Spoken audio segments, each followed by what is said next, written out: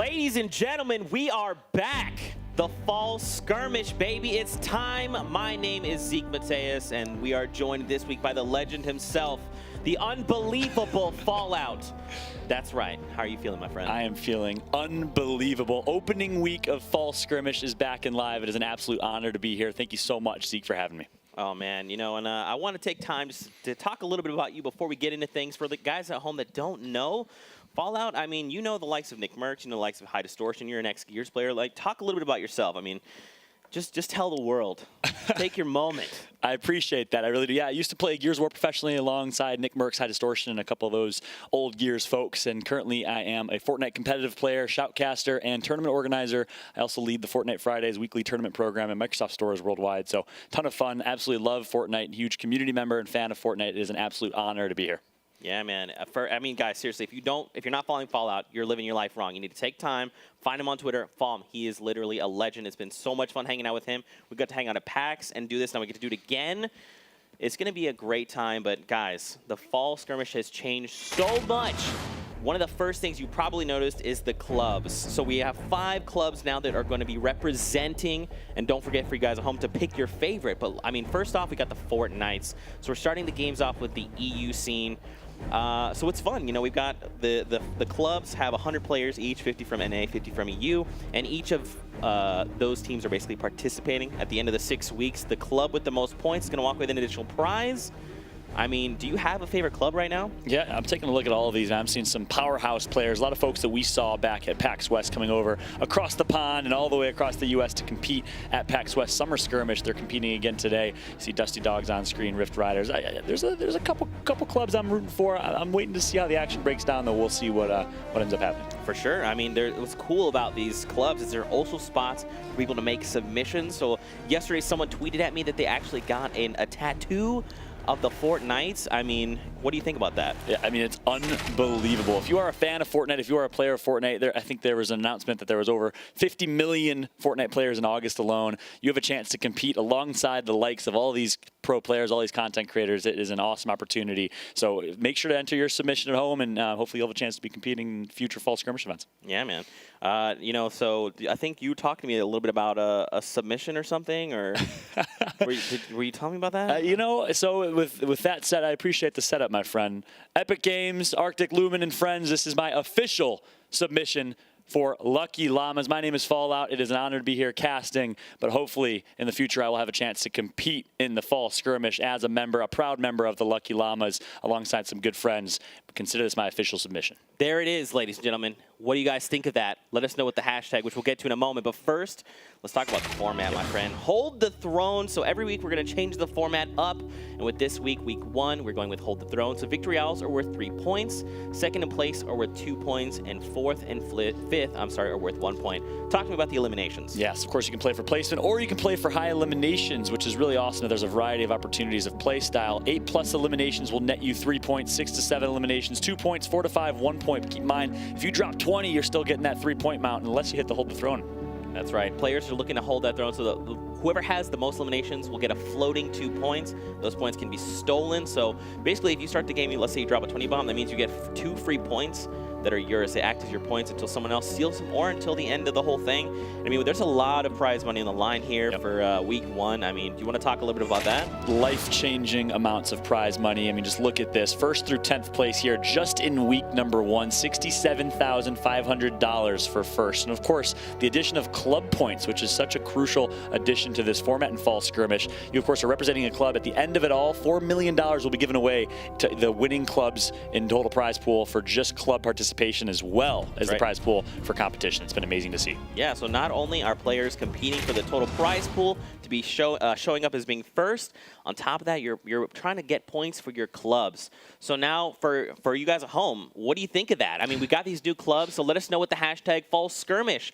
Also, don't forget to rep your favorite club. We got hashtags for all of them. Let us know how you're enjoying all the action. Tweet at me, tweet out Fallout. Let us know how you love this guy. I mean, this guy, seriously, I cannot talk highly enough about you. I think at PAX it was kind of the same thing. We just hung out, and I was like, I love this guy. You're gassing each other up, man. It was like you hype me up, I hype you up back. It's a good partnership, a true partnership. Yeah. Man, but the other thing I want to take time to talk about is the changes that we've seen since the likes of PAX. So let's just go through this really quickly. So at PAX, we had disabled Shockwave Grenade. Yep. Now it's back in the game. On top of that, we have the Grappler added to the game. We also have the Porta Fortress, which just came out this week. We've also had the Silenced AR added to the game. These are huge additions. On top of that, we saw the Cube, a.k.a. Kevin, sink himself into Loot Lake. Now Loot Lake is all bouncy, and we've also vaulted the drum gun. So, I mean, it's going to be very different. It's going to be very different coming out of Summer Skirmish into now the Fall Skirmish. How do you think these changes are going to affect the game? Yeah, I mean, the addition of the bouncy Loot Lake, the Shockwave Grenade, the Grappler, really the metagame has evolved, and this is so beautiful about Fortnite. And the most recent evolution is mobility, which I think adds an element of skill, an element of surprise, and just a much different layer of competitiveness to competitive Fortnite. I am so excited to see that in action for the first time here in opening week of Fall Skirmish. That's right. And something else to talk about, ladies and gentlemen, this is the first kind of look. We're using our online live spectator client, so we'll be checking this out. So something to keep an eye out for. On top of that, we also have a similar setup to PAX. We have like the overlay here, so you can actually see where players are dropping. You know, we'll quickly identify what hotspots will be. And I mean, as you can see, there's a player there repping that new skin Valkyrie. I mean, Stone Cold Killer. This skin is amazing. This is my favorite skin, along with Frostwing. Oh my gosh! Absolutely beautiful. The animation, the effects, bar none, one of my favorite skins in the game, and I'm glad a lot of these players are repping it. Just dropped yesterday, so we'll see it, I'm sure, in display quite a bit today. Meanwhile, over in Lucky Landing, on the other side of the map here, looks like we have two different squads. Severin, who we had a chance to actually cast at PAX West. He was the Omega that played incredibly well at PAX West. Unfortunately, did not qualify for Monday, but a very, very strong European player, a good representative of the community. I'm excited to see what Severin and TS Chicken can do. That's right. Something to keep in mind, ladies and gentlemen, when you're watching is if they have the same number, they're on the same team. So, example, Celery Airwalks is on Team 4 here. Goes down, though, right at the start to Thebs. He's on Team 39. So, if you see two players with the same number, they basically are on the same team.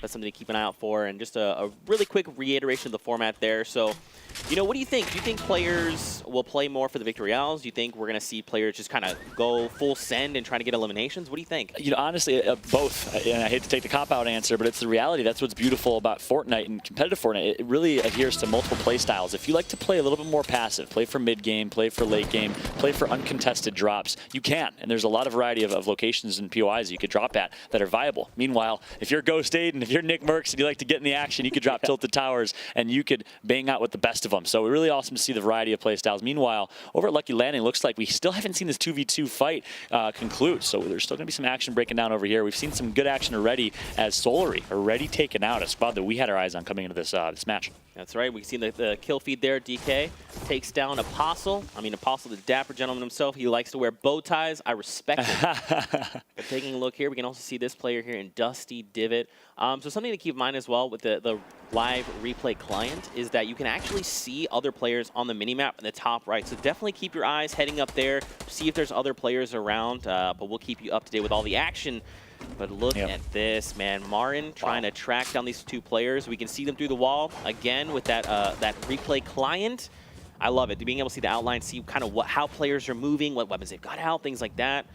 It's pretty cool. Yeah, completely agreed. I mean, look at this scenario. We have two teams just on opposite walls. Meanwhile, on the top right of your screen, you'll see another team up at the Dusty Diner that was just added, hanging out up there. So we have three separate teams in this area, and still no eliminations picked up yet. It goes to show the amount of respect that these players have for one another. Of course, in a high-stakes private server format, we see the best, and I mean the absolute best Fortnite gameplay, and it's really been a treat to watch so far in Summer Skirmish and kicking off Fall Skirmish as well.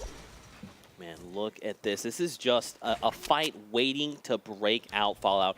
We've got, like you talked about, the teams up there at the old containers. We've got a team here. We've got two teams within. I mean, there's people all around there, and we now know where this new circle is. So a lot of players will probably start making their way into safe zones a minute before the storm starts to move. I mean, look at this. So what's interesting, Jetpacks only has two weapons, both of them ARs, and both of them actually share the same ammo type. Yep. So, I mean, as he's burning ammo, he's, I mean, you know, using up some of the other one, but he immediately takes on a player there. That's free loot on the table, but yeah, he's also made a lot of noise. Exactly, he does. Jetpacks responds to you and says, hey, Zeke, all I need is an AR with 24 bullets, and I'm going to pick up some eliminations. He gets one right there. Should be able to pick up some weapons and some ammo as well, and it looks like his teammate's actually going to swoop that up. So, surprising, Jetpack's still just repping that double AR, as you mentioned. That's might cost him here. If he gets into a big team fight, he's not going to have a lot to work with. Now heading down to the south half of the map, you can see up there in the top left, we've got players nearing each other right now in Clyde and Marijuana against Mexi and not Mikey. So we'll have to see how this plays out. But immediately you see the grenade launcher. And look, they already have a Porta Fortress in hand. Fallout. How do you think they're going to use this? Oh my, defensively is one thing I would say. The Porta Fortress gives, ooh, look at the double rift, he's going to be hit. But Porta Fortress gives you an opportunity to play a lot more defensively, to really, if you're in under duress, you can bail out of that situation really, really well. I expect them to hold on to that for a rainy day. Of course, they're not going to use it right there in that offensive opportunity. Yeah, let's check out this replay coming in from Solary. He's still alive, actually. One of them is still alive. That's right. We saw one of them go down. He takes down 2 players, knocks them down. He's going to get the elimination here. Interestingly enough, the Solary members are not playing together, so I take that back. I assume both the Solary players would be playing together. We saw a member of Solary die earlier in the game, get eliminated, and now it looks like Solary, Yoshi, and Jules in a good spot. So keep in mind that there is a duo and that Yoshi's playing someone else, but there's also, don't forget, the club. So they can only play with club members. Yep. So that's something interesting to keep in mind. In terms of duos and pairings all day long, yeah. Yeah, man. I mean, this format on top of the clubs is gonna change things very dramatically. Yep. We're gonna see things kind of unfold differently. And I think another cool thing to talk about is, Summer Skirmish was more about, honing in on fun, or rather the format and whatnot, and now we get to have a little more fun. We get to bring those formats back that people really liked, and then we get to do some new stuff with the clubs. So I'm really excited to see how that's going to change these 6 weeks. But boy, oh boy, a lot of action heating up. Look at this. We've got a grappler in play. I mean, look, I'm gonna tell you right now, I love the grappler. It is one of my favorite weapons, a great mobility tool, and it's just fun. You just fire it and you just go zipping around.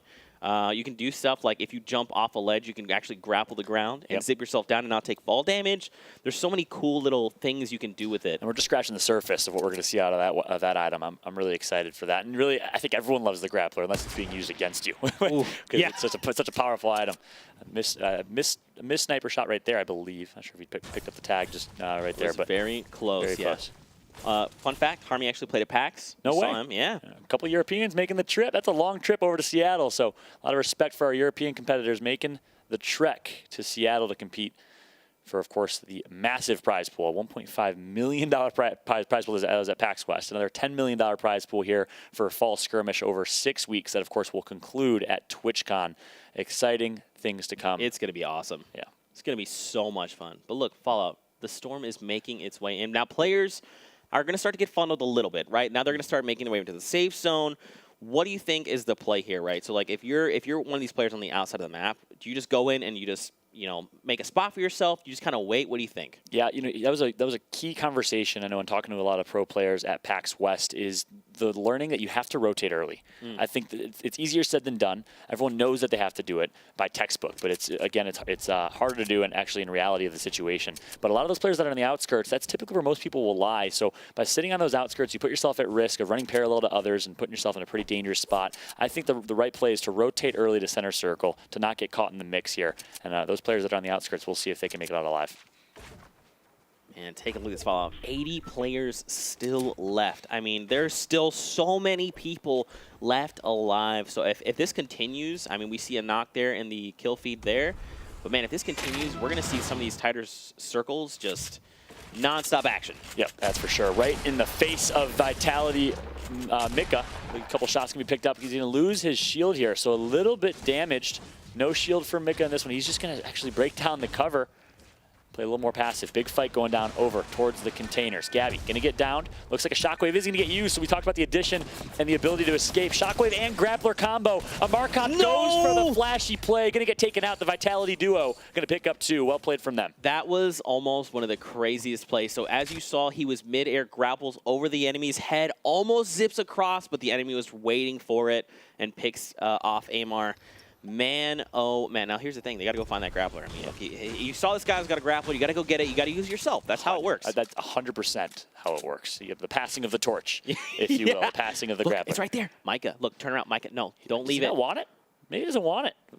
You know what? He's probably just like, look, I don't need this. This would make me too strong, okay? All right? I can take down players. Believe in me, Zeke. Yeah. You're right, Micah. I believe in you. Yeah, well done right there from Vitality, of course. Vitality, French esports organization, one of the premier esports organizations over in Europe. And they're showing why right now with some two strong players on their side, on the Fortnite side at least. Meanwhile, Yoshi, and Jules. It looks like they're in a 2v2 standoff situation. Meanwhile, a lot of fights taken on the Epsilon squad. Speaking of premier organizations in Europe, they're entering the scene as well towards Fatal Fields. Look at this. This is a replay. So this was the replay from the fight we just saw for Micah. So look, Amar's mid-air. He zips over and immediately, look at that. Oh my gosh. Those are hard shots to make, man. Hard shots indeed. And but keeps the AR out rather than taking out the shotgun. Yeah. That's a bold play. Means he has trust and faith in his accuracy. Well shot from Mika in that one. Meanwhile, Skosis of AGO here. Just getting as many mats as they can. That's another big thing in these private server matches. You think it's easy to get mats, easier said than done. Yeah. It always becomes an issue in late game is material and resource containment. Yeah, I mean, especially as people start to tunnel, they start to fortify as much as they can. We'll have to see. Yeah, speaking of which, literally what we're seeing, but like you talked about, it's a great point, is the shockwave grenade, man. That thing is going to change the way, and I hope we see a lot of it this time around in these coming weeks, because it's a game changer. Yeah, well said. Meanwhile, on board with Martin here. I believe this is a replay situation over towards Dusty. Actually, no, I think this is a live fight as Mika and Roby are going to be in a pretty bad spot here. No high ground for them, and they're really in this fishbowl that is Dusty Divot. A couple good, well-placed walls right there from Method Martin. He's going to put some shots over on the Vitality squad who's just trying to retreat. They recognize they're not in the best situation. They want to get out of it.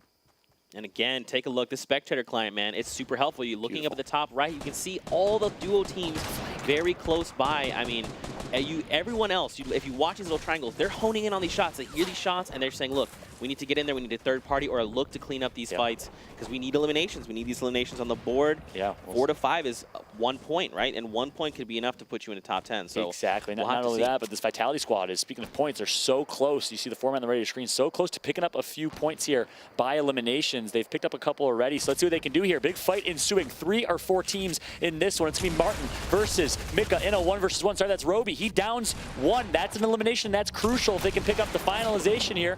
Meanwhile, it is going to be Jetpacks that downs Roby and neutralizes. Now, 1 versus 1 situation. Jetpacks versus Mika, I believe. A couple good shots are going to be put in. Ultimately, it is Mika that comes out on top. 3 eliminations for Mika, a few for Roby, and that should net them some points. Unbelievably well played there. Mika by himself now. I mean, you'll love to see it. If he can get 1 more, or rather 2 more eliminations, he's going to have a point on the board. And we talked about it, man, and we kind of talked about it a little bit at PAX as well. These elimination thresholds, they're tough. This is not easy, right? Everyone needs to show up and do the best that they can. And we're basically, it's a lot to ask for. I'll give you that, but it's worth it, right? A lot of these players are going to show up like Mika. I mean, we just saw him he's got 3 eliminations now. So if he has 1 more, that's 1 point. And even at PAX, we saw a lot of times where people would get so close. They get 1 elimination away from their first, second, third thresholds, and then they go down. And you can see the look in their face afterwards. You have the beautiful webcams as well. And one addition to this format that I absolutely love is the Hold the Throne edition. Yeah. We saw Aiden drop, I believe, 18 eliminations in his nightly qualifier. I mean, playing out of his mind. But because there was no Hold the Throne in that feature, that format, he was, I think, ended up, 10th through 15th place in the final standings. So the addition of Hold the Throne gives you an opportunity to really rack up some extra points and rewards the eliminations even further, which I think is awesome for the overall balance of the game. Absolutely, couldn't agree with you more. And it means more eliminations that we get to see, so I'm not going to That's true. Take a look at the action from Mika's perspective here. We saw it from Jetpack's perspective, and look at that nice headshot. And the AR, sorry, make that a SMG, compact SMG finish there from Mika. Yeah. Man, he's 1 elimination away from that first threshold, getting himself a point. And man, these points they're sparse. You get 3 points for victory else, 2 points for second or third, and 1 point for fourth or fifth. And that's the thing, man. If you make it, let's say you make it a top 6 and you don't have any eliminations, that's great. You made it to top 6, but you don't have points.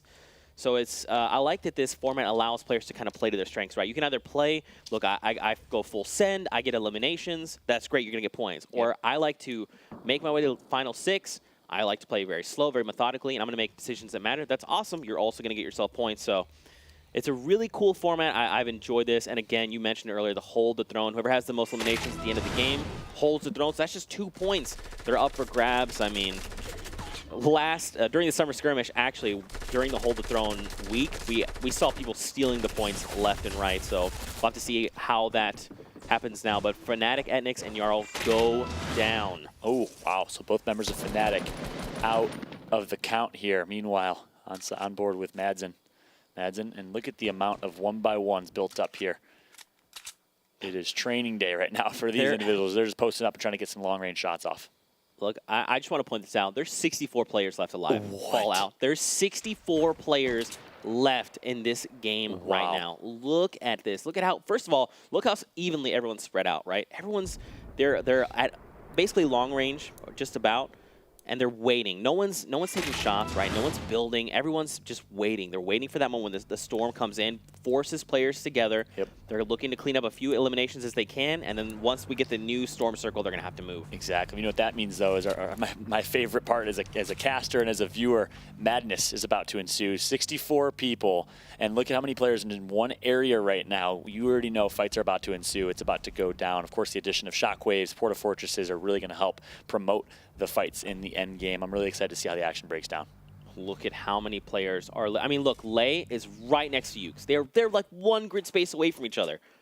We've got players all over the place, and it's still at 64. Nothing has happened. But like you talked about, the madness is about to happen. We get a new circle. All right, so now this is where players start. They make the decision. Do I move now? Is it too soon? Do we just need to go secure a spot?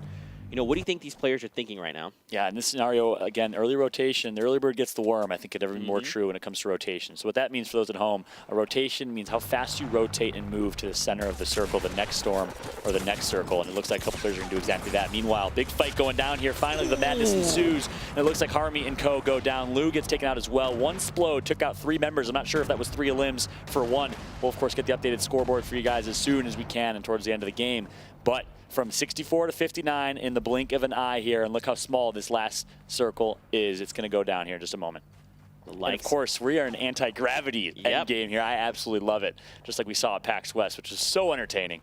It's going to be an interesting end game, that's for sure. That's right. So we kind of saw some of this play out during PAX, but these grav zones, if you don't know, they're basically these anti-gravity zones, right? You can hop around and it's almost like you're on the moon, right? So if you jump off a large structure, you're just going to float down very gently, but you're also, while jumping normally, you're going to be moving very slowly in an arc. So it actually makes it very easy for players. If they have like a hunting rifle, they can actually really easily take you out of the air, just because of how slow and you're floating. So people have to keep that in mind when they're in this zone. Yeah, there's an opportunity to use that anti-gravity, much like a bounce pad, to build yourself high and get high ground, but it's high risk, high revard, because you do make yourself a little bit vulnerable if you can't build very efficiently. Meanwhile, rotation's coming through. It looks like Jules is going to get a down on Svenos. So Svenos, a big name on the European seed. He goes down, not out just yet, but on board with Ali Gamers for now, who seems to be in a pretty safe spot here.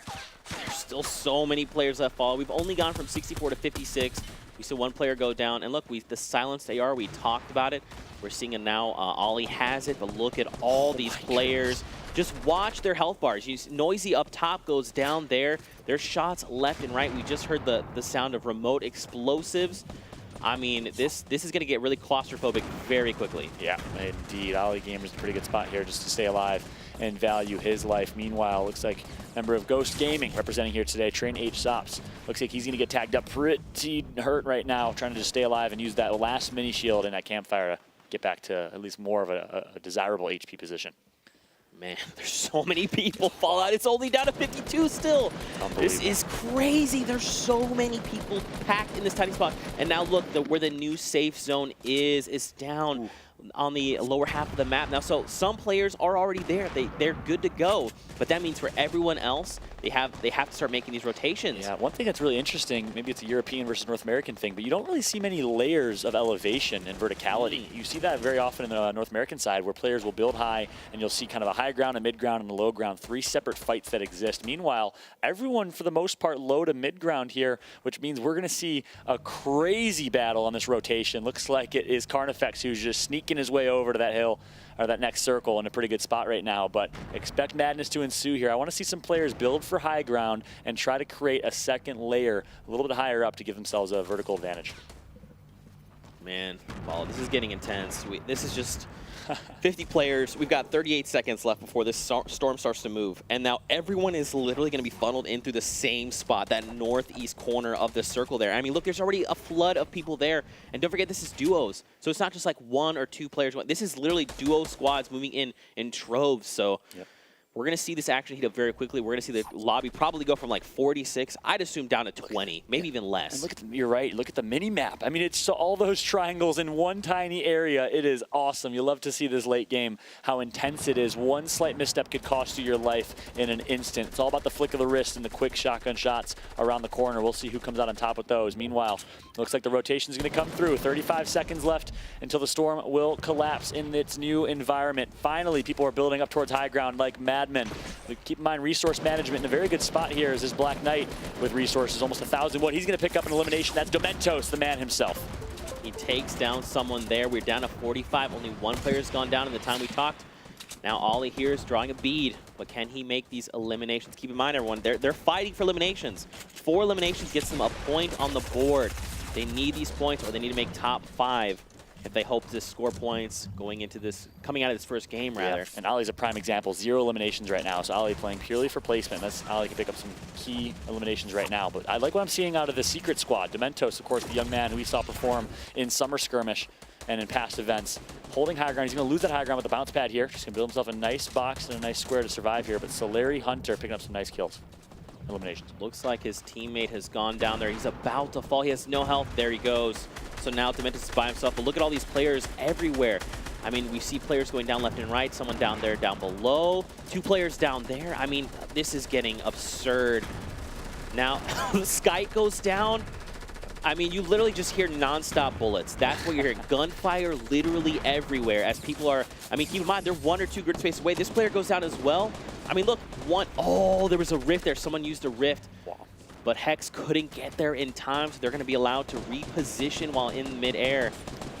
Oh, we've got a grappler out as well. Oh my gosh, I didn't even think about a grappler in these situations. Game. Unbelievable. It is absolute warfare, absolute madness. You called it perfectly. I liked what I saw. I believe it was actually this squad here that held high ground, was able to get a nice headshot elim immediately on whoever that was peeking for just a moment. So if you team fire, and one thing we're talking about often is team firing in duos can be very efficient. Looks like the jump head's going to be missed there. Oh, no!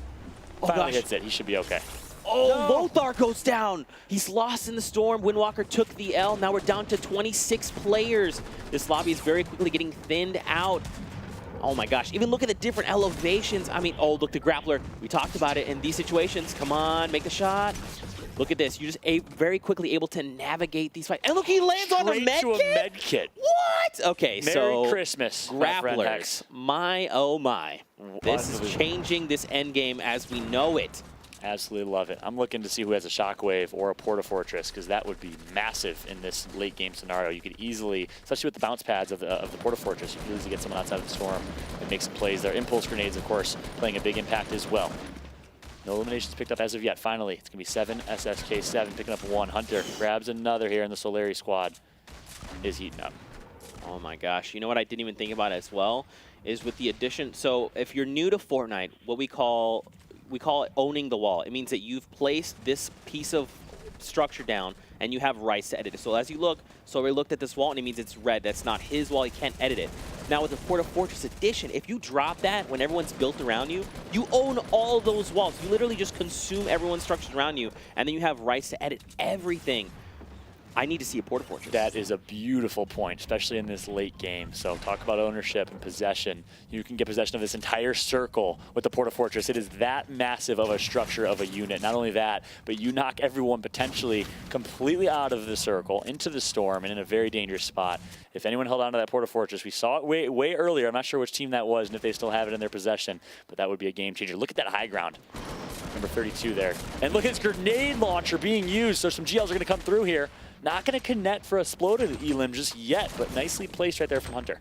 Oh, that's a grenade. Oh my gosh, a grenade just came in there. Solary Kinstar goes down. Jamside got him. SSK has eliminated Kinzel there. Windstrike Miel eliminates Hex. 10 players left. I mean, look at this player. They have 6 eliminations, Fallout. If they get 2 more, that's 3 points. Hunter is on fire right now, just capitalizing every moment when he can.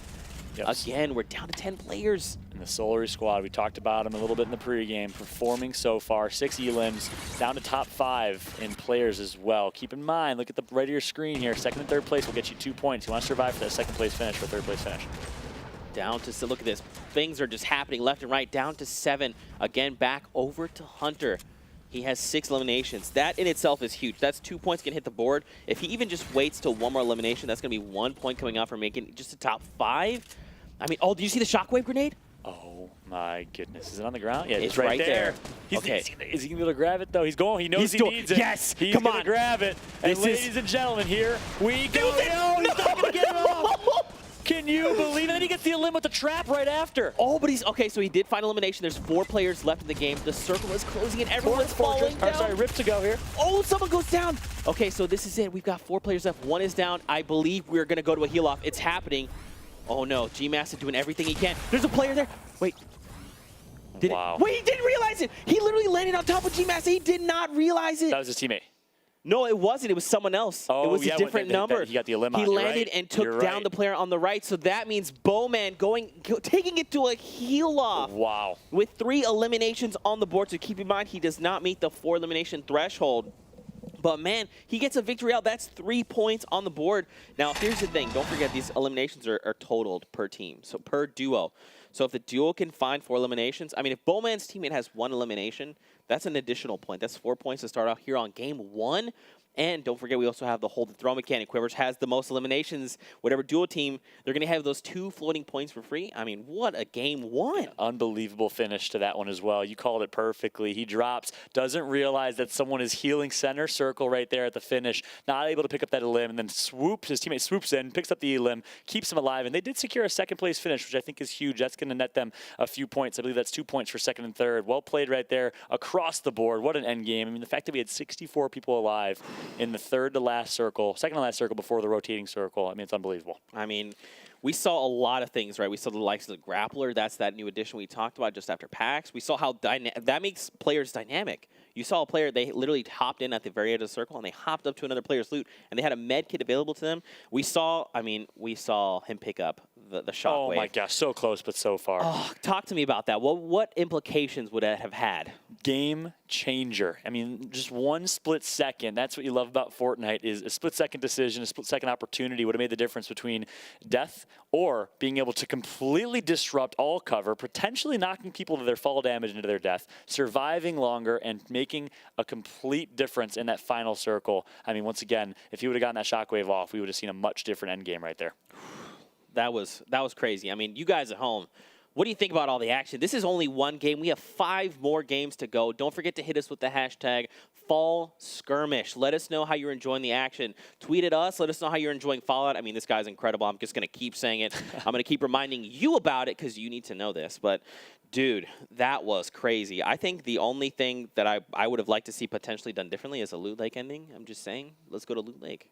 Bouncy. That would be amazing. We did have a little bit of an anti-gravity ending, which was nice, but Loot Lake bouncy ending, if it happens in one of our 12 games tonight across North America and Europe, I will be a happy camper. That's right. We've also got some replays to take a look at coming in from this first game. I mean, this was crazy. This was honestly like exactly what I wanted to see, just action coming out the gates. And you touched on it, but the fact that we got to one of those, like, I think it was 3rd circle, and we had 64 players left. Yep. That's absurd. So do you think that that's attributed to, like, first game jitters, or you think everyone is like, no, we know what we're doing. We're just looking to survive here? Like, what do you think we're seeing pan out? I would go with the former. I think it's more of first game jitters. You know, your first week of fall skirmish, a lot on the line here. There's a lot at risk. You're going to play a lot more passive of a game. We saw it at PAX West. Players that we're used to seeing playing mega aggressive.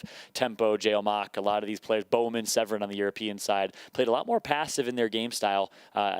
There's a lot more at stake here, and you're going to see people play a lot more passive because of that. Yeah, absolutely. I mean, and don't forget the clubs. You know, players are looking to try and get points for their clubs. If they score high, especially here during the competitive aspect, they're going to get these points on top of the weekly trials that they get to participate in during the week. I mean, fall skirmish, man, it's huge. We're back, bigger, badder than ever. I mean, I just don't even. What are you hoping to see? Do you want to see anything done differently? What are you hoping to see, like, in Game 2? Yeah. If there's one thing, you're like, I need to see this, Seek. Or even in the next 5 we have to play. What's one thing you're hoping to see? You know, there's a lot to like about competitive Fortnite, but and I hate to keep harping and bringing it back up, but a Porta Fortress or a Shockwave in that end game, we were so happy for the additions of those items. I would absolutely love to see some sort of mobility item that can completely change the landscape of that end game. Shockwave or Porta Fortress end game. Someone hold on to it, please, for the sake of me and Zeke. Yeah, I mean, we touched on it a little bit, but owning a wall, right? If you can make an edit on a wall, you have advantage. If there's someone on the other side of a wall and you make a peek and you have a window, that means you have first shot opportunity, right? You just very quickly edit this window, and now you can take the shots. With a Porta Fortress, especially when people are this close to each other when one by ones, you're just like, all right, this whole space is now mine. If you're outside this zone, you can't make your way in. Keep in mind, the Porta Fortress is instant. It's an instant build. So it's not like where you build a wall and there's time for it to fill up on its HP. It's done once it goes down. So it's like, if you're, especially in those moments where everyone has low HP, and they're like, we have to get in from the storm. I have 30 HP. You just put a Porta Fortress down. I love that point. I'm not gonna lie, Zeke. This is why you are the man. I never even thought about that as an opportunity for that late game. Keep in mind, a lot of live server games don't get so crazy in the end game like that. But beautiful point. That's why it's a legendary item, unlike its predecessor, the Porta Fort, which is only a rare item. But I'm really interested to see what happens with that Porta Fortress. A couple other things I want to see that we saw a little bit of in game number 1. I loved the gameplay out of Vitality Mika. It was beautiful mid-round play, nice rotations as a duo partner. The fact that we're watching duo play here, it's my first time having a chance to cast highly competitive duo play. I've casted a lot of solo matches in the past. I want to see some great teamwork, a variety of plays, and some bait and switch opportunities like we saw from the Vitality duo and a couple other duos. So the Solary squad, of course, playing incredibly well in that end game, getting second place as well. I'm really excited for those mid-game fights, those early game fights that we saw some action of in game number 1. Yeah, for sure. I mean, ladies and gentlemen, don't forget, these are highly competitive players. It's not like these are just pub stomps, right? We're not just sitting them out in the live environment. We're putting a lot of the best players in the world together in one lobby. That's why we're seeing things like 64 players left in the lobby. That doesn't happen. I just played a duo game a couple minutes ago. That didn't happen to me. Yeah, of course. Much different environment here with the best players in the world competing. That's why you love Fall Skirmish here, because you get to see the best of the best go at it for quite a bit of money. Oh my gosh, and this is just EU. I mean, later on today, we're going to have 6 games for NA. Yep. We still have 5 games left to play today. I mean, dude, what more could you ask for? What about the clubs? Guys, don't forget, tweet at us, what's the hashtag, Fall Skirmish, and definitely rep your club. I mean, remember, don't forget about these submissions. Fallout made his formal submission, so you need to send me your formal submission, okay? I want to let me know why you should be in which club and why. It better be good. We also saw a player, so we talked about it, he got a tattoo. Literally, so we made the announcement to the clubs. We said, you could submit, and literally within an hour, someone went out and got a Fortnite's tattoo. Like, he tattooed Unbelievable. the logo on his arm. Amazing. I was just like, wow. Yeah, talk about the passion of the Fortnite community. Yeah. That's unlike anything you've seen. A tattoo within an hour, and of course, that's the first of the likes of what we've seen. We still have, I believe, a week left of submissions. We're going to see some awesome things. So get creative out there. If you're from Europe and you want to compete in the European Fall Skirmish, there's some spots available with your submission. Get creative, have some fun with it. But ultimately, I hope I become a lucky llama. There you go. Again, don't forget, he has submitted his formal submission. So if you think he should be part of the Lucky Llamas, let us know with the hashtag Fall Skirmish. That's right. I have to keep saying this, so remember, because I keep wanting to say Summer Skirmish. It's fall. Fall we have skirmish changed time. Seasons. We have. Yep. We Just have. take a look outside. Do you see? Actually, we're so here in LA. You don't here. really see. Out in Burbank, it's gorgeous. Yeah, North Carolina though. Yeah, oh well. Yeah, it's also pretty there too. But I'm not there right now. I'm out in LA. So there you go. I'll be back there soon. But dude. Yeah, and talk about the difference in Fall Skirmish between Summer Skirmish. You had a chance to cast just about every single week of Summer Skirmish. What are some of the differences here? Of course, we talked about clubs, but what else are we going to see here in Fall Skirmish? The fun thing is, obviously, we've got the different formats lined up for everybody. We saw a lot of formats kind of being used last for the Summer Skirmish, as you talked about. That was an 8-week circuit. Now we're doing 6 weeks. So we've got a few things in store. Don't forget to check out the blog we have on Fortnite.com. That's got a bunch of the details as far as what the format will be for the week. So we want to let you guys, we're going to be transparent about things, right? We want to let everyone know about the formats well in advance. On top of the trials during the week, I mean, that's something that you at home should definitely be tuning into during the week, as it's like, what's the first one? I don't Squad goals. Squad goals. Oh my gosh. Yeah, awesome. I immediately, when I said this in my head, my first thought was, ATK racing. And this is a thing that we'll see later down the road. That's how excited you are. ATK racing. Oh, Someone told me about this, and I was like, dude, I'm not gonna get any work done that week. That's just not gonna happen. I'm gonna watch. You be playing or watching? No, I'm gonna be watching. I'm gonna watch my favorite streamers participate in ATK racing. Yeah, oh yeah. You got the likes of CDN, Requiem, High Distortion. They've been doing this for quite some time now. I think they used to do a shopping carts first before the racetrack was what it was. That's when it was a little bit of a dirt road. And then of course with the addition of season 5, I believe, maybe even season 4. It was season 5. We did see the new and improved racetrack, and we get to see some highly competitive ATK races. I am so excited for that. Squad goals, particularly for me, is what's coming up next week, and I'm really, really stoked for that too. And I got to say, my hat goes off to Epic Games for this format and this structure because it's brilliant. It really is. You get high play, competitive Fortnite that we all know and love every single Friday. Nothing changes there. And not only that, but it's improving week over week. But then you get the variety and the addition of entertaining streams throughout the week to keep you entertained all week long from your favorite streamers. We get to see the likes of High Distortion, Nick Merckx, all these guys teamed up with one another and playing in squads during the week to rack up more points to their clubs. And, of course, an ongoing tally of club points throughout the entire 6 weeks. I mean, it's just a brilliant format, and I'm so excited for what that looks like. If you have not yet, as Zeke mentioned, make sure to go to that blog post on the Epic Games website to read all the details because there's a lot there that's really, really exciting. Yeah, man. I mean, and just to touch on it again, it's not just a, X amount of people win the game and take away a prize pool. At the end of the 6 weeks, it's an entire club. So we get to see high-level competitive play, but we also get to see the other content creators come together and have a great time and also walk away with prizes. So everyone wins. That's amazing. Even you at home. So please, don't forget to use a hashtag. I mean, this is just so much fun. Amazing. I mean, being able to be part of this and hanging out with you, Fallout. Now we're into game 2. I mean, it's just been so much fun. We hope you guys at home are having a great time. Don't forget to let us know what you think. And Fallout, I mean, I'm going to tell you right now, my heart is racing after game 1. And then we have to go into game 2. We have 5 more games to watch. This is one of them. I don't know that my heart can take it. You and I both. And game number 2 here, of course. And as Zeke said, we'd love to hear what you thought about game number 1. I'll be checking Twitter on my end, hashtag fallskirmish, and tweet at us as well so we can see those tweets and read some of them off maybe throughout the broadcast. But here we go. Game number 2. We saw hundreds of Fortnite community members rewarded with cash prizes in Summer Skirmish. We're going to see hundreds more with Fall Skirmish, and I cannot be more excited here. Kicking off game number 2 here on the European Fall Skirmish week number 1 opener. Man, oh man, again, we're going back to this overhead view, the eye in the sky. Hopefully a lot of these people thank their battle bus driver. You need to do that. It's exactly. He works day in and day out, so definitely thank the bus driver. But I mean, look at this. We see people kind of breaking off. We saw some people landing what looked like toward Dusty Divot, and it's a lot of players are making their way over to the west half of the map. Some have even touched down. Marijuana and Incline here at Lucky landing. It looks like there is only one other team here. Wow. So it was Severn that went down early. We saw him make it to the late game last time around. This time won't be so lucky. They're all going to drop in the multi-flat apartments and get taken out as a result here. Marijuana does a great job picking up one on Severn to kick things off. I believe in that one. Absolutely. And I mean, even taking a look at the minimap, I mean, Tilted Towers is only being occupied by one duo. That's crazy. Unbelievable. No one's going tilted. You know what's interesting is I like seeing the differences between NA and EU. So we see EU, they go more to these opposite hotspots. Yeah, they make other areas hotspots, whereas we see NA, they value things like Tilted Towers, Paradise Palms. EU's different, man. They like to change it up, and they go full send. Yeah, so I'm really excited to see what they're going to the performances they're going to put on. Yeah, well said.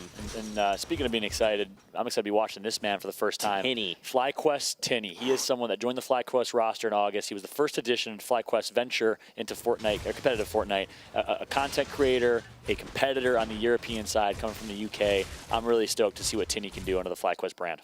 I really hope to meet him someday because I've watched him with Summer Skirmish, and he just seems like a chill dude. He's excellent at the game. Yep. I mean, what more could you love? Yeah. What more could you love? He's playing with Crabble from the Mouse Esports organization, so a solid duo right here. And look at that. 2 shockwave grenades are ready for FlyQuest Tinny. Really excited to see what he can do. Back over to Micah. We saw him last game. I mean, he racked up eliminations like crazy. And as you can see here, he's trying to make his way over to Duncan. He's got 1 elimination already under his belt. So I'm assuming he's taken down Duncan's teammate. Oh, missed shot. Opportunity there from Duncan. He's going to get tagged up pretty weak here. Micah going to take out Duncan, who, in my opinion there, Zeke, had the advantage in the fight. Goes to show how strong of a player Micah is in that scenario. Still able to come out on top with the support of Roby. That duo continues to perform here in the early game. They love this drop over towards Risky Reels, and I'm loving what I'm seeing out of this Vitality duo. That's right, and they're basically the only ones occupying this Risky Reels area right now. There's teams around close by in Wailing Woods. We've got the likes of Tomato Temple, even Lazy Lynx. We'll have to see how this develops further. I mean, take a look at the map there. Can you believe, and there you go, you get to see what you mentioned earlier. Only 2 people, 1 duo, get the entirety of loot in Tilted Towers. That is unbelievable. That's Getting away very with dangerous theft right there. That's actually dangerous. That's too much loot. Someone needs to get in there and try and shut them down because they're going to walk away with everything. It's gonna be massive. So I'm excited to see. That'll be a developing story here. Is what that tilted tower duo can do in that area of the map. Meanwhile, you see other areas of the map here. It can be Roby and Micah picking up some resources as early as possible here before they're gearing up for a rotation over towards Tomato Temple. But keep in mind, they're in the circle, a favorable circle initially for them. I think we're going to see the Vitality duo go the distance here. That's right. I mean, even taking a look at the map, you've got people as far as Flush Factory, even Junk Junction. Wow. So there's a lot of players Snobby. on the very edges of the map that have to start making these early rotations. We've got a minute before the storm starts to move in. So they've got time, but like you talked about, man, they have to start making these early rotations, and they have to start saying, you know, what do we value more, a little more loot, or do we want to find a spot where we can hold up? Yep. Yeah, and right now, actually, given this current situation, we're looking at our mini-map here, it's going to be some time until we see some fights ensue. A lot of folks are just looting up by themselves, not a lot of action right now, which is nice. We get a chance to breathe after that crazy game number one. Of course, as I say that, though, member of Ghost Gaming in a big fight over towards Dusty Divot. Looks like it's going to be City Driver that does have high ground. He's editing low now, but a big fight's about to ensue. He's fighting the likes of Carnifex and Ukes. Ukes, I mean, this guy is a Summer Skirmish all-star. We saw him all Summer Skirmish long. You'll love to see him. He always rocks the same skin with the wings. And now he's trying to take him down. Oh, but in a 2v1 situation, Ghost Isa drops super low. He almost managed to down Isa in the process. Man, oh man. And again, this is not too far away from the Vitality team we saw. I mean, things are heating up here. Yep, that's for sure. Moving our way over to ONF Evil. He has high ground right now, so he's going to take a nice chunk of fall damage there. So slight misplay, but it's actually Airwalks. Again, the Solary roster is just playing very passive right now. He knows he has two members near him, but I don't know if Evil and Co. know that he's there. So how do you think the dynamic of like a duo changes up the game, right? Like, obviously, if it's solos, it's every man for himself. But what opportunities and even disadvantages do you have in duos? Yeah, in my opinion, the more the merrier in terms of opportunities. I love the dynamic it adds to the game. It really gets to showcase and highlight players like Poach, who are great communicators, great rotators. Vivid as well, very similar in that, the Team Liquid squad.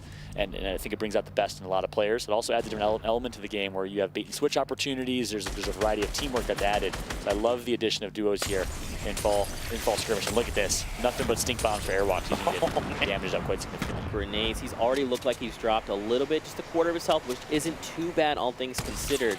But now he's in a situation. He's in a 1v2. And look at this, a really great stink bomb there. But now he's in the face of High Styled. And High Style says, not today, Airwalks. I'm going to shut you down, my friend. Yeah, and I like how he played that. I think it was the member of Solary there that was expecting him to drop, but he actually had a nice clean edit that allowed him to get a nice surprising elimination there. So well played right there.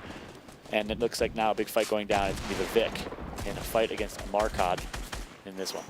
I mean, again, we've seen both of these players compete during Summer Skirmish series, and now they are facing off. And look, someone else joins the fray. Someone else was trying to vulture these eliminations. It's Gabby TV. Now, look, Vic's trying to close in. He's trying to secure this to make sure he can get the points for it. There you go. Him and his teammate. There you go. So they now have an additional. He has 3 eliminations under his belt. If his teammate has even just 1, they've got a point on the board.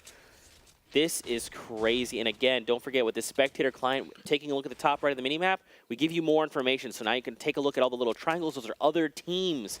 So not only can you say, all right, well, they've made a lot of noise, but you can actually look up the top right and say, hey, look, these are the triangles. They're closing in. They've heard it. They want some of the action, too. Yep, and I love it. Being a spectator of Fortnite is almost like being a player. You got to be as aware of your UI and your environment as you are when you're playing the game, which is awesome. A very engaging spectator experience thanks to this beautiful online spectator mode that we've seen Epic debut and improve upon every single week. So awesome stuff there. Meanwhile, bottom left of your screen, you saw Micah of Vitality will continue to tell that story. He picks up another elimination. So the Vitality roster, who's known to pick up some high eliminations, continues to roll here. High Styled and Evil very close to Skype there. We just saw High Styled take down Airwalks. So now, I mean, again, taking a look at the minimap, you can see they're kind of, they may not necessarily know that they're there, right? They're not making enough noise, but they're very close to each other. It takes one person to make a misstep or take a shot, and then very quickly you could start zeroing in on people. So taking a look at this replay, Makey TV goes down. There it is. Well played right there.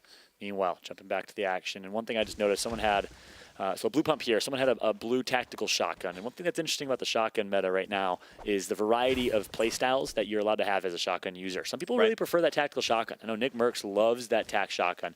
Of course, everyone knows how powerful the double barrel shotgun is right now. But unlike most weapons, which kind of tier up, of course, before the Magnum was removed, sorry, the revolver was removed, it kind of tiered up to a hand cannon and so on and so forth. The shotgun really has two separate, distinct styles of play. The pump tiers up into a heavy, and you have the double barrel and the tactical shotguns, which are really two separate styles of play as well. So you love to see the shotgun meta right now in Fortnite.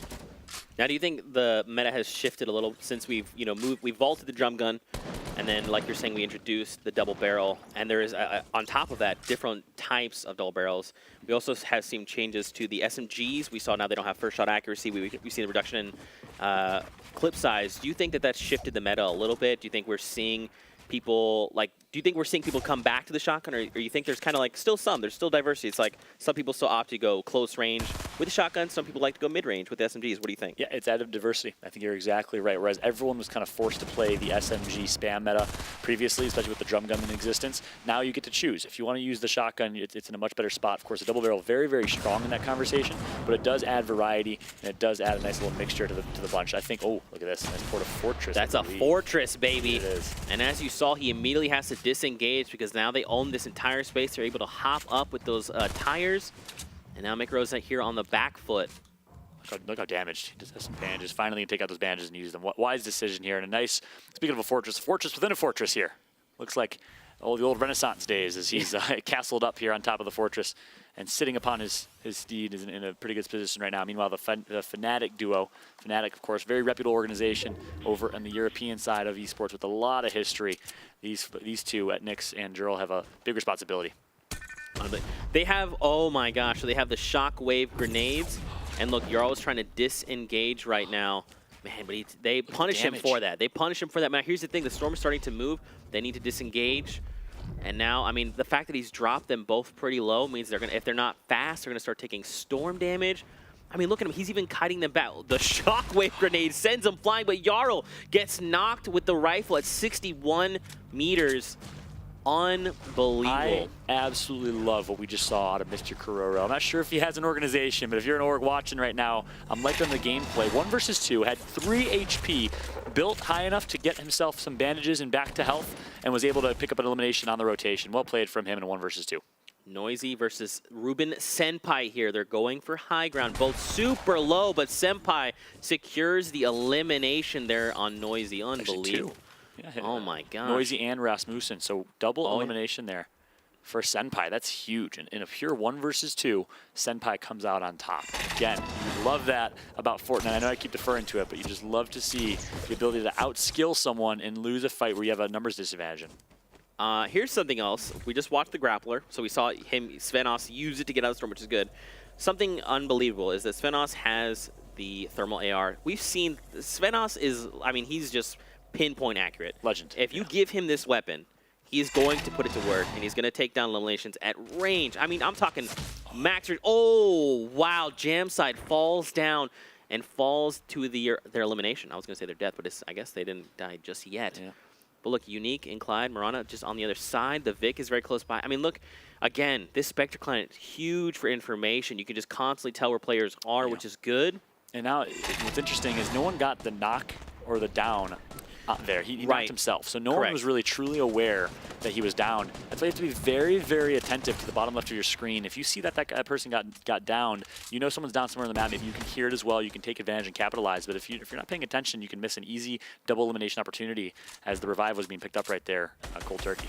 Yeah, and take a look. So Svenos is here with his duo partner. There's 3 duos here total. Taboo is one that's very close by. He's down. You can see him crawling there. That is teammate is Blackso over there. Now Svenos again has a grappler. We're gonna have to see how he utilizes this because I mean he can very quickly traverse terrain if he needs to. Yep.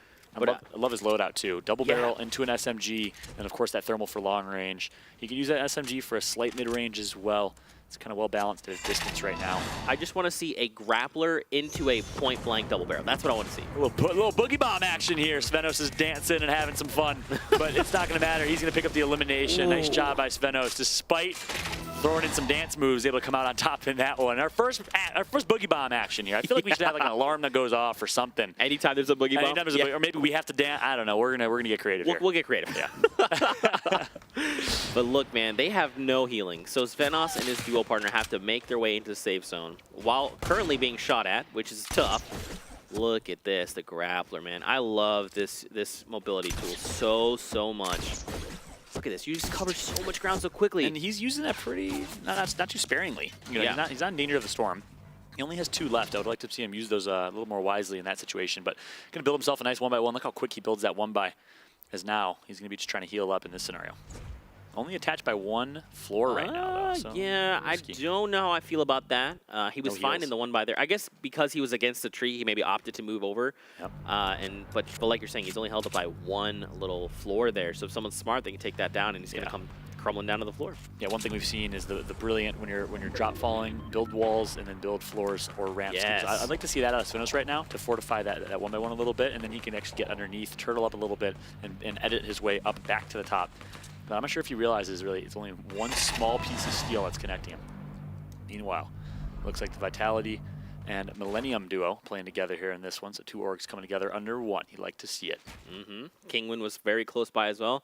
I mean, take a look at this map, man. We still have 40 people left in the game. And as you can see, all these triangles are starting to move together. What's interesting is they're populating kind of the lower left half of Wailing Woods. So that northern right half is still pretty vacant. We've got one team that's going to start moving, and you can see in the top right there. I mean, this is still pretty open. Now, how do you feel about fighting in Wailing Woods specifically? Yeah, I love the fact that the Wailing Woods finish. I think we're going to see a few things. One, of course, your building is heavily affected. Your ability to build and your ability to have vision. 2, with the addition of the grappler, much like we saw in PAX West, we saw an Omega who looked like Catwoman flying around, or Catman flying around and hanging around in the trees. We're going to see a lot of cat in the tree action in this one, as so expect some people with that grappler to be able to get high ground. But of course, Wailing Woods finish makes it really interesting, tough to build, and not as much vision as you're used to having here. So it's gonna be a really fun and interesting finish here. Yep, Svenos, man, he's got like what? It looked like 10 HP or something. He needs to be very careful as he's sitting here editing walls. If someone cracks back, I mean, he could go down.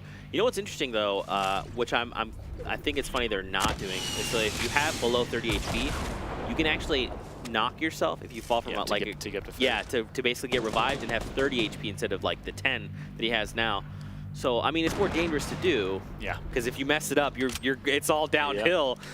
But it's a little cheeky thing you could do. I love it. I love it. Dropping some insight, dropping some knowledge. I absolutely love it. And again, you asked earlier, what's the difference between duos and solos? That's another big one. The ability to do some cheeky things like that, to utilize your teammate in certain scenarios. Of course, revives come into play as well. One thing I'm looking at, I want to keep a close eye on here as we're storytelling here to finish this one off. FlyQuest Tinney, the same man we saw drop Dusty Divot early on. Of course, a very reputable name in the European Fortnite competitive scene, coming from the UK. Really excited to see what him and his mouse counterpart can do in the late game.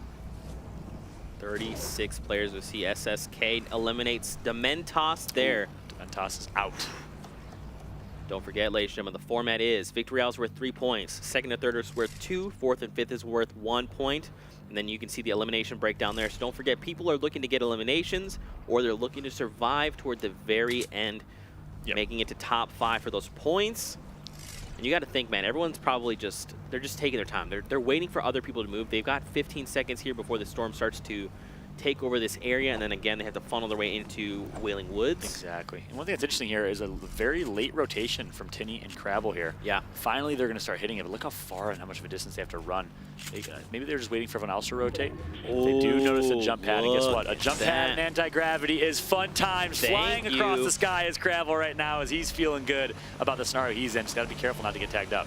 You know what's good, too, is everyone else is so focused about finding and securing their spot in the zone that they're coming in completely undetected. They're coming in at the pace they want. They can take a look at the land and kind of see where they want to fortify. And where they want to land as well. A lot of communication that's come into effect there. They had so many options, and you saw Crabble kind of toying with his options. He was like, should we drop on this Porta Fortress and have some fun? They opt instead for a nice passive scenario. They want to get themselves a nice plot of land, and it's almost like we're playing a land grab game here as everyone's trying to get their spot and fortify up. I like this late game. Man, look at this. So again, oh wow, we're just seeing fire from all angles. I mean, this is not the spot you want to be in. You want to be the guy that's not being fired at by like 6 different teams. Yep. I mean, Endel himself, look, he's only got 40 HP, looking to disengage the fights. I mean, so what would you recommend for players looking to level the game, right? Let's say I'm a new guy and I want to learn how to play Fortnite, and I find myself in these, like, say, top 40 situations. What do you recommend new players do to try and, like, hold out, right? You get cracked at and suddenly, like, what do I do? What would you recommend they do in those situations? Yeah, really, it comes down to an approach thing. I think you need to play it 150%. It's so easy in a public match it's a public match, I'm just going to fly at them. No, play it like a tournament scenario. Play it real time, feel the pressure, feel the intensity, and play for the win every single time. Play 150% like you're competing yourself for a $10 million Fortnite fall skirmish pool. If you play like a pro, you'll end up getting to that point. It definitely helps you get there. Practice like a pro to try and be a pro. In my opinion. That's why you see the likes of Ninja and a lot of these players that really say every single game I'm learning from, every single game I'm part of myself. And you have to take that approach. I think it's more of an approach thing. Yeah, I couldn't agree with you more, man. I couldn't have said it better either. I mean, that's exactly the way you want to play it. And I mean, obviously, as people are watching, if you're new to Fortnite, just watch how these players behave, right? They sit there and they reset walls so that they're continuing to reconstruct. You can kind of see through them, the way that they're building, how they edit. These are all things that you should take into account when you're learning to play Fortnite. It's a deep game, man. Yep. It's a rabbit hole. Yeah, it's deep. That's the most beautiful way to put it. I think you put it wonderfully. Deep, so many layers, so much depth to this game, so many play styles. There's so many different ways to play. Don't just look at your favorite player and say, I want to play like him. Adopt your own style of play.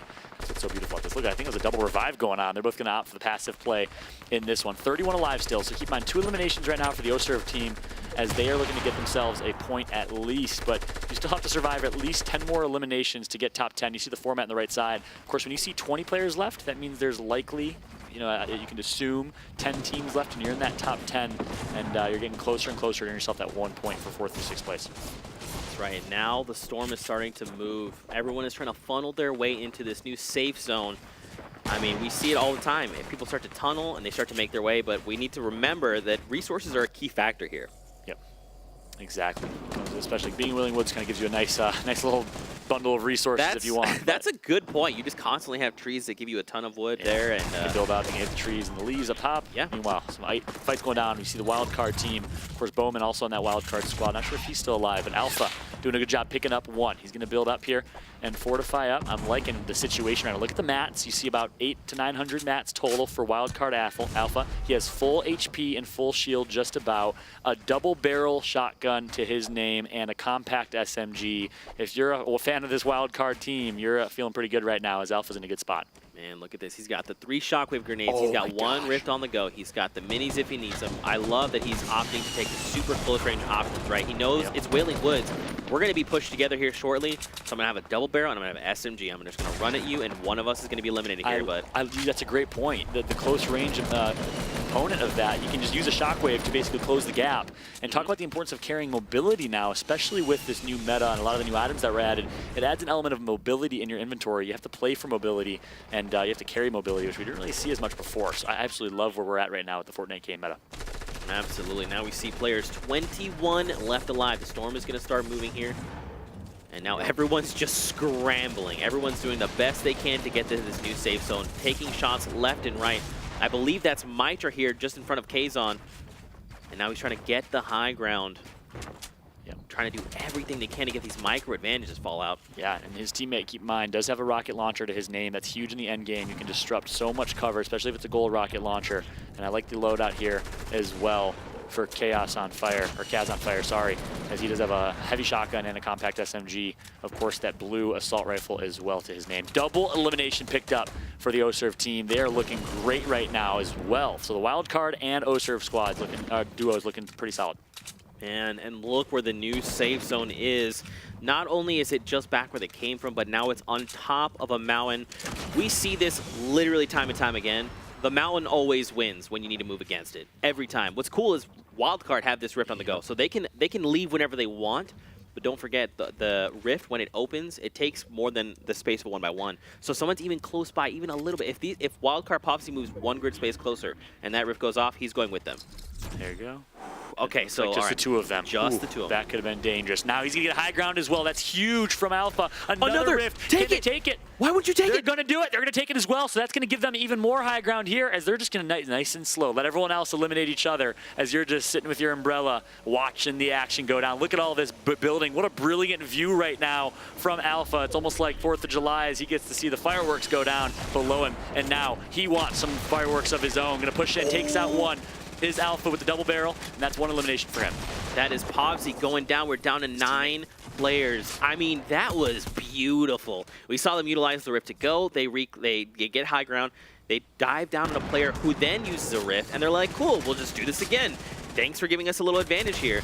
And they come out on top because of it. And I love it. Just like that. 6 players left in this game. Look how quick things devolved there, as now it is going to be the Wildcard Alpha in a great position with Big Dominate up top to just stay alive, play for the lead here, fortify up as much as possible, which they're doing exactly that. And they're in a good spot here. Let's see what their heals are like, though, because we might see ourselves another heal off. This would have been Cowboys' favorite games to play in. Of course, Cowboy on the North American side loves those heal offs. Oh, Kaz on fire, eliminated the Storm. Again, we talked about it, man. If you try to face a Mountain, Mountain always wins. And a huge SSK drops him down.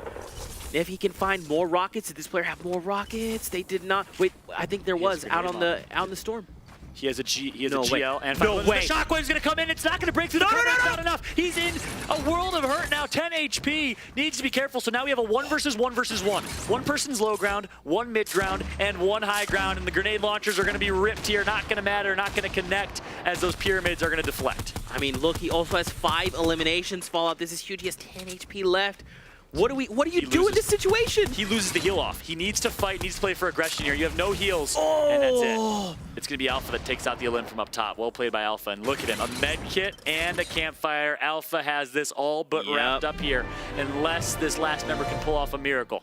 Now, ladies and gentlemen, if you don't know how heal off works, the only way you can activate a med kit is if you have less than 100 HP. You saw him wait for the Storm to tick once, and then he started the heal. And now it's just textbook. Wildcard Alpha, just wait. Look, he even started the emote. He's like, hey, look, all right, I'm going to start the dance off because I already know. I'm confident in my decision. That's crazy. So we've seen 2 heal offs back to back. That almost never happens. Unbelievable. And some style points for Wildcard Alpha as he starts dancing as well. And not only that, but talk about starting the dance as the slow-mo comes in, and he's literally doing like a PowerPoint pose. Yeah. That was beautiful. Alpha, 10 for 10, style points, med kit, and of course his gameplay was pretty good as well. Man, that was a crazy game too. That was, I mean, so what I thought was the ultimate tipping point there was SSK used the shockwave grenade, and when he went up, he didn't break the top. Crazy. That would have been. And I didn't know that. I thought no matter what, as long as you're in the motion of having shockwaves, you learn something new every time you watch Fortnite apparently. But I thought as long as you're in the motion after initiating a shockwave grenade, you break through any cover. But you actually lose momentum, and once you lose momentum, look at that. Who would have thought physics applied here in Fortnite? Real game physics. Fortnite's a real game. Unbelievable stuff. Unbelievable stuff. It didn't have enough momentum to break that cover and ended up costing him. Man, down to 10 HP. Let's take a look at some of the replays coming in from game number 2 of the EU scene. I mean, so I would say of the 2 games we watched, Micah is probably like in my top 3 favorites. What do you think? Yeah, even though he hasn't made it to late game, I agree. I think I've seen some great things out of Micah. I really love what I saw out of Alpha right there. We called out his inventory, and the fact that he opted for such a mobility-heavy inventory is awesome to see, and it really defines and tells the tale of how this metagame has evolved. I'm liking what I'm seeing of a lot of people, but Alpha is definitely up there for me. We still have 4 more games. This is so much fun. I mean, getting to cast games with you, getting to watch this incredible action. EU shows up every time, man. They take no prisoners. And I mean, this was that the double dive play we saw. They activated their first rift to go. They dive on a player, and look at that Wildcard Alpha. After everything is said and done, he starts the heal off. I love it. And I want to see when he starts dancing here. That's when he starts dancing. Look at that. We're going to deem that the Alpha pose. Everybody do the Alpha pose here. Shoutouts to Alpha. Shoutouts to Alpha. Like I said, style points. Creating his own dance moves, using the slow-mo. I love it. I absolutely love it. Great gameplay. With that, he walks away with 3 points for the Victory Royale on top of any elimination thresholds he's met. So I have to keep you guys up to date as far as the scoreboard goes. But, man, what do you think after the first 2 games of the day? What are your thoughts? Great gameplay across the board. We're seeing top-tier gameplay. You're right. Europe does not disappoint.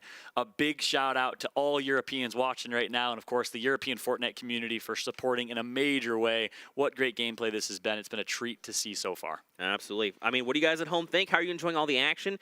Hit us with the hashtag fallskirmish. What do you think of Europe? I mean, these guys are insane. Send us your favorite moments. Talk about things you're enjoying about the format. Talk about this guy, how amazing he is. Don't forget to Stop talking about yourself like that. Look, I'm talking about you, Fallout. You and I both know Fallout's amazing. So hit him on Twitter. Say say hashtag, or I'm sorry, at Fallout. 2 T's. Yes, 2 I appreciate T's. that, though, my Say at Fallout, I love you. ... at Zemus Prime sent me. That's what I got to do. So I want to see a lot of those. If I'm not seeing those, I'm disappointed in you.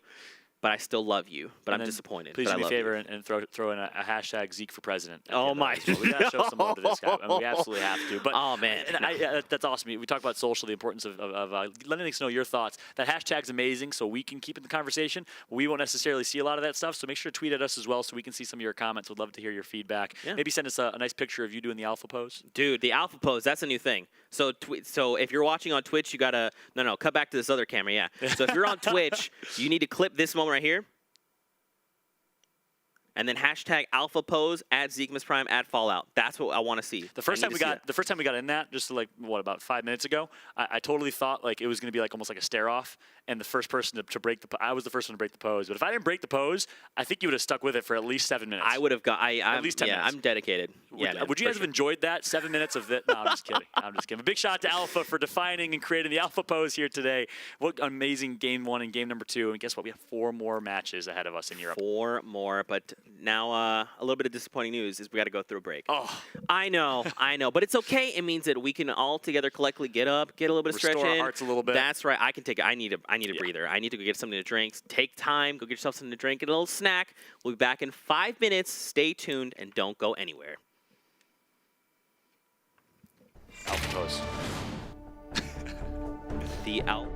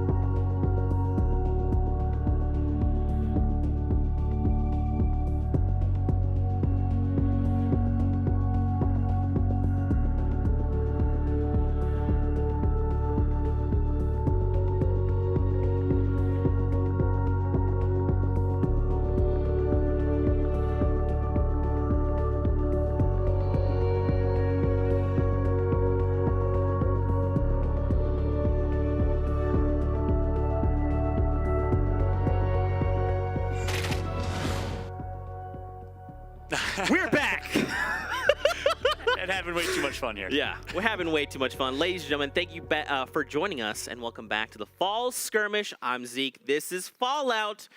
If you were here before the break, thank you for sending Fallout all that love. I can't believe Continue it. to do that. You That guys was are actually amazing. hilarious. And we saw, you just showed me that someone tweeted at us the pose. If you missed that, well, you missed out. We did a power pose because someone just power posed in the last game for the win. That was impressive. Don't forget to continue to send all of your thoughts, what you think about the format, everything our way with that hashtag. Please, we seriously love having a conversation with you, love having to hear what you have to say. That almost came out. That was weird. I almost said that wrong.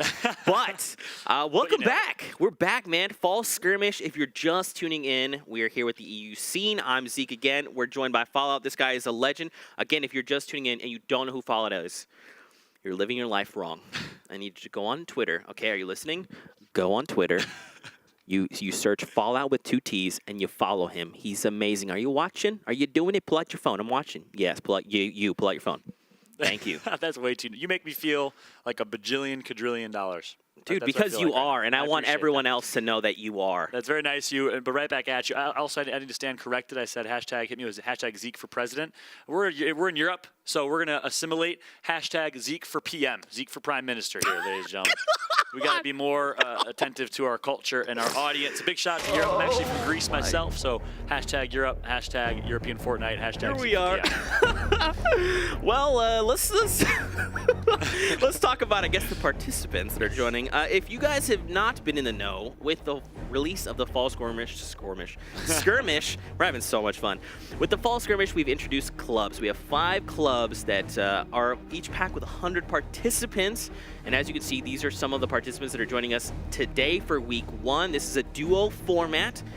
So basically, you want to root for your favorite team, whoever you think is the best one. Yep. You see at the bottom right there, I think we got some Dusty Dogs, early fans here. Big Yeah. dominating Alpha Amons, a.k.a. Wildcard Alpha, with a great performance here in game number 2. Some great names. We saw Svenis, we saw the likes of Tinny, and a lot of great European players, Severin, and folks who have competed incredibly well. Postel, your favorite bow tie man himself. He's dapper. He's a dapper and beautiful man. I mean, seriously, you talked about it. There's just so many unbelievably talented players here. The first 2 games we've had of the day have been insane. We have 4 more games total to cast. I mean, I'm just looking to see everything we've already watched. Just do it again. Just keep doing all the cool things. More of the same, please. Yeah. Don't stop, because I'm absolutely It's loving so every much single fun. bit of it. And of course, you guys got to let us know ASAP, please, in the Twitch chat, and of course on Twitter at Zekimus Prime to follow this guy here. Who is your favorite club? Who you're rooting for? Make your allegiances, make your loyalties. I will give the audience by the end of game number 4, because I want to let them know who's playing, who's competing. By the end of game 4, I want you to pick and determine which club you'll be representing for the rest, the entirety of Fall Skirmishes. Are you a Dusty Dog? Are you a Lucky Llama? I'm hoping to be a Lucky Llama myself, but we'll see what happens. He made a formal submission here during the first 2 games. So if you missed that, you need to find that somewhere on Twitch. Someone clip it. Someone so I clip can make it. that into my video submission. Clip it. Please. It was really I good. really appreciate that. I'll be keeping that in mind when I'm looking to add players to the Lucky Llamas. Wow, my man Zeke. But don't forget, so talking about the clubs very quickly, I mean, so this is something we talked about. It's new for the Fall Skirmish. We got 100 players, 50 from NA, 50 from EU. And at the end of the 6 weeks, that is the Fall Skirmish, the team with the most points is actually going to get a prize. So not only are people competing during the competitive Fridays, they're looking to earn themselves a little bit of the prize pool. Yep. They're also going to get additional points for their club. And if people aren't participating during the Friday competitive scene, there's the trials during the week. You want to talk to me about that? Yeah, would absolutely love to. So awesome. We saw Summer Skirmish every single Friday and Saturday. Amazing gameplay. But guess what? This time around, we have not only competitive gameplay every single Friday, but we have time trials, ATK races, we have squad goals, all sorts of additional fun formats throughout the week. So your Fortnite entertainment runs all week long, not just on Fridays. Absolutely amazing stuff. And not only do you get to pick a club to have an allegiance to, you could be a part of it. You could also apply and create a submission to be a part of your favorite club. So a lot on the line here, but let's talk about the format here today. That's right. So don't forget, every week we change up the format. We're bringing back some of the formats from the Summer Skirmish. One of them is Hold the Throne. So we're going to play 6 matches Victory Royales are worth 3 points, second and third place are worth 2, and fourth and fifth place are worth 1 point. Talking about those eliminations, Fallout. Oh my goodness, I love it. 8+ eliminations get you 3 points, 6 to 7, 2 points, and 4 and 5, 1 point. So it's really 4, 6, 8. Think of it at that threshold to get plus 1 point. And of course, the Hold the Throne bonus, 2 points for most elims in any match. So we are excited to get you guys standings here in just a little bit to let you know who's been holding the throne, what the eliminations and placement points totals are at. But of course, let's talk about the stakes here, Zeke. So much at line, $67,000 for first. Man, and on top of that, again, taking a look at the club points. So not only are we seeing people getting to show up, compete for this prize pool, but they're earning themselves club points in the process. So if they get those points for, let's say, you know, a team places first, right? And they walk away with this, and they get those club points. Those club points could be enough to have them win at the very end of the whole thing and win additional points. So don't forget, if you don't know, at the end, whatever club has the most points wins, and it's the entire club that's going to receive an additional prize outside of just people competing for the top 10 placements. So basically, everyone wins. Unbelievable. It's crazy. Not only a prize, $4 million, up to $4 million awarded to the winning clubs, as announced in the details. If you have not checked out the details yet, go to the blog post on epicgames.com for all the information for Fall Skirmish. It's been awesome to see so far. Yeah, we also be updating the thread there, so you'll be able to see the upcoming format as well as the weekly trial. So definitely stay tuned, lock it in, man. It's going to be a lot of fun. Yeah. We actually even talked about it kind of before the break. Since PAX, okay, so during the week of PAX West, the finals, the Shockwave grenade was disabled. Yep. Okay, so now we have that in game. On top of that week the Grappler came out. This week, we saw the likes of the Porta Fortress come out. We've also seen the Silence AR added to the game. Loot Lake, the Cube, a.k.a. Kevin, that was dubbed by the community, has sank into Loot Lake and has now made the late bouncy. On top of that, we've also vaulted the drum gun. So all these things together have changed the meta dramatically, I would say, and have really changed up how people are opting to run loadouts, you know, deciding where to land. And you want to talk about that? I love that you set that up perfectly, and we've seen it come to play already. The addition of all these items, really, to summarize it, we're adding an addition of mobility. So the ability to move from point A to point B really, really quickly has been added here. Porta Fortresses, grappler guns, so many different items that get you there. And we saw it happen in game number 2 already. We saw the Shockwave and the Rift double mobility loadout from Alpha, and guess what? He got to be the one that posed for the number 1 victory round finish at the end of it. Unbelievable. Now we are hopping into game number 3. I hope these people are, look at that, there's a lot of thanking the bus driver. Thank you guys for thanking the bus driver.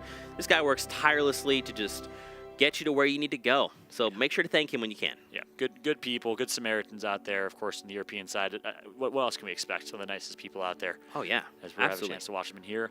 We go. You see the map on the left side of your screen, a nice even dispersion of players throughout the entirety of the island, and the action's about to break down. Game number 3 here. So once we're done with this, we'll be halfway done already, which blows my mind. I'm having way too much fun here, Zeke. It's been a pleasure to be casting this so far. Dude, the honor is mine here, getting to hang out with the likes of Fallout. He's incredible. Again, if you don't follow him, you need to do it. He's incredible.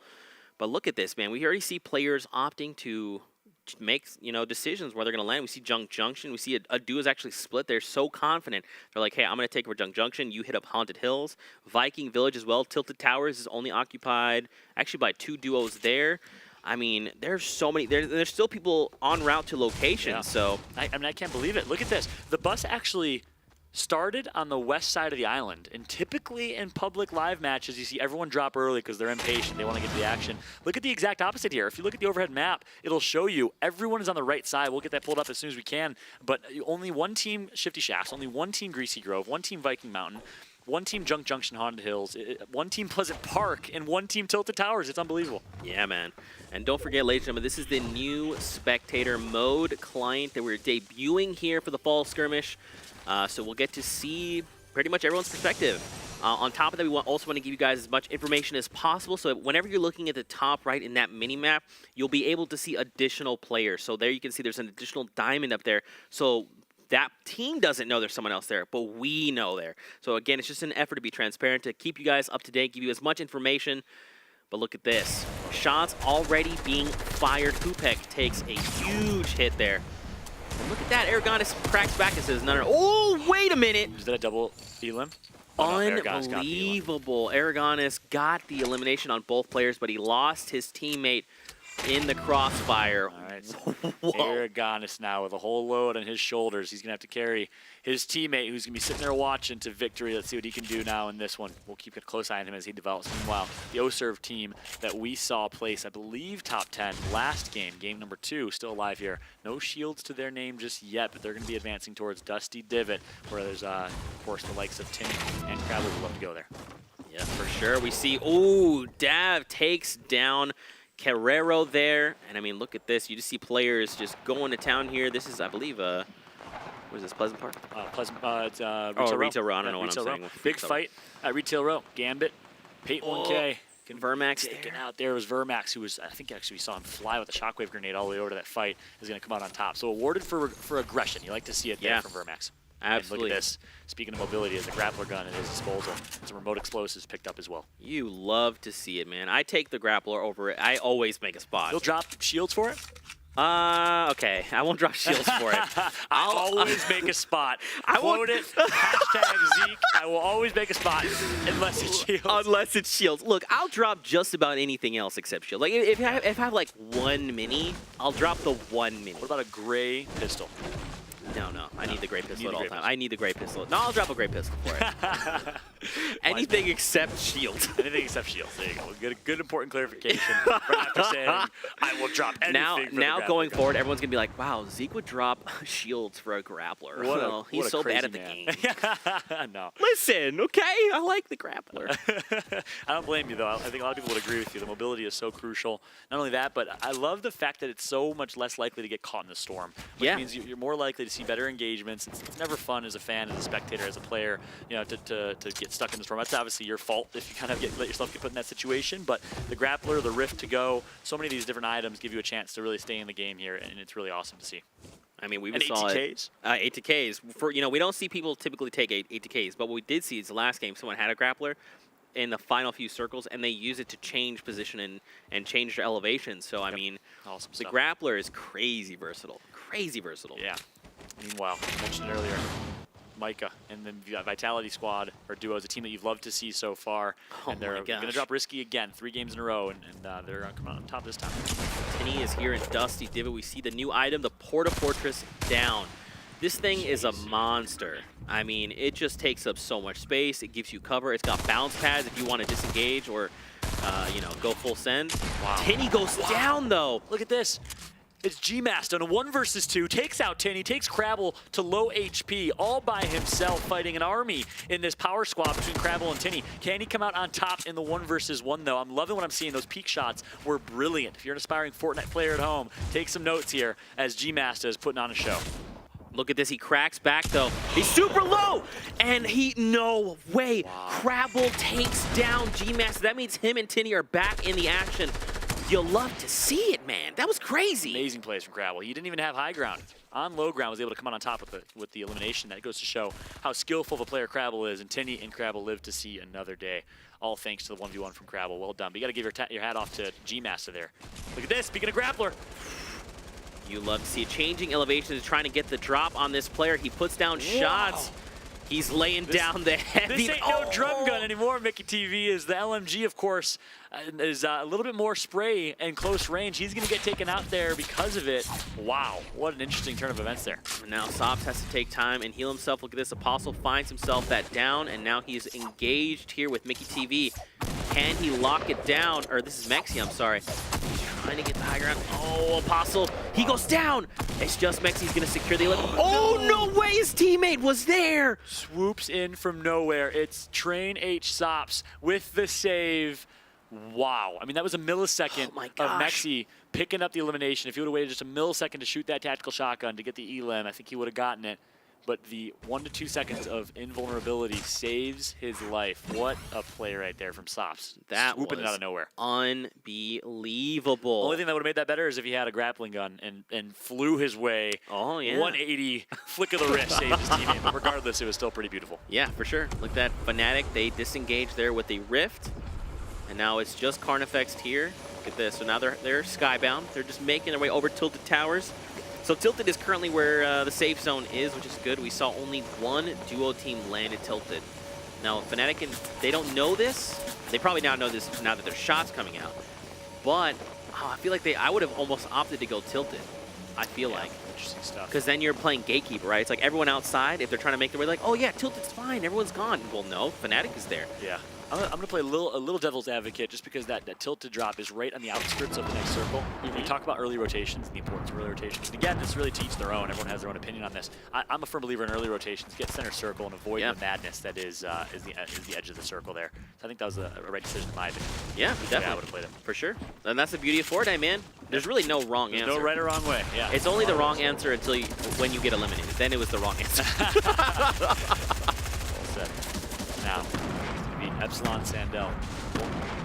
Good shots picked up with his teammate. Of course, the Epsilon duo. It's going to be King and Sandel pick up 2 on the Solary team. They use the Rift to go to disengage this fight. Now, keep in mind, the Rift is still there for 10 seconds. So this team could follow up. And they did. I believe they grabbed it. One is Skybound, yep. Interesting scenario there. Meanwhile, in Dusty Divot, we see Madsen rotating with his teammate. No, and actually, take that back. Look at the top right of your screen. I love this spectator mode. And one thing as a spectator and viewer of Fortnite, you got to be committed. Look at the different UI or your user interface on your screen and the different clues, because you get to see now a parallel opportunity for FlyQuest Tinny over there if he wants to engage.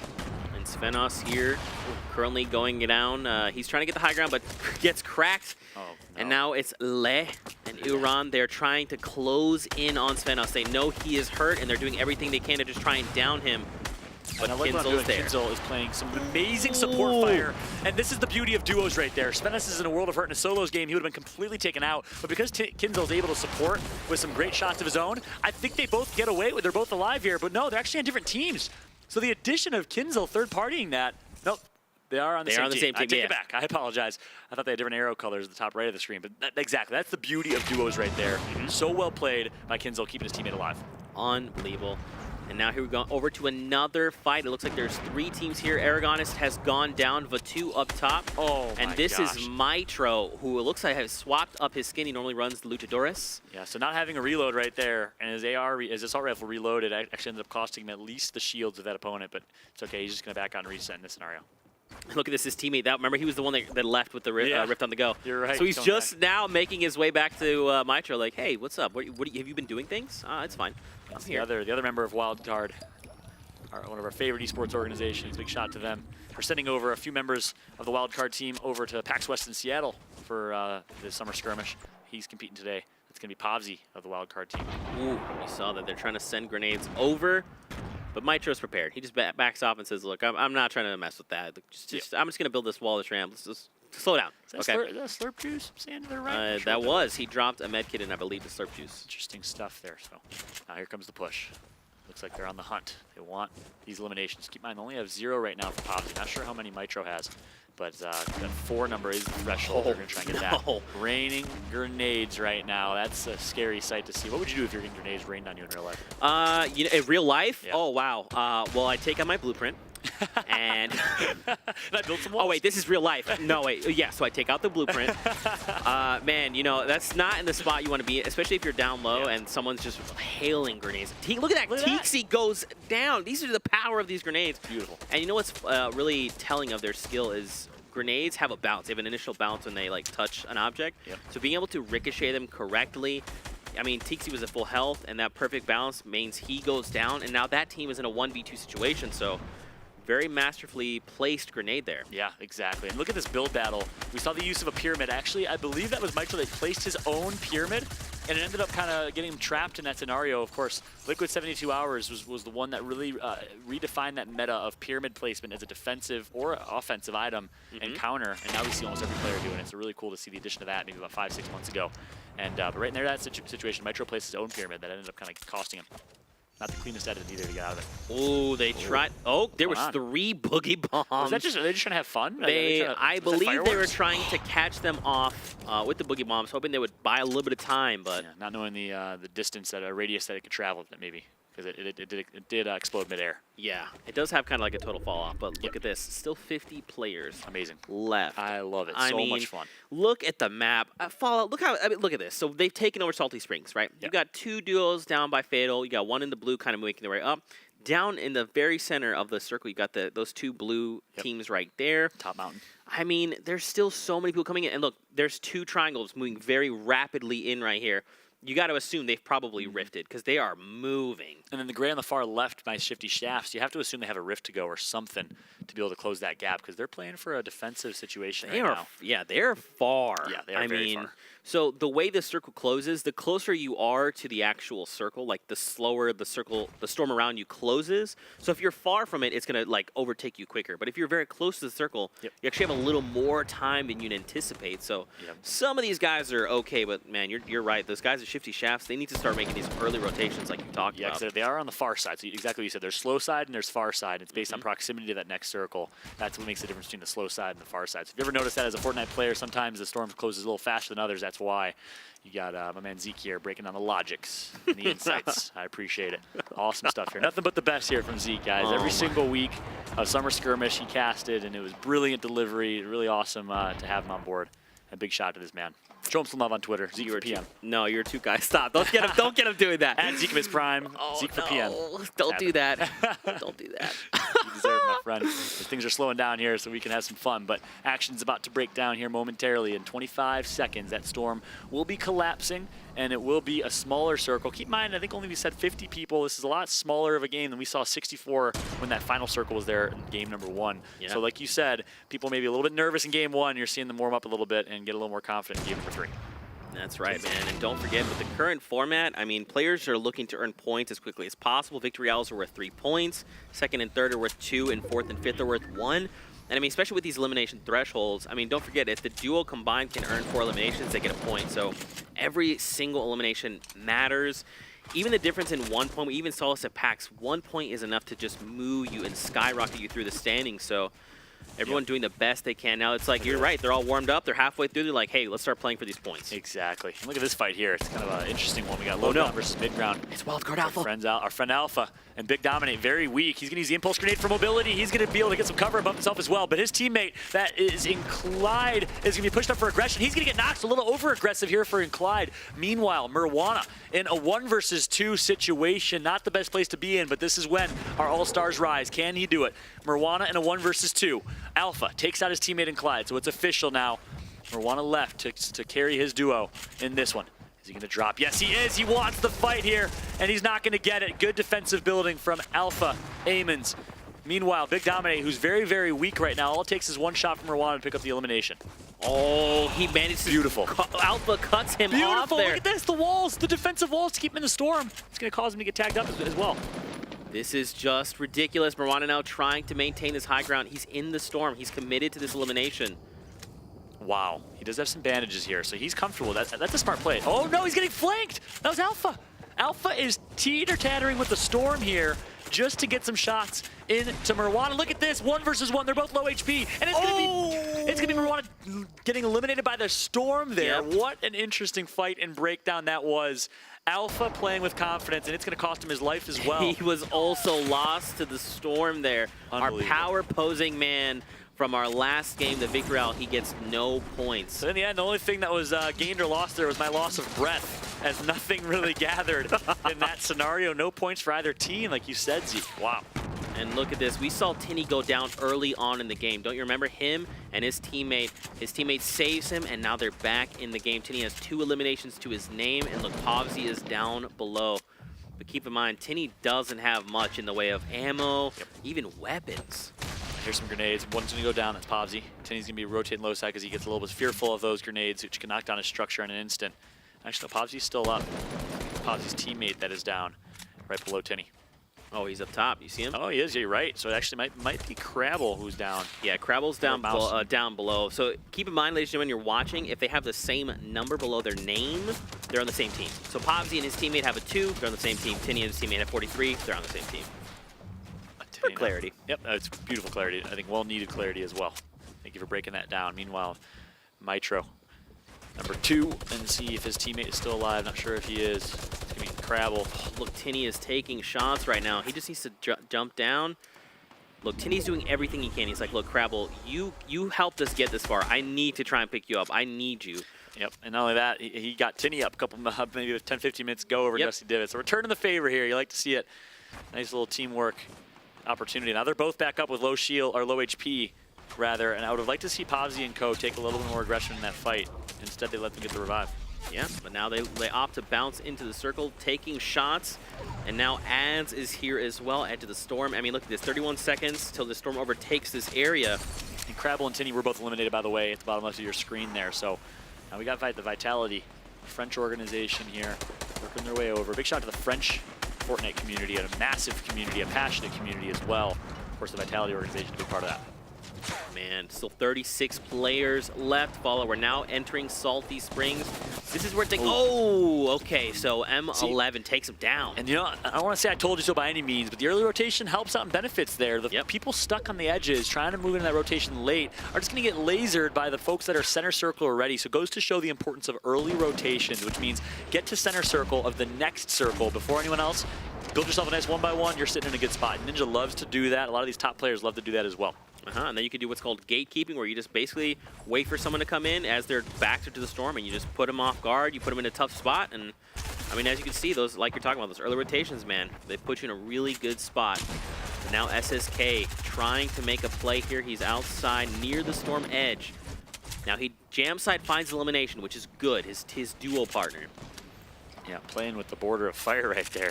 Not going to take any damage, though, so well played. Good job knowing his surroundings right there. Meanwhile, jam side is mid-ground. Going to drop low ground, going to turtle up. So when you hear a lot of pro players use that term, turtling, basically like a turtle shell, a turtle in his shell, you're going to get low ground. You're basically getting a nice turtle shell of a 1-by-1 box on the low ground. Typically, it refers to turtling on low ground. It can be anywhere, of course. His jam side is just going to post up and wait for everyone else to fight each other. And as you saw, I believe their duo combined has 6 eliminations. That puts him at that 2-point threshold. That's huge. Big. That's going to give them a ton of points. Now they're on the board. I mean, especially if other people are trying to do their best to earn eliminations and can't. I mean, you know, sub points are better than no points. Fact. Life. Some points are better than no point. I like that. There you go. Yeah, and I think that applies to most situations. Life. Golf. You don't want points in golf. That's fair. That's fair. That's the one place it doesn't apply. Yeah, exactly. On board still with 7, SSK 7. Of course, teammate of Jamside. Meanwhile, the Vic sees a fight going on. He kind of wants some action here. Will he go for it? No, he's going to let his teammate spray instead. Some good damage done right there. And look how intense this is. And the stink bomb goes to show the importance of holding on to those stink bombs for late game. But that's going to get some great damage. That's going to get eliminate down at least. Mitro takes out one.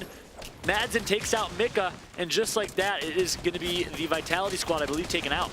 And Ukes eliminates Mitro, a Titan. Unbelievable. I mean, this is where things get very hectic very quickly. Look at this. Madsen, going skybound there. And again, man, we talked about it. So here's the thing: EU plays a little differently. They don't play high ground as often as like NA does. NA is always high ground. EU is very close to the ground. They're very methodical. They build. You talked about it, tunneling. Can you tell me a little bit about that? Yeah, of course. In late game, you see a lot of elevation. Oh my goodness, how beautiful is that animation? Yes! Porta Fortress, baby. The Porta Fortress. Quite the opposite of tunneling. That is just, this is now my kingdom. Yeah, this is now my kingdom. That shot by the Vic picking up one.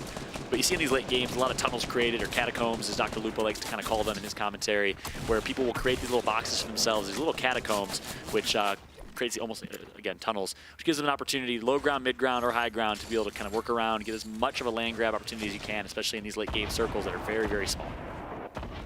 With only 23 players left, I mean, look, so now we see where the new safe circle is. Ukes goes for a medkit and 14 bandages. He's expecting a heal off. He's playing for late game. Wow, interesting decision. I don't know if I would have done the same thing, because I like to play a little more aggressive and go for elims. But again, different styles of play, different faces, different races there. I like what I'm seeing. Demento's maintaining this high ground, but now we're going to start to see the storm move. Now we need to, so we have 10 seconds here before we're in a brand new spot. We'll get a new safe zone. Yep. But I mean, look at this. Everyone is literally scrambling, trying to get themselves safe. I called it out earlier, but Dementos in a great position to win this game. They're just going to build themselves as much of a high ground and a perimeter as possible. A little risky right now, actually, but as much as possible. He has 2 med kits. He has full shields, full HP. Oh my gosh. The Vic has another Porta Fortress. We talked about this last game. Here we go. Okay, let's really quick break this down. In Fortnite, when you place a structure, you have edit rights, right? So if I place a wall, I can edit it to be whatever I want. That means you as the enemy cannot. Now here's the thing. Everyone that is the Vic's enemy can place anything. If he drops that Porta Fortress, that means he owns the entire area. He can edit that entire area. And keep in mind that it's an instant build. Those are instant metal walls going up in a massive space. This is going to be a game changer. Absolute game changer. Yeah, I'm excited to see that. breaks down. I'm going to let you take that away because you've been nailing that point. It's a beautiful point because, of course, it gives you immediate edit rights to every single piece of cover in that area. Dementos, though, I called it out, about 25 people left, now 17 left, still in a great position to win this game as he has 14 bandages and 2 med kits. M1 also has one. Oh my gosh, 2 Porta Fortresses here. It's going to be the Vic that picks out elimination with the shotgun. That's a heavy, gold heavy shotgun for him, and now he's just giving himself as much of a perimeter as possible, and he set himself up for a nice Porta Fortress use here. Oh no. He's literally at the very edge of the storm wall.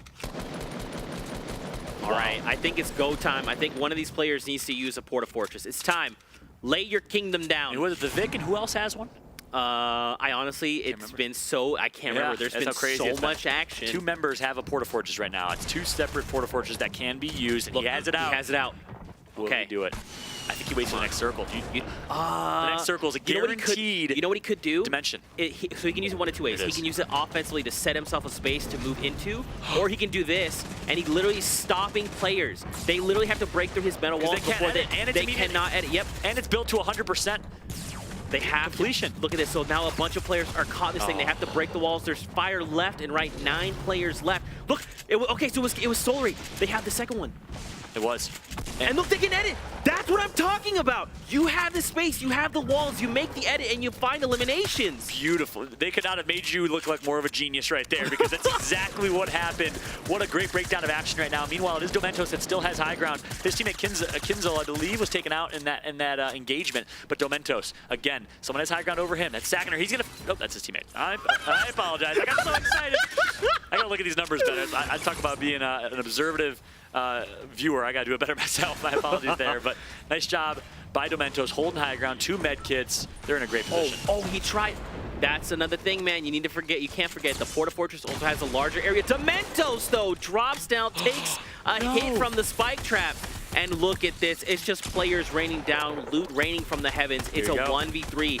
All Saginaw up top. And he's not going to be in a good position here. He's outside of the storm. He knows it. He's medding up. Domentos, I think he's trying to go for it. He's trying to go. He's up top. Can he find him? He's behind you. Oh my goodness. Look at the action here. He's going to take out a 1 versus 1 for the win here. He's going to get taken out for a 2nd place finish. Oh my goodness. What an end right there. We need at least 5 minutes to break down what we just saw. That was brilliant Fortnite gameplay. There was so much that just happened in that tiny moment of time. Wow. Okay, so we'll get some replays going in just a moment, but let's talk about. There was a lot of things that happened. So first off, the massive game changer was the 2 Porta Fortresses, right? The first one goes down and keeps people from moving the way they want to move, right? They have to sit there and break down those metal structures. The second one was the 2nd Porta Fortress. Yep. Solar guys put it down. Everyone's like, I'm going to move. I'm safe. And then he goes, I'm going to edit this wall. There's elimination. I'm going to put a spike trap here. I'm going to edit this. You fall through. Dementos, you get taken down. Here's my teammate. Yeah, Porta Fortresses. Wow. Game changer. A lot of people were questioning how this would change the meta, how this would affect competitive Fortnite. I think those questions have been answered here in game number 3. I mean, the ability to use those 2 Porta Fortresses late game really do change absolutely everything. One big piece I want to break down was the very end game. We saw Dementos drop low side. I think that's a slight misplay on his end. Of course, he played phenomenal all game long, but you have 2 med kits, you have 14 bandages, and you have complete high ground. I like what they were going for there. It was a smart idea, leveraging the duo. So they said, hey, you stay high ground. I'm going to drop low side as the 1 member of Secret and go for some eliminations and try and make a hero play. You play for the win. Smart decision, actually. We used to do that very often back when I used to compete in Gears back in the day. It's a smart decision to make, but ultimately it did cost them. Right. Yeah. I mean, I agree. You know, if he had stayed high up top, he could have just gone to a heal off. They didn't really have much in the way of heals. Now, granted, they did have the shock wave grenade, so you saw they immediately changed elevations. They were able to get an advantage on this player.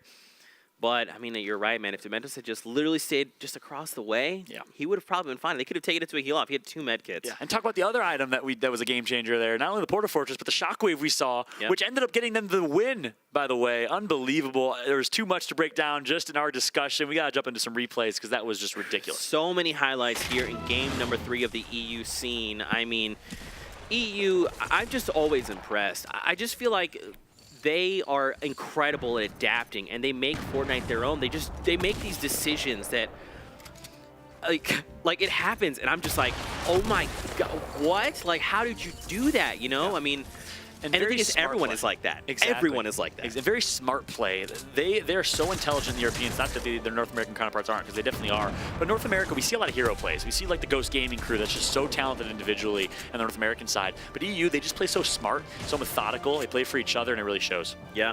And I mean, I love with the addition of the duos. I mean, it really does change up the way Fortnite's played, right? You have to make a decision. So it's me and my partner, right? It's me and Follow. We're on a duo team, and I find ammo. Do I keep the ammo? Hey, Follow, do you need ammo? And you're like, dude, I need ammo. You know, these are things that come into play, especially when your teammate goes down. Then you got to think about it. I like to think about it in numbers. If your teammate goes down, you're now at a 50% deficit. That's a really good way to look at it, right? So it's like 50% of your power is now down, and now you have to make a decision. Do I go get my teammate up? Do I have to put myself in a weird position where I'm trying to save him? And especially with this format, it lends itself to securing elimination. So oftentimes, if someone goes down, they're probably going to be eliminated. Yeah, I love the way you break that down. And that actually aligns with the same way we saw Courage and Dr. Lupo break things down at PAX West. We talked about resource management, right? Resourcing your materials, resourcing your HP, and really thinking of the game as a resource-based game. That's one more element to that. I love the way you break that down. Your teammate's life is a resource, 50% less efficient, 50% less active with a teammate down. You got to be smart. You got to value your teammate's life, sometimes more than your own life. Yeah. And did you just commit to us being duos? But is that like a Valentine's Day ask? Pretty much. Are we a new duo? Yeah, no, of course. That awesome. was I just figured. Fortnite. Yeah, I'm down all the time. When we get back, of course. I'll just play on I'm actually playing on my phone right now. Yeah, sorry guys. While we're casting, it's actually really impressive. We play on our Android and our iPhone. I'm actually in this game. I'm running around. No, I'm actually done. That'd be actually really funny. But dude, just so much things. All the new tools. I love seeing the grappler plays. I mean, I honestly want to see more grappler. I feel like people are maybe underutilizing them. That mobility tool, we kind of saw one of the players as the Jonesy skin. He was literally just changing elevation. Because the thing is, the grappler literally, as long as you're aiming at something, you can grapple to that and get above it. So if someone's like, I'm going to build and get high ground, you're like, sure, waste mats. One grapple shot for your 40, 50, 60 mats that you've wasted, and I still have high ground. That's so my TSM Daquan voice. My high ground. High ground. Easily done. I love it. And you're right, though. People, I want to see the clips. Where are the Twitter clips? Where are the plays? Where are the grappler plays we're used to seeing on YouTube and on Twitter? And then, of course, in Twitch clips. Of course, people playing a little more passive here. They're not going for the hero plays as much, but I'd love to see it. Yeah, for sure. What do you guys at home think? Hit us with the hashtag #fallskirmish. Let us know how you're enjoying all the action. Make your predictions. What's your favorite club? Get us with the hashtag. You can see, there they are. Boom. What's your favorite team? What's your favorite team? Lucky Llamas for days. Double L's, triple L's. Lucky Llamas for days. I'm a big fan. Hope for a chance to represent one day myself. You know what's also something that's worth talking about is the standings. Yep. Let's take a look. So right there at the top, you see Kinstar and Hunter with 14 total points. Right behind them, Jamside and SSK, Masta and Kaz in third, Skix, King1 Hopix in fourth, and Beehive and Bowman in fifth. And I mean, as you saw, Bowman with that second game heal off, those 3 points were huge. And I mean, again, look at the differences. There's so many fours here on the board. 1 point is literally going to send people into that 7th spot. Like these points, every single point matters. Wow. Yeah, I mean, this is amazing to see, and it goes to show we could talk all day about big storylines like Vitality, Micah, and people like that, but it's actually Kinstar, a team we haven't talked much about, in first place with 14 points. I think a lot of that is elimination based, so awesome. This Hold the Throne format is really paying off here. You get the additional 2 points if you're holding the throne at the end of your game if you have the most amount of eliminations. And don't forget, at the very end of it all, whoever owns the throne at the end of things will also receive an additional prize outside of the placements. So, you know, and I mean, that's a great point. Kinstar, this guy's a monster. We've seen him time and time again show up, slay out. He is not, anytime you see someone and they're like, is that Kinstar?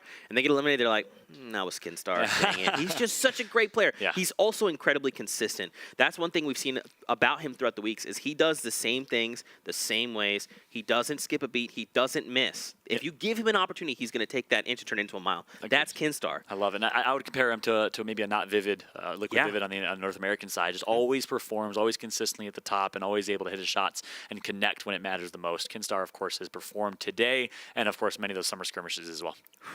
You'll love to see it, guys. Don't forget to hit us with that hashtag. What do you think of all the action? How are you enjoying it? #fallskirmish. We'd love to hear your thoughts. And, of course, let us know, too. Tag us as well, so we can read some of your responses and check out the action. We'll, of course, keep up with the hashtag as much as we can, but a lot easier, and we can check it out in our timelines as well. Yeah, for sure. And don't forget to at Fallout, you're amazing. I love you. .. At Zekemus Prime sent me. Oh, don't forget the last part of that. Hashtag Zeke for PM. That's not. Everybody, Zeke for PM at Zekemus Prime on Twitter. My friends, I'm sorry, it's like a love show now. We talked about Valentine's Day earlier. We're a new duo. It's a new love. We're in the honeymoon phase, but it's been a lot of fun here so far. We've really had a blast. I gotta check if there's any alpha pose selfies. I mean, we saw Alpha win Game 3, and he just ended the game like this, and that's slow mo. I mean. Dude, I just thought about it, too. We have 3 more games. Oh, my gosh, amazing. We're going to be hopping into game number 3 here shortly, We have 6 more games after that. I love it. Yeah, we have 6 NA games later today. It's like a holiday. Sometimes for holidays like Christmas, Valentine's, you have it once a year. We get a Fortnite holiday every single Friday, and now 3 days within the week potentially as well. It is awesome. Awesome stuff. Absolutely. So here we go, hopping into game number 4. I mean, here we go. Is there anything you're hoping to see these players do differently? Here's one thing in particular I'd love to see just from a pure entertainment casting standpoint. Let me know in the chat and, of course, on Twitter using fallskirmish as the hashtag if you'd like to see it as well. Tilted towers. We've seen one team drop there every single game. I want some confidence. I want some tilted fights. We know it's Aiden's towers or Nick's towers on the North American side. Europe, who's going to claim those towers today? I would love to see some tilted towers fights if we get it. I think what it is they're scared. They go to Tilted Towers, and they know Nick and Aiden aren't in this lobby. But I think there's maybe this, fear. It's like, maybe if we go there, are they just going to show up? Am I going to open a door and Aiden's just there? It's like a mini-boss fight. Exactly. It's probably what it is. And it's, flexing his traps, and next thing you know, you have no shields. It's like... Interesting stuff. That's a good point. For sure. Maybe that does happen. Anything can happen. We have a cube that melted in the lake that made it bouncy. And Nick can appear in Tilted Towers any day. It really could happen. Absolutely. I mean, he just shows up with all his muscles, and he's like, hey, how's it going? Oh, my gosh. We just saw the clingers go out. Okay. Oh, beautiful. And I love what we saw right there from the Reaper skin is the ability to use right-hand advantage. And that's something that's not talked about enough in competitive Fortnite. It's a third-person game, which is brilliant. Gives you a wide-angle view and means you have a slight advantage when you're fighting to your right side than you do fighting to your left. Some players can use that to peek, can use that to hold an advantage, and you can really see the entire opponent in entirety without them seeing any of you or maybe just your arm. It's a beautiful, beautiful power play and something that we don't see happen enough, I don't think, or talked about enough here at the commentary level. There you go. So if you're looking to level up your gameplay, take advice from Fallout. Learn to utilize the right side of the screen because he's absolutely right. You get so much advantage out of that. But look at this point-blank fights. Oh, Fnatic Power finds himself an elimination there on the Vitality Edge, but immediately Yoshi from Solary is here and cracks back with an SMG. Brilliant third partying right there from Solary. You hear a fight going on, maybe across the street. You know something's happening. You know they're going to be weak. They're going to be tagged up from the damage that's done. You got to follow that up immediately. I like the confidence early on from Solary, and they're going to come out on top in the Salty Springs fight. I also love what I saw from Fnatic there. I think that was a member of Fnatic in Salty Springs. He knew that Vitality Ads was hurt, and he, again, brilliant use of resource management, knew that he had more resources, or more HP in this case, to take that fight with confidence and come out on top. Brilliant play from Fnatic before they got taken out by the likes of Solary. That's right. Now their other dual partners, Fnatic Ethnix and Jarl, are here in Viking Village or Valhalla Village. I don't know, what do you call this place? Viking Village personally, by default, but Valhalla, I like both. You're the same. See, we're always on the same page. Yeah, Viking Village, dog. I try to coin things and name places before anyone else. It doesn't always work, but you know. You've done a couple of them. Viking Village, I think, has been the only one. You're a Twitch emote or a meme on Twitter. So I've seen a lot of that stuff. Oh, it's pretty cool. God. It's happening. Oh, no. This is my life now. But you know what Severin's life is right now is trying to secure this elimination, which he does. And not easy to do against the likes of Fnatic. Well done from Severin. Severin, who is really a breakout player on the European side. I expect big things from this young man. He has been such a phenomenal performer. Played at PAX West, did not qualify, unfortunately, but I think we're going to see big things out of him. And here's that third party from Solary with such aggression, such speed, and agility. They take that 2 versus 1 third party, and they come out on top. And I love just the way they breach and clear. They both go in, and they just say, we're going to commit, we're going to take this wall down, and we're just going to take this player and take that elimination for ourselves. Thank you very much. And I love that. From duos, you see a lot of different styles of play in meta games or in mid games. You see sometimes a bait and switch. Sometimes you have to make the decision like they just did right there. We need to play with aggression. We need to barrel stuff or get in the face of the opponent and play with aggression. That's exactly what they did right there. So a little bit of a power play, smart power play right there from the Solary team as they come out with the elimination and Salty Springs as a result. rounds, right? Back over to Pleasant Park. Soldier MZQ goes down. It was Windwalker here who takes him down and confirms the elimination there. So now it's Airwalks here as well. And it looks like they're just going to own Pleasant Park. There's one more player. Remember, this spectator client gives us more information. So whenever you're looking at the top right, you can see all the players within the vicinity. So we can very clearly see it was Lothar who's up front there.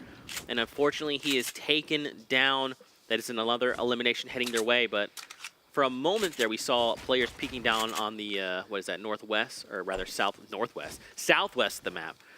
With 71 players left. Man, this is just changing. There's action happening all over the map. Left, right, and center. I love it. And look at this. Solary is representing today. How many Solary players are competing?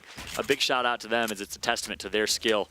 Meanwhile, Mitro picking up an elimination at the bottom left of your screen. Senpai getting taken out as well in this one. It's been really, really exciting to see a lot of this gameplay so far.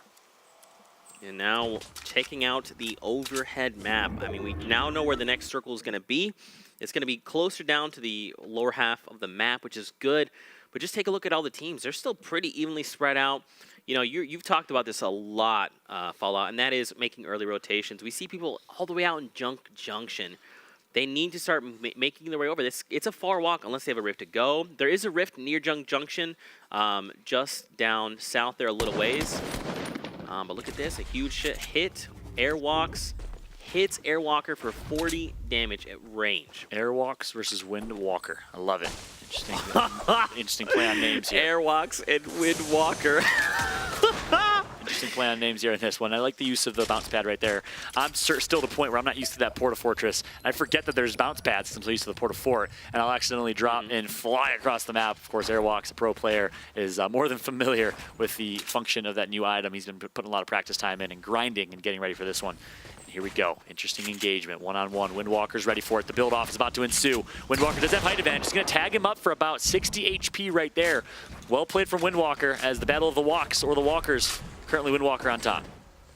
Everyone is trying to commit and say, I am the better wind user of some kind. Air, wind, all sorts of elements at play here. And Windwalker now loses his advantage. And how much HP does Airwalks have? 10 HP, and he comes out on top in that engagement. Well played.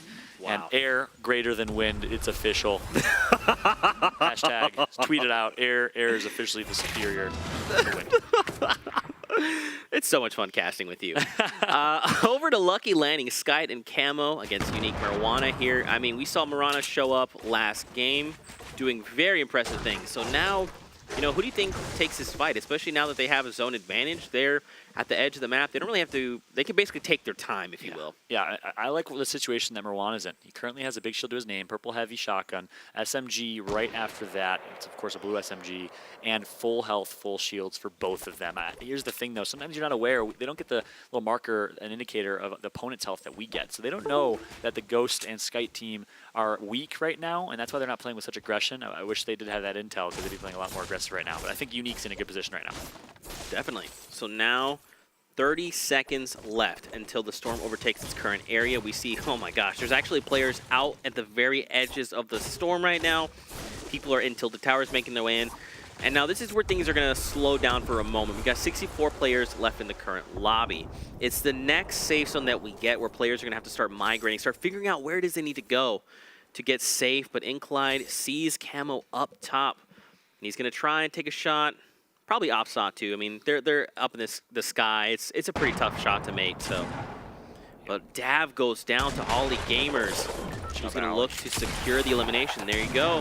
Played from him, his teammate, Mr. Kororo, who we were very impressed by in game number 2. He's going to come out with the elimination as well. So 2 separate 1-versus-1 fights, and it works out for them.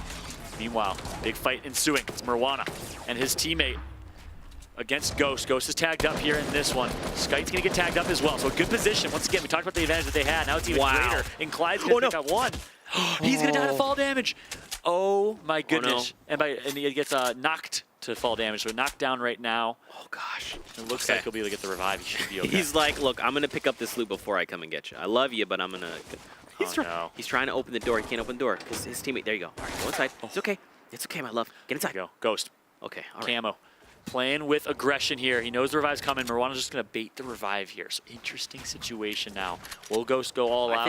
I think he goes for. Oh, he's not going for it.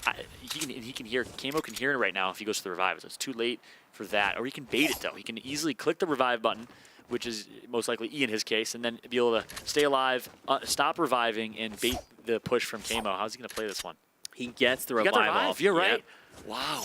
Camo maybe played it a little too safely there. He's just trying to find out information.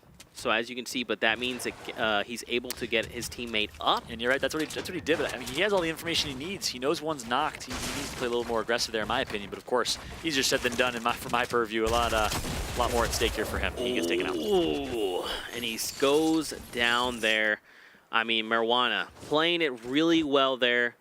Look at that. Now his teammate Inclide's up as well. They just heal, top off, collect loot, and on the edge of the island as well. Yeah. In a great position here. We talked about it earlier, and they ended up coming on top after we did call how good of a position they were in. Now, big fight going on over here. Boy. Rocket launcher in the hands of Mitro. Mitro, he's been a performer and a blast to watch so far. Nice building as well. And he's going to get high ground. Well played from Mitro. Close to losing that high ground, though, but he maintains. Misses that first shot, trying to connect here. Looks like one teammate is down low side. Mitro gets tagged up, pretty weak here. He's still building up higher and higher into the sky now.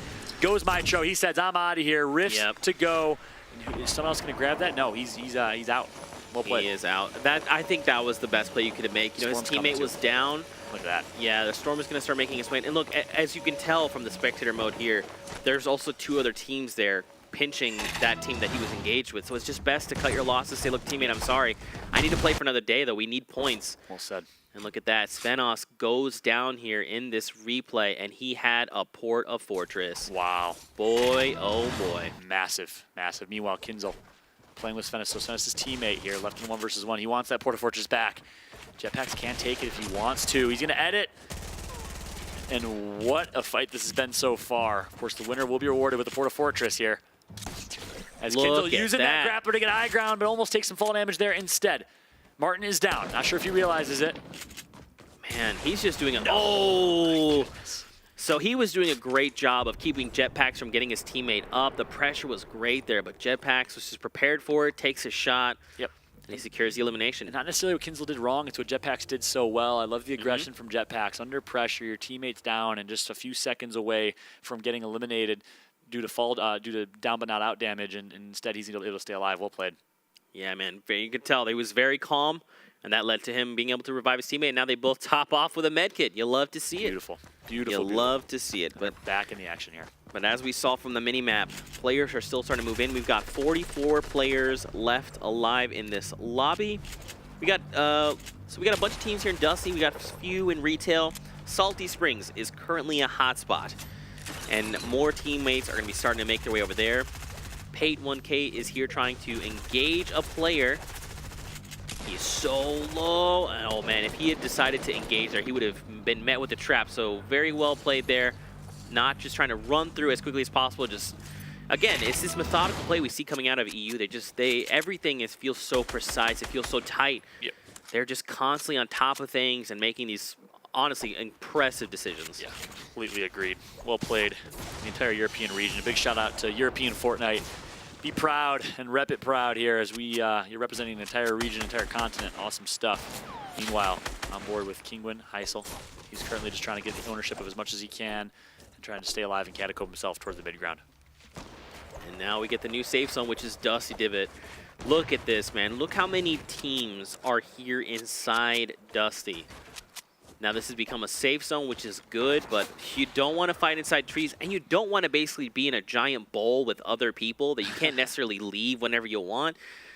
We're going to see some action very soon here. Oh, Wildcard Alpha as well, still in this game. We saw him with the Alpha pose coming in earlier. I love it. Awesome stuff here. So, VP 7 SSK7 in a big fight here. I think it might be a 1 versus 2 fight. Needs to be a little cautious. Meanwhile, going to jump on board with Euron, who's just going to box himself out here. SK7 picks up the kill on Le, gets the elimination on Le, and just like that, it was actually 2v1 in favor of the VP team. Well played by them. Man, 25 seconds before the Storm starts to move yet again, Fallout. I mean, we still have 41 players, so we saw that last game as well. I mean, these lobbies are still so full and so stacked of players. But I mean, look, a lot of the players have actually made their way. If we can take a look at the mini-map here in just a moment, a lot of players are actually within the safe zone. There's only a few teams that are out with outside of the circle. I mean, look, so these are a lot of them right here in Salty Springs. I mean, look at that. So many teams are just fine. They're in Dusty. They're just waiting. But there's a lot of that space up top that's unused. Yeah, I mean, players might want to just, I mean, well, Again, here's the back and forth, right? You could say, okay, well, if I'm, say, that team that's just in front of you, Ron, I could take that north side and just relax. Yep. But they've got center circle. So they're making these early rotations, right? The moment that circle then collapses, they get to know exactly when the next circle is going to be. This map is brilliant because this map purely shows the importance of early rotations. And the point that we were making before is only 2 or 3 teams rotate center circle here. Look how many people are on the outskirts. That fight in Dusty Divot on the outskirts of that circle, thinking that they're safe. You're not nearly as safe as you think you are. Get center of the circle. Literally, create. Use your marker, the brilliant new marker system in Fortnite to put a marker center circle, get there ASAP, and build yourself a 1x1. And now this big fight in Dusty Divot is going to result in a lot of eliminations here. Jam side here. And again, this is just outside of Retail Row. Now he's pretty okay, right? He's going to top off with some shields. He's got 1 elimination. And hopefully his teammate has some, because don't forget, ladies and gentlemen, everyone's fighting for eliminations. If their duo can find 4 eliminations, they get a point. At 6, they get 2. And at 8, they get 3. And man, the scoreboard right now is very close. 41 people still on the island and left to fight for these final few circles. Looks like some important minis are going to be picked up right there by Jam side. And Clyde right below him. Sop's going to pick up an elimination on Martin, and Teaksy getting one as well at the bottom left of your screen right there. And it looks like people are finally starting to disperse a little bit. Want to see those early rotations come through. Teaksy going to continue to pop off with an elimination on Mid-Star. Oh, wow. So they that was actually a sick play. So they box in an area and drop grenades within that area. So the moment that one goes off, the rest are going to fall in and start blowing up and cascading, essentially destroying everything. Yep. Marwana now. We saw him earlier making plays, representing Unique against Jam side in a big fight here. Marwana's going to go down, actually, so it's all up to Clyde. And Clyde all by himself. It's going to be Wildcard Bowman who picks up the elimination. He, of course, was also at PAX West in Seattle and qualified, I believe, for Monday in the finals in that one. All up to Clyde here. Ooh, couple grenades. Of course, no friendly fire, so he'll be safe to launch those as free will. And you heard those sounds. He's definitely popped the shields of a player down below. And man, is that SSK looking at me? He's like no HP at all. They're trying to secure this elimination. SSK goes down. It's in Clyde. He just needs to be very careful. Can you believe it? In Clyde, in a 1 versus 2, takes out one. All left to a 1 versus 1 against Jam side here. Can Clyde do it? Can he be a hero for his teammate Marwana, who was taken down earlier? All on board with Jam side, and Jam side going to connect for the elimination. And Clyde did not pick up the elim on SK7, so that's going to be a revive and 1 less elimination for Clyde right there. That might have been enough to pick up an additional point. Wow, interesting way that action broke down. Huge clutch coming out from Jam side. He gets his teammate up, and they live to fight another day. Or as Nick A30 once said, you live to be eliminated another day. Which, that's stuck with me for pretty much since he said it. Yep, that is a very valid point. Unless fight or be eliminated, unless you're, of course, taking home that victory royale, which is always very sweet. Exactly. But man, look, so we're now 30 seconds here before this next safe zone will show itself. Again, this spectator client is magnificent. I mean, taking a look at the top right, you can see exactly what players are. Now, keep in mind, we can see that, they cannot see that. So this is just information for us. But man, grenade right there. Any international basketball fans, that was a beautiful LeBron James-esque grenade for Giannis Antetokounmpo if we're talking Europe. Well placed right there. Beautiful, beautiful plays from Vermax. He picks out one down, and I believe got the elimination as well. Look at that. There's just so many players there. He could just keep chucking grenades and potentially find an elimination. Beautiful. They opt to throw him disengage. mid-flight. Dude, that would be crazy. That would have been like a fadeaway jumper. Yeah, exactly. And then he just finds like 5 eliminations and we lose our minds. I would lose it. You're right. And that's we haven't seen grenades being really held to late game. A lot of people don't opt to hold on to those grenades, at least so far of what we've seen today. Yep. And I love it. Uncommon item that still has some great late game potential, and we're showing right there why they're important for Max, showcasing a variety of gameplay. Just so much craziness happening here in the final few circles of the game. 28. And the Vic sitting in a great spot right now with full health, full shields. He, of course, is representing the club Fortnites. You know, like I said, this is Game 4, by the way. I did mention earlier on the broadcast, you have until the end of Game 4 to pick your allegiance, to pick your loyalties. Which club will you represent? Oh, God. Oh! Okay, it's Wow. okay. We're fine. Real scary. Everything's good. And a good way to pick your club is find your favorite player and cheer them on, cheer on that club. Maybe your favorite group of players. We'll keep feeding you information as to who's representing what. Of course, find these players' Twitters. They've all announced it most likely, and for the most part on Twitter as well, which clubs they're part of. But the Vic, who's been playing really well, part of Fortnite's, looking to be in a good spot here. And still, man, we still have 28 players left. Yep. Nothing has happened. There's been shots.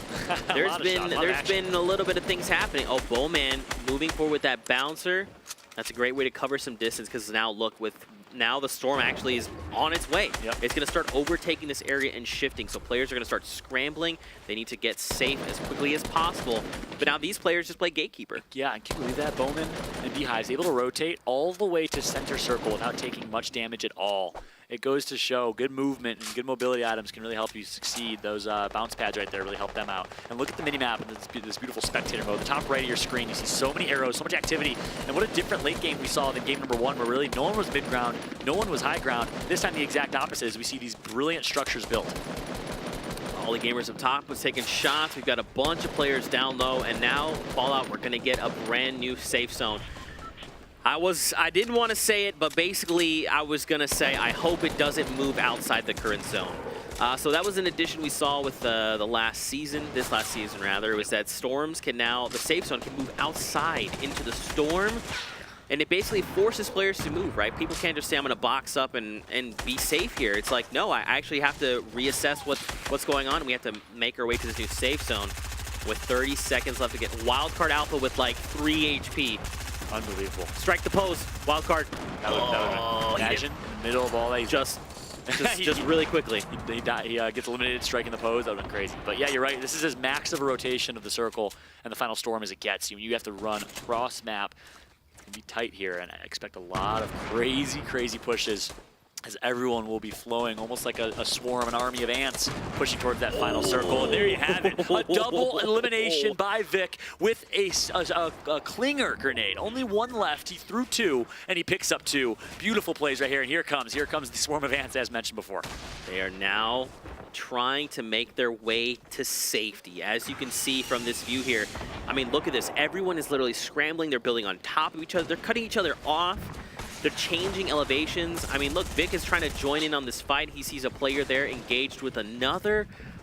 And here within 5 seconds, we'll finally land in the current new safe zone. And then yet again, Fallout, we're going to see a brand new, look at this. Again, it moves. Unbelievable. On top of that, Fallout, it moves on the very lip of the Dusty Divot. So they have to go up and over this. Oh my gosh, it'll be crazy. This is going to spell disaster for a lot of players. I absolutely love it. This is almost like New York City on a busy traffic day, as none of these players have any regard for one another. They are flying, and they have their own agendas. Or more like West Virginia, given the amount of hills that they have to climb here in Dusty Divot. Yeah, that's fair, man. I gotta the Alps, maybe. I gotta use some more European references. I'm sorry. Yeah. London on a busy day, maybe instead it's the Alps. There you go. Sorry, friends. We've only got 18 players left, Fallout. Don't forget, ladies and gentlemen, the current format is hold the throne. So players are fighting for points. Victory is worth 3 points. Second or third is worth 2, and fourth and fifth are worth 1. And don't forget about those elimination thresholds. These duo teams are looking for as many eliminations as possible. At 4 points to get, or 4 eliminations to get 1 point. 6 eliminations is 2, and 8 eliminations, man, set 3. Crazy. Now we're seeing it. The mountain is literally blocking people from progressing forward. And there you have it, a nice flanking to come through from the Vic. The Vic is still alive, and he finally gets eliminated. All down to 15 people. We were just at 18 just a minute ago. Make that 14. Trap plays are coming in. These players are clutching up when it matters the most. On board with Beehive. And look at Miz sitting top circle, the early rotation, and a shockwave grenade's gonna come through, but he's in a great spot to be able to stay alive and value his life here. Now, oh my gosh, Fallout. The storm just moved again, and it's back down where they came from. Oh my goodness. The storm is just playing games right now. We've got 10 players left, and look, the remote explosives coming down. There's a player going down. This is coming down to the wire. 9 players left. There goes Taboo, takes down DK. Yep. And Hunter. A minigun with 800 rounds of ammunition with Miz and a rocket launcher. He has high ground. He has a minigun. We don't see this end game loadout very often, and Miz is making it work brilliantly. Oh no. That was so close. He almost fell down. It's okay though. Dude, honestly, I feel like he just needs to start firing straight down. Fire all your rockets. Just force people to use mats, force them to change elevation. I love this. He's making them run out of mats here. And save the rockets for late game on the rotation where you can catch people off guard. Or for that, no, not enough. Close. He was almost able to thread the needle there. Yeah, and that's one thing. People think the rockets are very easy to use. There's an element of skill with the rockets that people don't realize. A lot of people use them and just launch it at cover. You want to hit the sides of cover to get eliminations with the rockets. Be patient with them instead. It's a waste of a rocket if you just throw it at cover and break cover because someone's just going to rebuild right after that. Like that. Taboo goes down, and yet again, M11 is just up top with his teammate. They're firing down. They need to do something. They need to get here. No heals. They don't have to go. Nothing. Here comes the fight. Everyone's in a bull. Wait, what happened? He won. Miz won. Did Miz find? Oh, wow. That was absolutely crazy. You can see his teammate sitting right in front of him. Okay. Crazy. Okay. Okay. That was a lot of things that we just witnessed, okay? Man, EU makes this fun to break down, but man, they do so much all at once. Okay, so basically what we saw is they were up top, using the minigun to lay cover fire from up top, and then they decided, okay, look, we have to make a play. We don't have any heals. They jump down, and the player with the minigun goes down, but it's okay because his teammate is there. Everyone else is literally sitting there in a 1-by-1, all hopping around taking shots, and his teammate's like, I got it. Just go down there. Just distract him for a second. And they secure the win. Yeah, and one thing I absolutely loved about that entire scenario is the awareness by Miz and his teammate. They recognize, and of course we didn't hear their comms, but something tells me it was beautiful communication. They recognize, hey, we don't have heals in our inventory. We're not going to survive a heal battle like we saw in Game 1 and Game 2. We need to play for eliminations. We need to play aggressive. We saw them drop and do exactly that. They come out on top and are rewarded for their aggression and their awareness, recognizing they're not going to win the heal battle. Smart plays right there from Miz. Just an unbelievable game. I mean, was that Game 4? Game 4. I can't even, dude, it's just been, it feels like one big blur, but man, the action has been insane. What do you guys at home think? Hit us with that hashtag fallskirmish. I mean, we talked about it. By the end of Game 4, we wanted some allegiances. We want you to pick your club. This is the time. It should be here. Right here. Right now. They should say, there it is. Boom. Pick your allegiance. And you remember, you have to tweet at Fallout and at me and Fortnite and Summer Skirmish, and talk about how awesome Fallout is. And Zeke for PM. Nope. Just wrap it up. Don't think. I was trying to. Right now, we want to know which club will you tag your allegiance to? Let us know on Twitter, hashtag fallskirmish, and tweet about the action. Pick your loyalty. And not only that, you have a chance to actually create a submission to be a part of your favorite club. Awesome opportunities. A big shout out to Epic Games for this format. It is beautiful. It is brilliant. And I hope to be a lucky llama. Oh, yeah. There you go. Don't forget, like he's talking about, you can make a formal submission. Tell us why you should be on which team and why. And who knows, you might be joining a team. Maybe we're going to see Fallout and Lucky Llamas in a few weeks. I don't know. Well, we got to see. Make a submission. Yep. People are getting tattoos. Here's the level of where this is at. People are getting tattoos. People are literally going all out right now. It's been amazing to see. Yeah. Let's check out the final moments coming in from that last game. So this is actually from his teammates' perspective there. I mean, there was just so much that happened. Like I talked about, everyone's just sitting there in a bowl, and Skewer has jumped down. Woo! That was only our 4th game of the day. Yeah, exactly. It's crazy. And then we got 6 more after that in the North American side of things. What a day it has been. And that's why I love me some endgame Fortnite. You don't have a chance or an opportunity very often playing in public matches to get to such intense endgames. Only here, only on Fridays, and only in this private server, highly competitive format. When we see the best players in the world play, you get to see a treat in the form of endgame Fortnite. It's brilliant. You know it. You love it. And of course, if you're a competitor yourself, you want to compete, you'll have your chance to here in the next couple of months. Epic has announced some really cool things coming to online matchmaking and competitive play soon. Woo! Can't wait. I'm not going to spoil anything. I can't wait. Can't wait. I'm jealous. But yeah, man. I mean, what are your thoughts so far? We've got 4 games under our belt. We've also got additional replays to take a look at. But what do you think about the game so far? Yeah, we've seen some amazing things. I mean, check out the action, the level of skill that's been on display, but really the battle of the nature elements there. But really, to me, it's been not only the battle of skill and a display of skill, it's been a display of intelligence. And this European scene is known for being so methodical, so brilliant in their gameplay, and it has really shown. Absolutely, man. So it's just been a blast getting to cast this game and getting to cast alongside you. I mean, the action is there. We get to see these incredible plays. I love that all these things we talked about, the grapple, the shockwave grenade, the Porta Fortress, the Silence AR, all these things have been a factor. We haven't seen a Loot Lake bounce. Yep. I need everyone to start gathering around Loot Lake, okay? Please. Channel your energy, so hopefully we get a Loot Lake finish. And look at this end game was just brilliant. Miz and his teammate recognized, I think it was G-Master, his teammate, they recognized they got to drop, they got to play with aggression, and that aggression paid off. They get a victory royale, which, by the way, 3 points for a victory royale. Yep. That's going to put them in a pretty good spot here. Of course, top 10 get paid out for this event in addition to the many events to come. Absolutely. So the top 10 duos, man. It's fun. I mean, what do you guys think of this format? How are you enjoying Hold the Throne? What do you think about the Fortnite Fall Skirmish? What do you think about all the clubs? I mean, there's so much to talk about. We want to hear from you guys, so don't forget to hit us with that hashtag Fall Skirmish.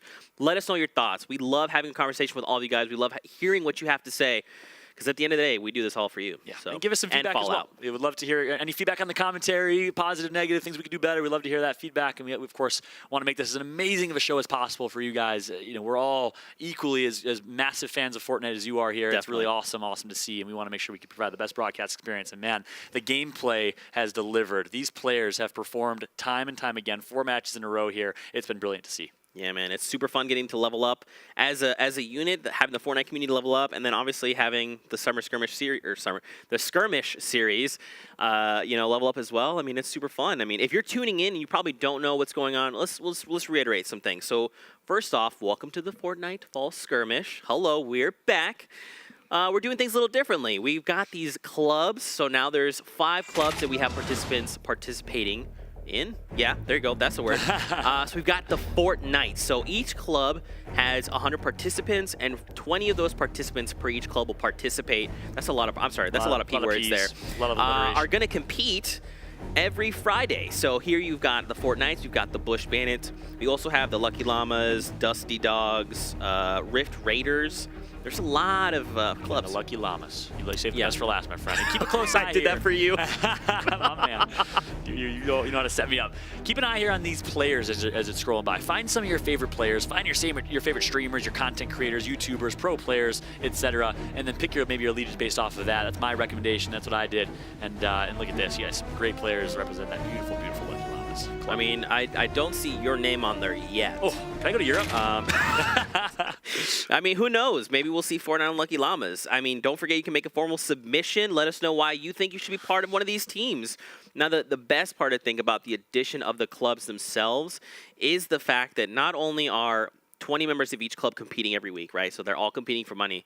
But at the end of it, during the week, they're also participating in weekly trials. These trials are different things, right? This week we've got squad goals. We've got things like ATK racing, golf. I mean, not only are people competing at these high levels, but they get to just enjoy Fortnite and have fun. And then the club at the end of it all, at the end of the 6 weeks, is also going to be awarded a cash prize. So it's basically everyone wins. Everyone gets to have a great time while playing Fortnite, and you guys get to have a great time watching it. Yeah, speaking of that, and cash listening prize, to me being a goon. Being awesome. I'm a goon. The Prime Minister of all of Europe. And speaking of which, let's take a look. Speaking of prizes, let's take a look at the standings and see where things currently are at. Man. Keep in mind, top 10 gets paid out for this week and this format. Still in first place are none other than Kidstar and Hunter. Right behind them, Masta and Kaz with 14 points. Jamside and SK7 with 11 immediately following. But after that performance, it's Zur and Miz with 9 points to their name. Dude, you'll love to see it. We talked about Kidstar and Hunter. I mean, these guys are legend. They literally competed all Summer Skirmish series again with these alliteration things. Words.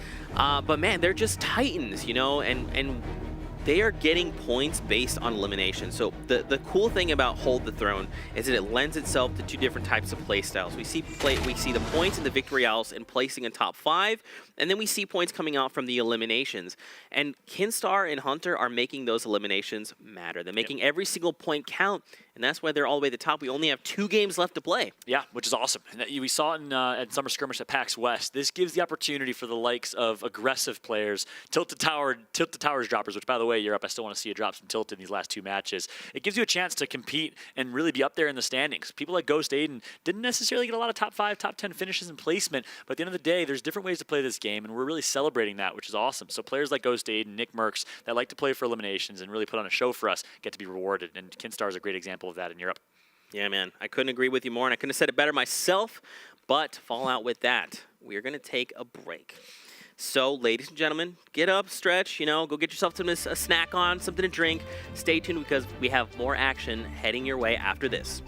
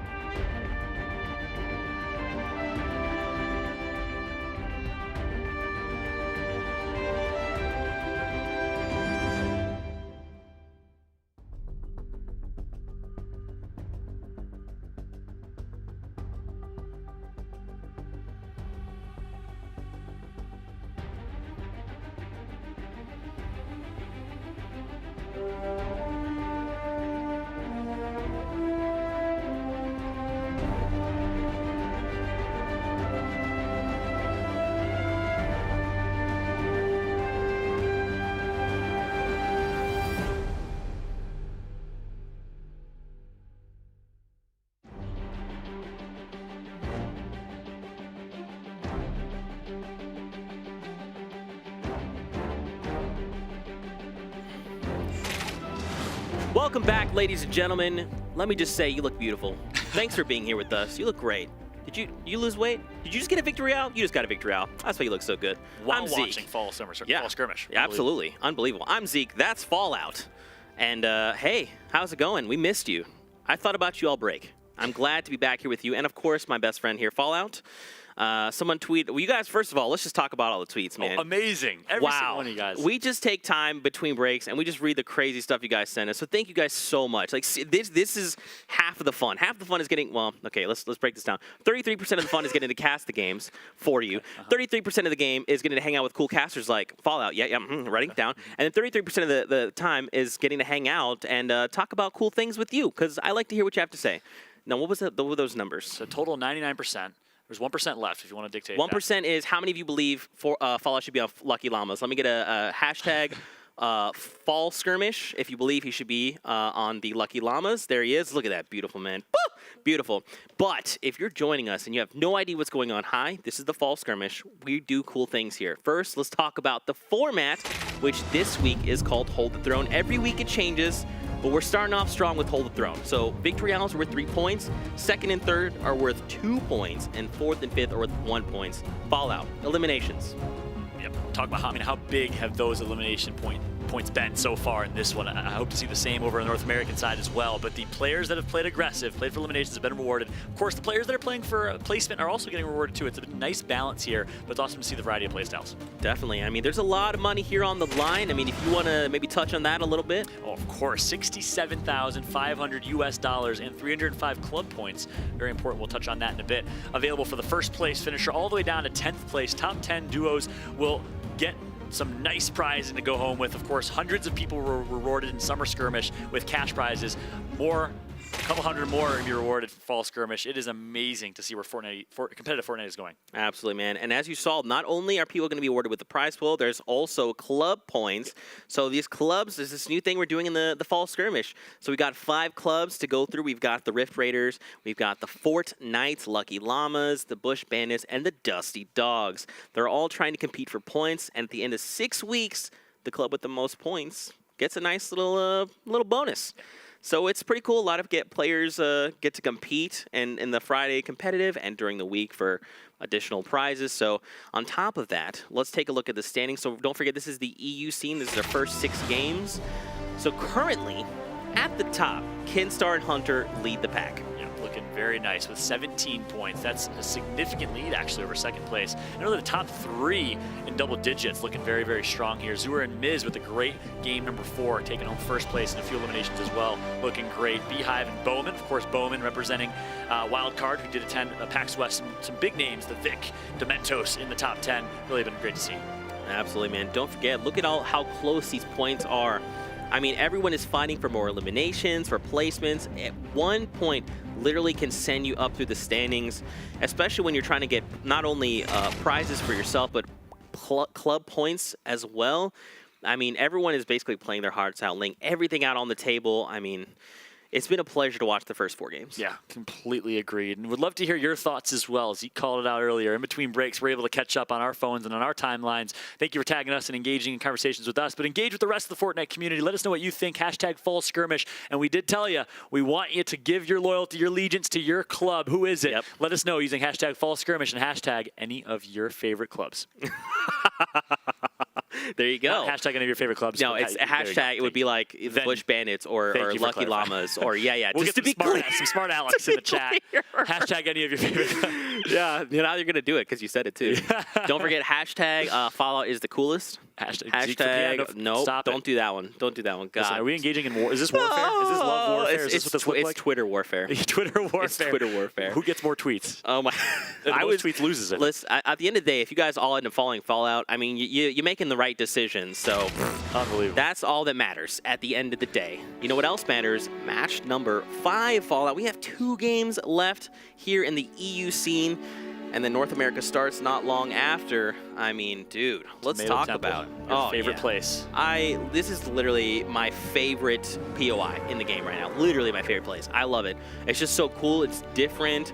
Tomato Head Count came back. It's all like, you know, what we talked about. There's like a following now because you can have the like the tomato, the normal tomato skin. You can have the tomato temple skin. You can have the tomato emote. There's a lot of things happening inside Fortnite. Tomatoes everywhere, vegetables. It's vegetables. Awesome. Good stuff here. An interesting situation here. We saw early on in game number 3 and 4, people didn't drop early. They dropped towards the end of the bus, which was really surprising, and they kind of scattered around the island. Similar thing happening here. You see where the arrows are starting to disperse and where they're headed now. It's always interesting to see where people drop. One team, Wailing Woods, 2 or 3 teams towards the risky side of the map, and of course, look at the light brown at the top right of your screen, dropping quite far away from each other. I like that strategy as well. And let's see, we finally are going to have some action and just a tiny bit of action at Tilted Towers. I believe that's 2 teams dropping Tilted. So good action about to ensue. Let's jump on board now with Kedzer as he has a mini shield and do a nice little dance here as well with a grappling gun and a pump shotgun to his name. But Porta Fortresses are alive. Let's go. On board with that Nyx right now of Fnatic. Of course, Fnatic, a phenomenal esports organization in the European side of things. They, of course, have invested heavily in Fortnite, and why not? One of the best games out right now. So much fun and so awesome from a competitive standpoint as well. That's right. Taking a look at the current teams, Amar and Gabby are together here, trying to hunt down Etnix and take him down. He might be by himself here. Now, this is a tough spot to be in. 1, you land in a 1v2 situation. 2, you land in containers in a 1v2 situation. It's tough. I mean, there's really not many areas to build. The containers themselves have so much health and really don't offer too much metal. There's just a lot of things. I mean, look, they even had a Porta Fortress, so Amar has high ground basically for free, and now Gabby's just trying to find Etnix. She's down below trying to close in. But man, oh man, hopefully Fnatic can, or Etnix rather, can turn this whole thing around. Yep, on board now with Amar. Sitting high side right now. It's an interesting standoff between Fnatic, Etnix, Gabby, and Amar here. I'm not sure if Etnix is the only one alive. I don't see the other member of Etnix or Fnatic here. Interesting situation. Now don't forget, ladies and gentlemen, if you're tuning in, this is our new spectator mode client.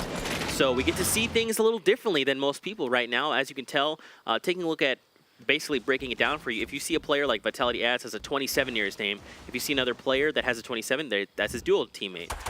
So keep an eye out for that as well. Whenever you're watching the game, if you look up at the top right, we're also going to give you additional information and that you can basically see all the players in the vicinity, right? So if you look at top 3, you can very clearly see there's a team moving in toward Salty Springs, there's a blue team down below, and there's a team even further down below. So this is just to help with clarity and help you give you the most information we can. But look at this, Eric takes down a player there. It's Vitality Ads here in Salty Springs. But man, there's still a whole other dual team here. We see a dual team coming in from down south, quickly closing the gap. I mean, the action is heating up here very quickly. Already 82 players left in the current lobby. Definitely, and of course, Ads, a member of the Dusty Dogs. So if you're a fan of Vitality or of Ads, maybe you should be cheering for them Dusty Dogs. Let us know as mentioned. But yeah, a lot of interesting action here towards Salty Springs. We see Fnatic sitting towards bottom basement of Big Blue House. We see Solary top Blue House with Jules, of course, posting up as well. Not really connected through a lot of cover there, so they can get knocked down pretty easily. This is DK. He's near Shifty Shafts. Again, ladies and gentlemen, take a look at the top right of your screen. There's so many duo teams here, and some are now making their way in. We've got one player looks like he might be himself. That looks like Severin, who is in a 1v2, but now DK is looking to assist here and potentially Vulture and our third party's eliminations. Dan Hizzle goes down. I mean, these are tight spaces where there's just people running around all over the place, Fallout. Yep, and it looks like Severin did go down all up to Chinkin right now. Chinkin with 9 HP is going to take out one. He has 2 eliminations right now, so 2 more, and he'll net himself a point. That, of course, is assuming Severin, his teammate, did not have any eliminations. So they're, of course, representing the Fortnites, and it looks like he's still alive right now, so well done right there from Chinkin. And something we need to talk about, especially in this format with Hold the Throne, is whatever duo team has the most eliminations, they are called what's hold. They basically hold that throne, right? Not only is that in itself, at the end, whoever holds the most throne, the holds throne will get an additional prize bonus. But Yoshi here and Kinstar hold the throne with the most eliminations. While the most eliminations is actually 11. Their duo team has 11 eliminations. They are currently the front runners holding the throne. I'm sorry, Kinstar and Hunter, rather. But, man, I mean, 11 eliminations coming out from that duo. Unbelievable. I mean, that's why they're the guys at the top, right? They've got all the points they've racked up from eliminations. On top of that, they have 2 floating points. Now, if another duo team can get more than eliminations, they'll steal those 2 points, and those 2 points will be theirs. But we've only got 2 games left. I guess anything is possible if that's what the Skirmish series has taught us, is that literally it's not over until it's over. It's so incredibly true. Morgoth's a good example of that at PAX West. Really coming out of nowhere with some great late game performances to take home first place and $250,000 for the 19-year-old. Unbelievable stuff here. Meanwhile, Bowman representing Wildcard alongside Alpha on a different team here in this game. He's going to pick up 1. That's something that's been really cool to see as well. Teams, different organizations, teammates outside of Skirmish are now on different clubs, so it creates these really cool rivalries. Of course, some of them are on the same club. You know, you see Team Liquid, I think Poach and Vivid are on the same club in the North American side, but it's interesting. It's really interesting how this is going to break down. Yeah, let's take a look at this replay. So look at this. He had 1 bullet left. Amar secures that elimination and has 1 bullet left. Unbelievable. Windwalker, though. So this is Carnifax. He's hurt. Wow. He's trying to secure this elimination. This could be 2 points. Oh! Unfortunately, Carnifax goes down to Lothar. I actually love Lothar. I'm going to give him a little quick shout out. He plays with eye tracking on. So whenever you watch him, he's got like what's almost like a bubble.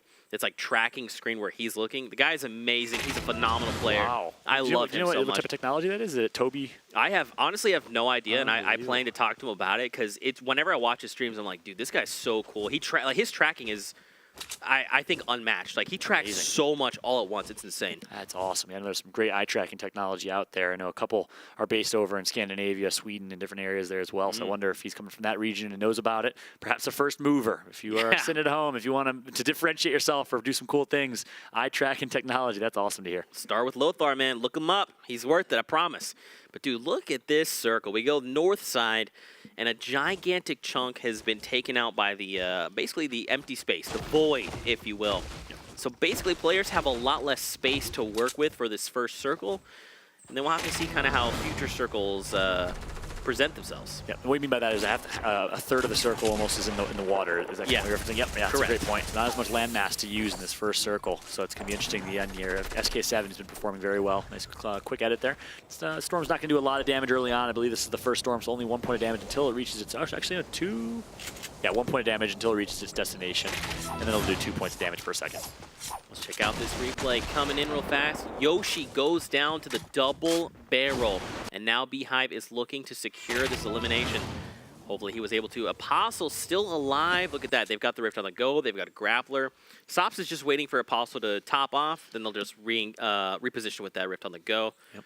And then Genside Blackside was right outside, looking to gatekeep, but I don't think he knows that they've got a Rift on the go. Yep, Apostle, Mr. Bowtie himself, as you call it out. He's currently representing the Rift Raiders for Fall Skirmish. Now they're going to use that, not going to use that Rift to go. They're going to have to hold on to it. So Klinger, and he does have a, he does have a grappling gun, sorry. And he's able to use that grappling gun well. Look at these grenades. That's why they didn't use it. They have grenades to use.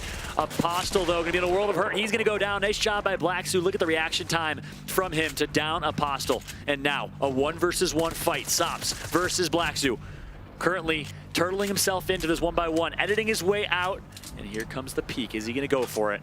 After he reloads, yes, he does. See, remote explosives out, and then the quick build and placement comes through as well. I'm loving what I'm seeing right now out of Blacksu. Great gameplay, but the 1v1 is not over yet.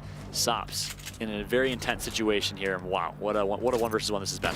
I mean, absolutely. The other thing to keep in mind is they're fighting in this anti-gravity zone. That's why Apostle went down, and look at that, Black Soul secures the elimination. So I think if you might have missed it, it happened so fast, but basically Apostle grappled into the zone, and when he turned around, he was mid-air, and that's why he went down. He tried to basically grapple over the head of Black Cell there, but Black Cell was prepared for it and basically used the anti-gravity zone to his advantage there. And that was brilliant. I mean, talk about a playmaker. Black Cell in a 1 versus 2, getting grenade launched and comes out on top. And then in the 1 versus 1, I love the way he played that, how he built high ground, had those remote explosives, used them to his advantage offensively. Usually you see remote explosives used defensively to knock down cover, but it goes to show those things can be used in a variety of ways. So well played right there by Blacksu. Absolutely. Now we are here, north side near Lazy Links. Atlantis Metro, we got Povzy against Kinstar and Hunter. Now, keep in mind, these guys are not only in first place, they hold the throne with 11 eliminations total, combined, and get this, they've also held the throne since game 1. In game 1, they dropped 11 eliminations. Unbelievable. Yeah. That is life right now, okay? I don't know that Mitra wants to tangle with Kinstar. I mean, look at that. Kinstar was prepared. He cracks back. Wow. Okay, I mean, all right, what do you do in this type of situation here, Fallout? Yeah, you're hurt, you're damaged. You know Kinstar's a little damaged too, though, so you want to try, again, it always comes down to getting your high ground and holding that, and then working with your teammate to secure those eliminations and try to get as much damage as possible, and really just chip away at the damage of your opponent. Play smart, play passive. Don't feel the need to rush into this, especially with a med kit at your disposal. And look at that. So Kinstar just secured the elimination on Povzy. Yeah. Mitro is by himself right now in a 1v2 against not only the #1 spot, but they also hold the throne. So I guess they're the kings of the lobby, if you will. Yeah, well said. I gotta take back my words earlier. I compared Kinstar to the likes of Vivid. Of course, very similar players. They're very consistent. But I'm thinking maybe like a Ghost Bizzle now. Just pure skill and raw slaying power and being able to get a lot of eliminations. 11 in game #1. That's just unbelievable. Now the Storm is moving in. Fallout, they've got 30 seconds before the Storm overtakes this entire area. Mitra doing everything he can, trying to maintain that high ground. Oh, he gets a huge hit on Hunter. Can he follow up, though? He has a campfire. Oh, he gets one elimination. Not gonna get, or he gets one knock. He's not going to get the elimination, though. Wow. Hunter secures and downs Mitra. And look, he's going to place the campfire. So he's going to be able to heal himself while also simultaneously picking up Kinstar. But here's the thing, man. They still have a long way to go. They have a little, and now the storm wall is going to close. It's going to tick for. No way, they've got a chug jug. And I don't know if Hunter's going to be able to make it though. I think Hunter might be out of this one here. Oh, jump pad place. He's trying to use as much as he can. And he's going to get knocked out by the storm here. At least halfway through that. Chug Jug going to be in the hands here. And well played. So one of them will live to see another day. I believe one of them will get knocked by that storm. Well, so what's good is, even though he started his way first, so even if he goes down, he can be picked up by Kinstar at the very edge of Storm. No, he made it. HP. This is why these guys are at the top, Fallout. What is happening? Resource management at its finest. He waited to the very last second of campfire just at his disposal and gets out. Both of them alive. Solary in a great position now, barely surviving. But meanwhile, we have Alpha and Dominate still alive in this one. Oh boy. That was, oh wow. So someone boxed him in, bouncers and a trap. He drops him all the way down to 24. Tomo here is very hurt with only effectively 74 HP. Wow, that was the likes of Ollie Gamers, who was basically just playing with his food. And I love this aggression from Ollie. You heard the trap get sounded, you know he's hurt, and you're playing with aggression trying to finish the elimination here. Smart decision, and Ollie is going to connect. Well done. And again, if you're an aspiring competitive Fortnite player, keep an eye on that. Resource management, you got to be aware of the situation, and you got to play with aggression. It's kind of like a hot and cold game. You got to know when to be hot and play with aggression. You got to know when to be the mouse and play a little more passive. Absolutely. And I mean, that's a fantastic point. Players, you can tell how good they are. Even if it's like a situation looks so awesome, like, oh yeah, I'll just jump down on this player.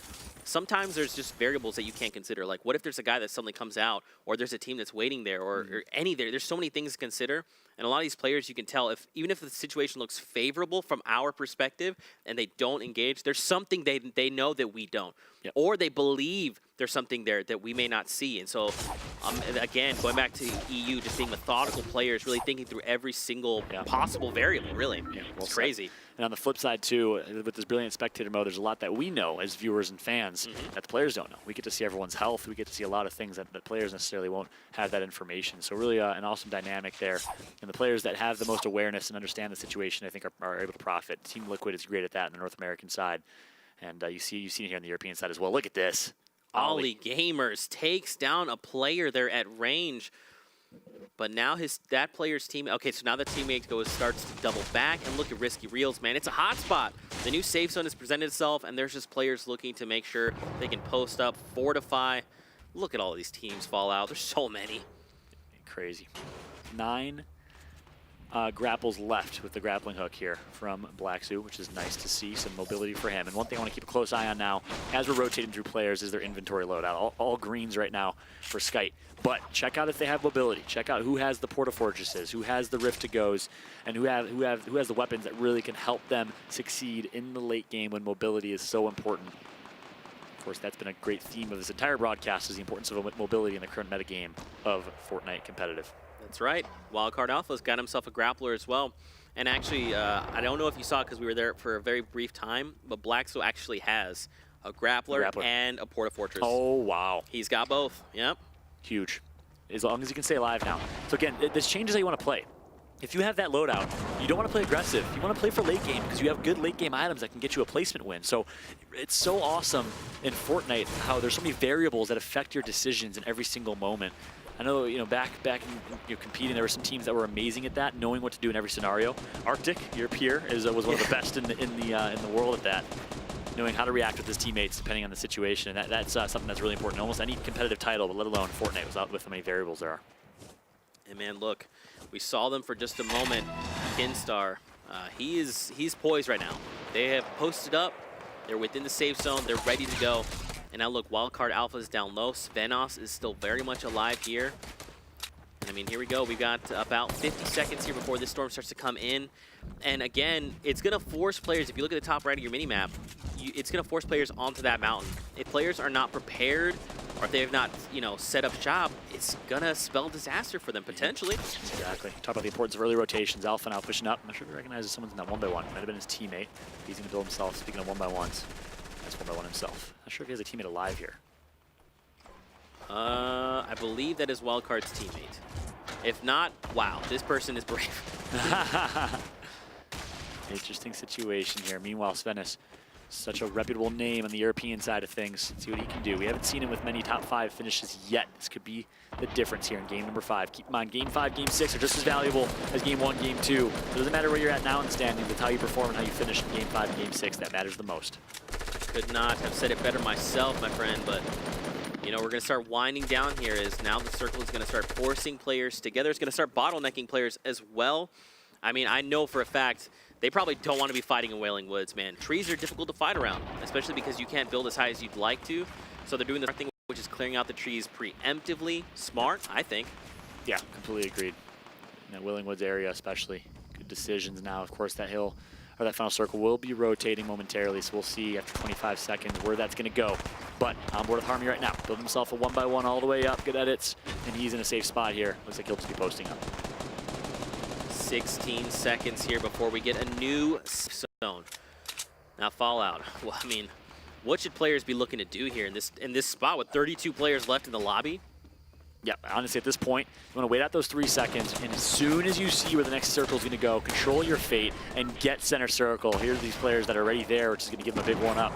But let's see if the rest can get there as quick as possible. And for an early rotation, or will they decide to stay back? And keep in mind, though, a couple items can help. If you have a rift to go, you can maybe stay a little more delayed, let everyone rotate. And like we said earlier, the analogy of ants or traffic in London. we want to see the late rotations come through sometimes so you avoid that mess. Maybe wait for rush hour to end. And now we've got a minute before this storm starts to overtake this area. And now we got to make a decision. Look at this, the beautiful outlines of the players. Yep. I love it. And that's what this spectator mode client allows us to see, is now we can actually see players through the walls and structures where they are built. We can even see, what they're doing, if they're crouched, if they're drinking a mini, etc. Great. Really helpful. Absolutely amazing. What weapon they have out too, what item they have out, it's great. But now 40 seconds, I mean, look at how many players are north side, right? They have to start making their way not only over that mountain, but through the trove of players up on that mountain itself. Jeez. And then back into Wailing Woods for cover, where there's, I mean, look at this. Wow. Look at the eye in the sky. Look how many people have already built inside Wailing Woods, and are continuing to build. I mean, it's just, this is going to be nuts. Oh, there's a Porta Fortress up top.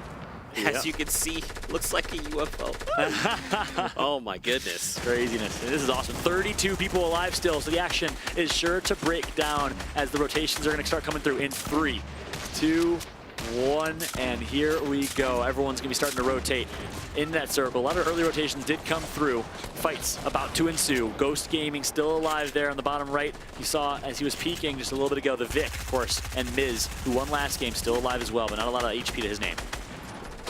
Players are scrambling right now, Followed. Everyone's trying to do the best they can to get safe, but look at that. Marwana knocks out a player. Ghost Camo knocks out Marwana. That's only been 2 players total that have gone down. There's still 31 left. There's still players coming in. Razor now finds elimination, knocks out Skur and eliminates him right there with a shotgun then a rifle. I mean, this is gonna get nuts pretty quickly. There's still 30 players. Oh my gosh, there's 30 players left in this lobby in this tiny little space. Can you believe it? And look at these catacombs that have been created now. What a brilliant game. I haven't seen them. I've been looking. I haven't seen a lot of mobility items. I haven't seen a lot of shockwaves or porta fortresses. So keep an eye at the bottom right of your screen when we rotate through players. What do they have at their disposal to use? Harmy's going to pick out one. That's going to be Mech who gets taken out. And I believe now we're down to still 28 players. Take a look at the next circle. So it is going to move outside into the storm. And it's still within Wailing Woods. Yep. Look at this, shots. Gravel landing a nice 30 there on the shield, but we've got 20 seconds, and then everyone is going to have to be forced to move here. I mean, yep. What do you think? What's going to happen? Can you make predictions here? We've got 15 seconds. Honestly, this is almost unpredictable at this point. It's been really, the gameplay has been amazing. Sackener of Secret, so Dementos' teammate gets taken out, but I believe Dementos is still alive. Crabble, of course, who's playing with Tinny. Not sure if Tinny is still alive, though. He's going to throw some nice offensive remote explosives. He gets some good damage in there. Now the rotations have to come. And look at this setup here. One member pushing up. That's Crabble, who's in a pretty dangerous spot. Svenos, the legend himself, is currently sitting on high ground in a good position to win this game. On top of that, Soulry Hunter goes down, so Kinstar is left by himself right now in a lobby, left with 21 players. That's 20 players he has to make his way through to try and secure Victory Royale. And if I'm Svenos right now, I want to stay patient. You have high ground. There's still 20-something people alive. You want to let them all fight it out. Don't get baited to go low side and fight like we saw happen a couple times, a couple games ago. And I like what I'm seeing out of Svenos. He is a veteran at this point in Fortnite, competing at a high level for such a long time. We're going to see him hold his high ground and make the right decision. Oh, Tinny goes down there, but the thing to keep in mind with Svenos is that he really doesn't have ammo. He needs to make an elimination and hope that they have ammo reserves because he's running very low. And right here, Crabble is in a 1v1 engagement. Oh man, the storm is going to start moving again here in 15 seconds. Look at the edits from Crabble to come through. He's going to get a shot from above. That might be Svenos on the high side. Crabble now does have a med kit at his disposal. He wants to hold on to those med kits in case he gets off in a heal off. He's going to pop those minis instead. Smart decision from Crabble. Hold on to those meds. You might need a more dangerous spot here. 16 people. And Kinstar's going to get damaged up, but he's still alive. So Soulry Kinstar still in this one. A couple knocks do come through. Svenos at the bottom left of your screen does get taken out. And actually, no, he's knocked down, so he's still up. Miz gets taken out by the storm, and 14 people remain in this one. Kinstar doing his best to keep himself alive. There's so many players left here. You just watch the way he's moving. Look at that. He finds an elimination, but oh no! A Bowman immediately takes him down. We've got 9 players left here in the zone. And there's 9 players left. I know. Masta's down, City Driver up top. Oh, City Driver has every single position to win this. Only 120 mats, maybe about 180 mats total. Needs to be smart here. But Issa wants to take high ground himself. I'm not sure if he knows that City Driver's above him. But either way, sitting in a pretty good spot here. Now looking down, we've got 8 players left in the lobby. Fallout. Yeah, City Driver, of course, his teammate. So we can actually look here. So we've got Bowman right now at the top. He's got 5 eliminations. Blexu is in second with 4. Unfortunately, as I say that, Bowman goes down. He gets taken down by Blaxo. That should be a top 4 placement, which will get him some points, I believe. Not guaranteed necessarily, but we will see. Fight's going down. Issa gets one with the rifle. Look at him just sitting high ground, picking off one by one, but they're going to get their cover destroyed here. And now they're currently separated. Look at this tree. We talked about the tree and the importance of cover in this final Wailing Woods fight, and it's keeping them alive here for City Driver. They finally want to destroy it after it saved them. The tree is the real MVP in this situation. But now City Driver and his teammate Isa want to go down, and they want to try and clean up these final eliminations. They're so close to Victory Royale. They have the high ground like you talked about. They're in a very advantageous spot, but now they just have to make sure they can play this methodically and correctly. Just take a look. Oh my goodness. Ghost Issa with a huge play on Crabble. He takes him out. Only 25 HP and a med kit to his name. And now Issa and City Driver, both with med kits, I believe, should be in a good position to win this one. Instead, he doesn't want to go for the heal off. He wants to go for the fight. And he finds exactly that. Issa with the hero play. And Ghost Gaming Issa comes out on top alongside with City Driver.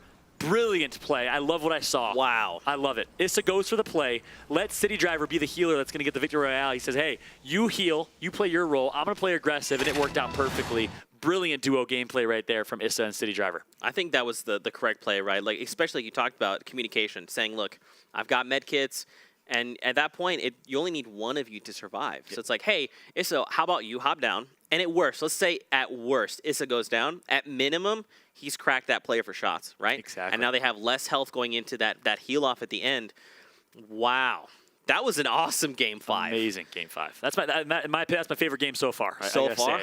I love the ending. I love the dramatic finish. We've seen heal-offs. We've seen a variety of finishes. But right there, the ability of those two to use such good teamwork, such intelligent play, and communicate during the madness, by the way. Yep. Issa drops. He takes out Crabble with the hero play, 25 HP, barely heals up, but has the confidence to take the 1 versus 1. He says, hey, I'm putting the team on my back. I'm getting a victory royale. And he does exactly that. Well done from Issa. I think it's a great point because we saw for a moment, it's like he hesitated and he went for the bandages, but he was like, you know what? I don't have time. I just need to make this play. And he committed, and his aggression pays off. So we also have some highlights coming in from that game number 5 of the EU scene. Wow, this action, it just continues to get better and better, man. I mean, look at that, Beehive has a Port of Fortress. Yoshi goes down. Man, we're gonna have to see where the standings are after that game, going into the final game, because I feel like we constantly see different players make it into the final, 10. Oh my gosh, exactly. I'm almost at a loss of words, dude. Like, I just watching in awe of like how incredible these players are and their decision making. Beautiful. What do you think? Yeah, brilliant. I completely agree with you. We are seeing different players every single game, and what that says to me, having casted a variety of titles, is the skill level and the skill gap between these players is so minimal. I mean, anyone can go off at any time. It goes to show, and again, my hat off, and a lot of love for the European Fortnite community. So many talented players, so much variety of skill and players. It's been really great to see. What do you think? So that's our Game 5. We got 1 game left. Make some predictions. Oh, gosh, this is crazy. You know what? I can't wait to see these updated standings. Kinstar has performed time and time again on Summer Skirmish. He's been holding the throne and holding the #1 spot game in and game out so far in the first week, the opening day of Fall Skirmish. I'm going to make the dumb, obvious prediction. Kinstar stays on top. However, I'm looking for something a little crazy. Here's my bold prediction. Okay. I've liked what I've seen out of the Vitality team. Oh. They've been teeter-tattering with 3 or 4 points. They haven't performed in the top 10 placement just yet. But I think they're going to have a breakout game here in game number, is it number 6 coming up? This is number 6. Unbelievable. I think we're going to see them have a breakout game. Oh, man. What do you guys at home think? Make your predictions with the hashtag Fall Skirmish. Who do you think is going to win?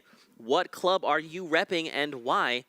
And obviously talk about how amazing Fall it is, because he's amazing. Okay, once again, Zeke for PM. Ladies and gentlemen. No, stop. Don't. I swear, if I open my phone and I see those, I'm going to be so upset at all of you. Zekemus Prime on Twitter, my friends. Oh. Hashtag Lucky Llamas, hashtag Bush Bandits, hashtag Dusty Dogs, hashtag Fortnite, or the Rift Raiders. Rift Raiders. Where does your loyalty lie? Which club? Let us know, guys.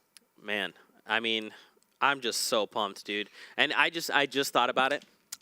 We have another 6 games later. Oh my gosh! We have so 6 excited. more games coming in from NA later. Zeke, I could take 6 games. I could do 28 games. I mean, that's how much fun this is. I mean, it's yeah. amazing. It's such an honor to be here. You have no idea how much it means to be sitting at this desk and having a chance to commentate high-level Fortnite gameplay. Dude, we're happy to have you here. It's been a pleasure, obviously, but you know who else is here? The participants that are participating. Man, I hate doubling up on the P there. But let's take a look at the players that are participating right now. We got Under the Fortnite. Take a look. So again, this is the duo format, and this is their final game. The last chance to make it on the board, the last chance to move up through the standings and try to place in top 10. Because, man, again, you talked about it earlier, only top 10 will receive a prize, essentially.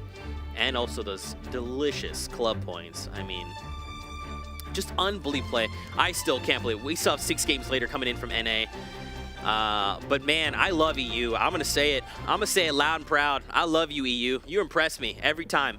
I honestly feel like anytime I watch EU games, like they knock my expectations out of the water. There's always people that show up that impress me.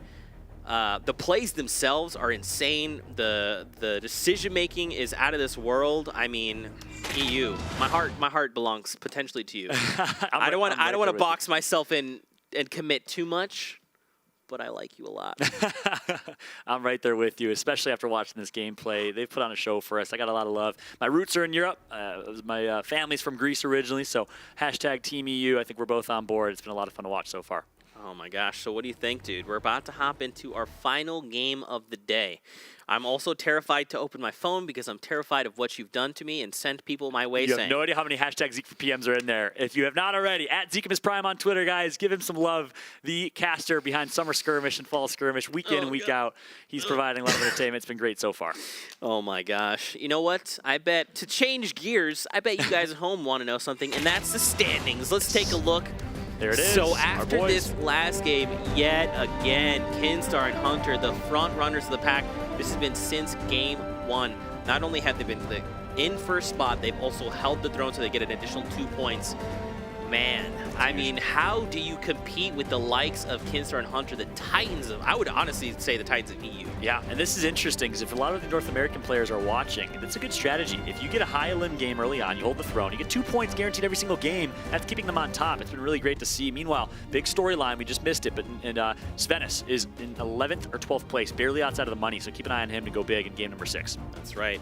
We talked about it earlier. You know, the game is not over until it is over. So in this final game, the dust will settle. We'll see where players end up. But wow, how have you guys at home been enjoying all the action? It's been intense. Amazing. Hit us with the hashtag Fall Skirmish. Let us know your thoughts. Let us know your favorite teams. Send us your favorite clips. Talk about how incredible Fallout is. Let us know what you like about the format, even things you'd like to improve. And don't forget your submissions. Yes. There's still spots. And yeah, I don't want to speak to that. We haven't mentioned it in a bit. If you are at home watching this gameplay and you want to be a part, guess what? You can be. It's unbelievable. I submitted my submission live on stream when we kicked this off. You can too. Create a video clip, a short video clip of yourself, letting us know which club you want to submit for, and you will have a chance to be considered to join that club, to join the action, and to compete for a piece of that $10 million total prize pool. You'll love to see it. So not only are players competing on the Friday sections, but they also get to compete during the week on the trials, ATK racing, squad goals, golf. It's all fun. It's all Fortnite all the time. And man, has it been fun. That's for sure. And here we go. Game number 6, our final match of the first opening week of European Fall Skirmish is about to go down. We have some great storylines. Will Kinstar and co. keep that number 1 spot? Will Svenas take a top 10 spot, currently sitting at 11th or 12th place? Only time will tell, and let's see how the action breaks down. Where are we dropping? Looks like, let's take a look. You know, so we've got already a team at Flush Factory, which is good. Looks like there's a team as well near Greasy Grove, even Soccer Field. You know what's interesting is that a lot of players jump early, but they almost travel farther. Yeah. I'm assuming it's because you basically give yourself time to make a decision, right? You see, okay, well, there's another duo, maybe 2 at this POI. Okay, well, we can deviate and go over here. But, I mean, look at this. They flew all the way to Snobby Shores. And he's by himself. I don't even see his teammate near him. So maybe they're going for a split strategy. They perhaps, and this is the potential opportunity with this beautiful format, they want to hold the throne. So maybe they're right there. They said, hey, we need a high elimination game. And look at this. Speaking of high elimination games, we finally have the match we've been waiting for. Some action at Tilted Towers. We've seen only one team drop there time and time again. Now we will have a game. 5 teams, maybe 4 teams over at Tilted Towers. Let's break down the action. Man, oh man, you love to see it. We've talked about it all 5 games to get to see it here in the 6th. I'm very, very excited, and all of you at home should be excited because today, potentially, we'll crown an EU holder of Tilted Towers. Yep. Because for NA, it's, I mean, Aiden/Nick Merckx, you know, Summer. Wow, if Aiden and Nick Merckx were a duo, oh my. Oh, baby. Oh, imagine. my. No one would go Tilted. I mean, no one would go Tilted. They would just not land. Yeah. The lobby's theirs. That's it. Goodbye. Oh, wow, look at Tixi playing with such aggression. That was so risky, and he gets away with it. Now, in a 1 versus 1, he gets tagged up with the shotgun here. Can he get the double? Yes, he does. Tixi making some hero plays with a gray assault rifle. Wow. That was absolutely incredible. Point blank, he opts to engage these players. And now he gets to run away with his life. That's crazy. Now Ukes, look, Carnifex and Ukes. Oh, Ukes has gone down to the likes of DK. And Dan Hizzle as well is here. And not to talk about, or to go back and talk about it, but he's almost got himself 1 point with those 3 eliminations, already. Man. Crazy. You literally start the game with 3 eliminations. That's crazy. That's amazing. Hey, that's why you drop Tilted, my friends. Take some notes, North America, as we're coming to you soon. We want to see some Tilted Towers action. as you can get, it's high risk, certainly high reward. You can get some nice points early on as well. You can hold that throne. Now look at this. We've got one clinger out there. Carnifex goes down. Poverty from across the way takes him down, and DK eliminates Carnifex as well. And look at this reflection. Was that Windwalker knocked out reflection with a great fall? Yeah, and I love how DK and Dan play that. They work their angles, one person in one window, DK on the other side. No matter where that member went, he's going to get taken out. Very well played. Brilliant from DK and Dan. And now they have all of U apartments to themselves to loot up, to mat up, and they're going to be in a good spot here with their materials. There's also Martin up across the way there, and an additional player there in Tilted. So 3 additional players remain. Let's take a look. So back over to Lothar. Over at Pleasant Park, he's trying to find Hex. Trying to just ensure this elimination so he can help his teammate out. Okay, so Hex is still up top. Oh, he's coming down. I don't know. Did he not see him? Wow. Some delayed reactions there. I'd like to see his eye tracker now for Lothar. Good shot put in. Now Windwalker, a Hex again trying to be dropped down. Oh, but he gets taken down there. Oh, the 180. That would have been brilliant, but instead, Windwalker, Mr. Pleasant Park himself. He is the mayor of Pleasant Park. I'm deeming him. Oh my gosh. Yeah, Pleasant Park's nice. Very recently, though, the price has gone up to stay and live there. Yeah, rent is ridiculous. It's pretty out of the... astronomical. I was going to move there, but I was like, it's too expensive for me, dude. Yeah, you know, listen, I'm making some good V-Bucks, and I decided to spend my V-Bucks in Tilted Towers, so I got a nice loft in Tilted.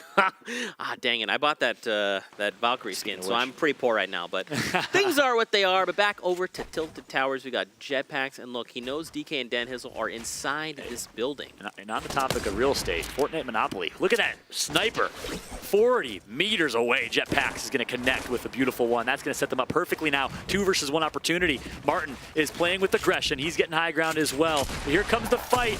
Martin has the wrong weapon out, but it's not going to matter. He picks it up. Well played from the Method crew. They pick up 2. That was sick. So he used the grappler to fly over Martin's head and basically very quickly get in the face of the player there. And together they just pick up elimination. There's 2 points, or 2 eliminations heading their way. Is this guy's name Hashtag? I think it is. Is it Hashtag? Not his teammate is Hashtag. We'll check it out in a second. We have Hashtag. Hashtag. If you're rooting for Hashtag here and his club, Hashtag is, of course, as I say that, I give him the caster's curse. He gets knocked out. Sorry, sorry, Hashtag. No. It is Hashtag, though. Pride Hashtag. Okay, Poverty is there as well. Aragonist. Interesting situation here. Okay, so look, Aragonist and Fail Rush are together. You got Hashtag and Poverty together. Vermax is by himself across the way. Whoa, Which is why he's playing it so passive. He's by himself. You don't want to push a 1v4, essentially. And I think, did they get the revive off? I hope they, no, they did not yet. Hashtag is still down. And finally, Hashtag is going to get taken out. Hashtag, sorry, Hashtag. I love that. I honestly wasn't ready for that. You just, yeah, that was really funny. Thank you for that. I mean, take a look at this. Fnatic Jarl, Fnatic Ethnix, though, up against M11 and Skewer. Near Lonely Lodge as well, not too far from the zone. Is this skewer like a pork skewer? Like a souvlaki? Like a kebab? Is that what we're talking here? What was the one before kebab? Souvlaki. It's the Greek version. Souvlaki. Oh. Souvlaki is like a... You're taking like me out gyro. for Greek food, dude. Yeah, I'm taking you out for... Yeah, we got to go to Greece together. We'll take you to my home and native land, Crete. It'll be great. That sounds like a plan. Bromance engaged. It's official. It's official. The Zeke Fallout bromance is official. Here we go. Checking out the Fevs now of Mouse Esports, of course. A great, reputable esports organization. He picks up the beautiful laser on Tixi, who I'm not sure if Tixi got that 4th E in, but we saw Tixi put on a show earlier. Of course, that show is now going to be put to rest. That's right. Over Fatal Fields, we got Not Mickey, TV. Now, Severn is down low, and he's down. But now I think his teammate's about to close in and get the revive. Yep. I feel like they're playing a little too passive. Yeah, if you know you down Severn, why not just push and get aggressive? Exactly. Same situation we saw before. I think it was between Unique and Co. When they were able to get the revive off, and Unique ended up winning that fight. We'll see if the same tale is told, but both Chinkin and Severn are hurt right now in this one. As it is going to be Mads on the other side of the map, taking that Fail Rush in that original stalemate we saw earlier. So we'll keep a close eye on the bottom left of our screen here, but this fight is going to be interesting now. Mickey playing very passive, even though they have a significant health advantage. I'm not sure if they realize it, but again, resource management is crucial. Now they're just going to gatekeep this hill. It's perfectly played. You know, he's not making aggressive plays, but he's using a lot of materials there to just kind of like navigate. So he's got to be careful. He only has 6 builds left. Oh, wow. Now it's 5, 4. Okay, now he's slowed down his building, which is good. So he realized that's okay. Well, he built again. As I say that. Mexi, though, here up top. He's got the bird's eye view, but he's just waiting for them to make basically an appearance. Exactly. There's really no reason Chinkin and Severin should survive here in this one. A complete advantage goes to Mickey TV and Mexify, but if they do it, man, I got to eat my words. We'll see if they can do it. If it's anyone, it's going to be Severin, the up-and-comer in the European scene. I believe coming from Denmark. We'll see if he can do it. They're trying to close in right now. Now the Storm just moved. Oh, Mickey TV just takes down Severin again. Okay, he's going to secure the elimination. This is good. He can pick up any mats, any loot that he has. Nice. Ammo count goes up. Chinkin, I believe, still is going to get taken out as well. There you have it. There you go. He goes down to the rifle. But Euron picked up the elimination on Chinkin. So I'm not sure that was a third party from elsewhere. Meanwhile, I believe it was. Suzlaki Skewer here in an interesting situation. And now they're outside in the zone. Fnatic at Nyx right there. He gets shotgun there. Goes down to a great fall. And now over to Jam's side, who is looking a little hurt, but he's got bandages. He's going to be able to top himself off. Man, the mats look great. 900 metal. Wow. Yes, in a good position here. This VP team has really impressed me. Jam side and SK7. Some good gameplay from them. And here we go, back to Mickey, over towards Fatal Fields. This is where Euron actually came over in third party, the elimination on Chinkin. Big 1-versus-1 opportunity. It's going to be Mickey that comes out on top. And alpha males in that one. Well played from them. Mickey picks up the elim. And just like that, Mickey and his teammate Mexify will continue to roll their way over towards their next circle. That was good for 2 reasons. 1, he had basically no ammo. 2, he was out of materials entirely. But now look, Lay is here. Well, oh, he jumps over Mickey, so Mickey has to disengage. It's Lay by himself. Both Mexify and Mickey are here. And people might be wondering why he's not using that second slurp juice. You can only have 1 slurp juice active at a time, so he has to wait for that first slurp juice that he popped to fully proc or finish before he can use the other. Maybe we'll give it to Mexify instead. I feel like he needs to, right? Oh, there's apples around as well. Eating an apple is 5 HP. Oh, okay. Oh my gosh, I'm so used to seeing endgame circles that I'm like, you just ticked for 10, you're down, friend. Look at this circle right now. This is beautiful work from the production team here. Only 2 teams in the circle at all. So look how late these rotations are from everybody here. I don't know if that's a difference between North America and Europe, because I feel like we see somewhat earlier rotations come through in the North American side, and the Storm is collapsing, and still only 2 teams in that circle already. Yep, we've got people as well funneling in from the north, from literally every direction. People coming in from the shipping containers, from down south near Salty. Tilted Towers is completely empty right now, so whatever duo was there has already abandoned it. And there's still 38 players left, so we've actually seen a massive change in things, right? I mean, at this point, we normally saw, what, 64 players? Yep. As little as, like, what, 50 or so? And now it's down to 38. And look how interesting this is. Opting for a double heal loadout. So while we're all used to playing public matches, you see a lot of streamers drop medkits, drop bandages, and really not place a lot of importance. Look at the difference in highly competitive play. Heals are everything, especially with the best players in the world tagging you up throughout the entire match. And opting, instead of some weapons, for a double heal loadout. Very interesting. Oh, look at this, though. This is so alive. We saw Mickey not too long ago against Lay, and I believe his teammate is nowhere to be found. Lay with the grappler play, but he goes down. He was lost in the Storm. Unfortunately, he's ticked down. Wow. So Mickey got him super, super low, but the Storm decided to eliminate him instead. So Mickey doesn't get credit, and then goes down to Sops. So that's interesting, though. Mickey could have actually decided to martyr his death for the Storm instead of giving Sops the elimination. We'll see if that's going to give Sops a point here. Currently, yeah, that's it. Oh, that's Junkin. Okay, I got excited here. I thought that was Sops.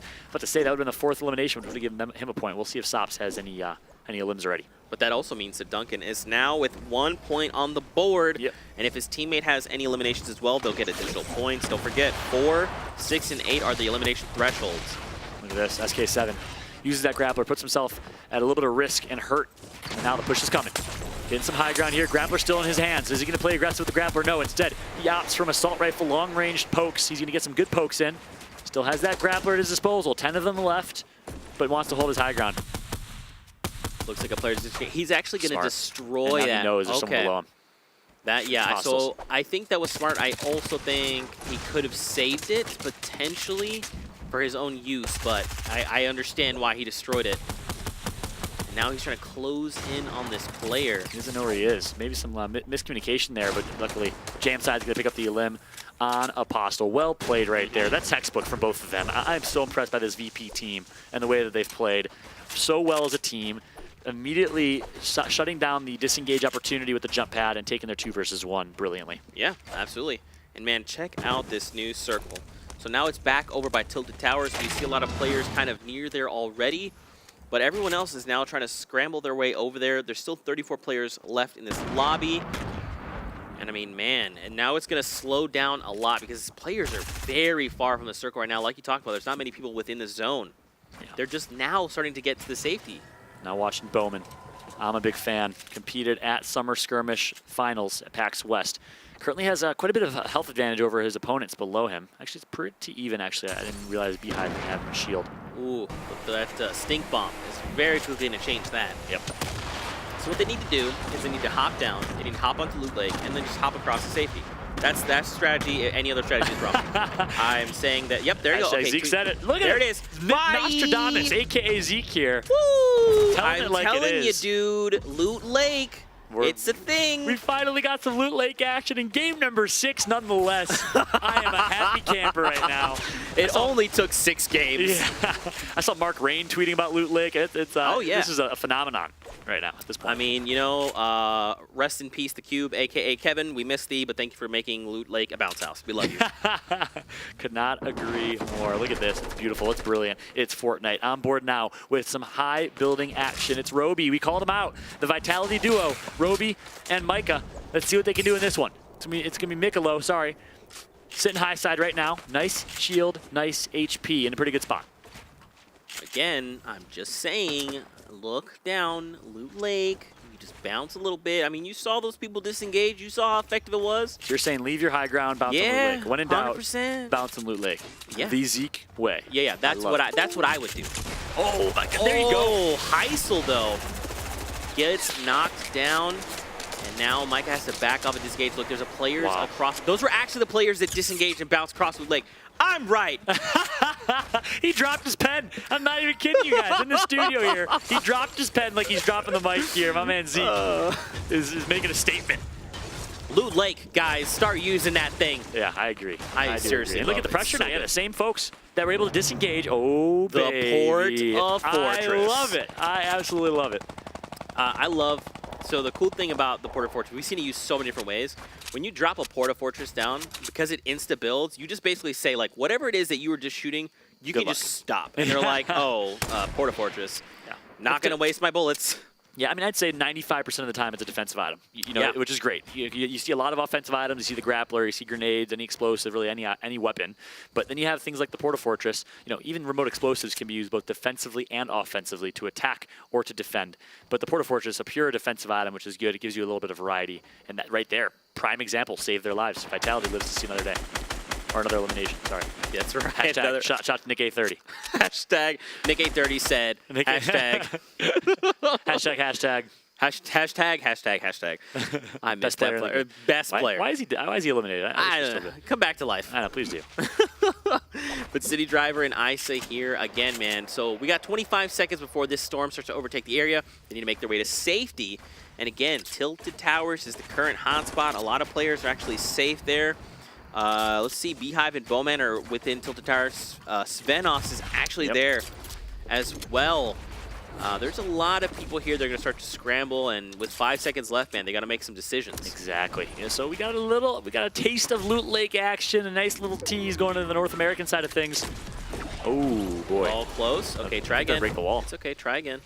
No, you can leave the wall there. There it is. You just bounce from the right angle. Yeah, exactly. Oh no! But look, he's getting shot down. Okay, Massa, it's okay. No way. It's okay. Panic. There you go. He's Panic. nervous. There it is. Palms are sweaty. Is there mom spaghetti? No, that's the question because I'm hungry. I have not eaten. I'm starving. I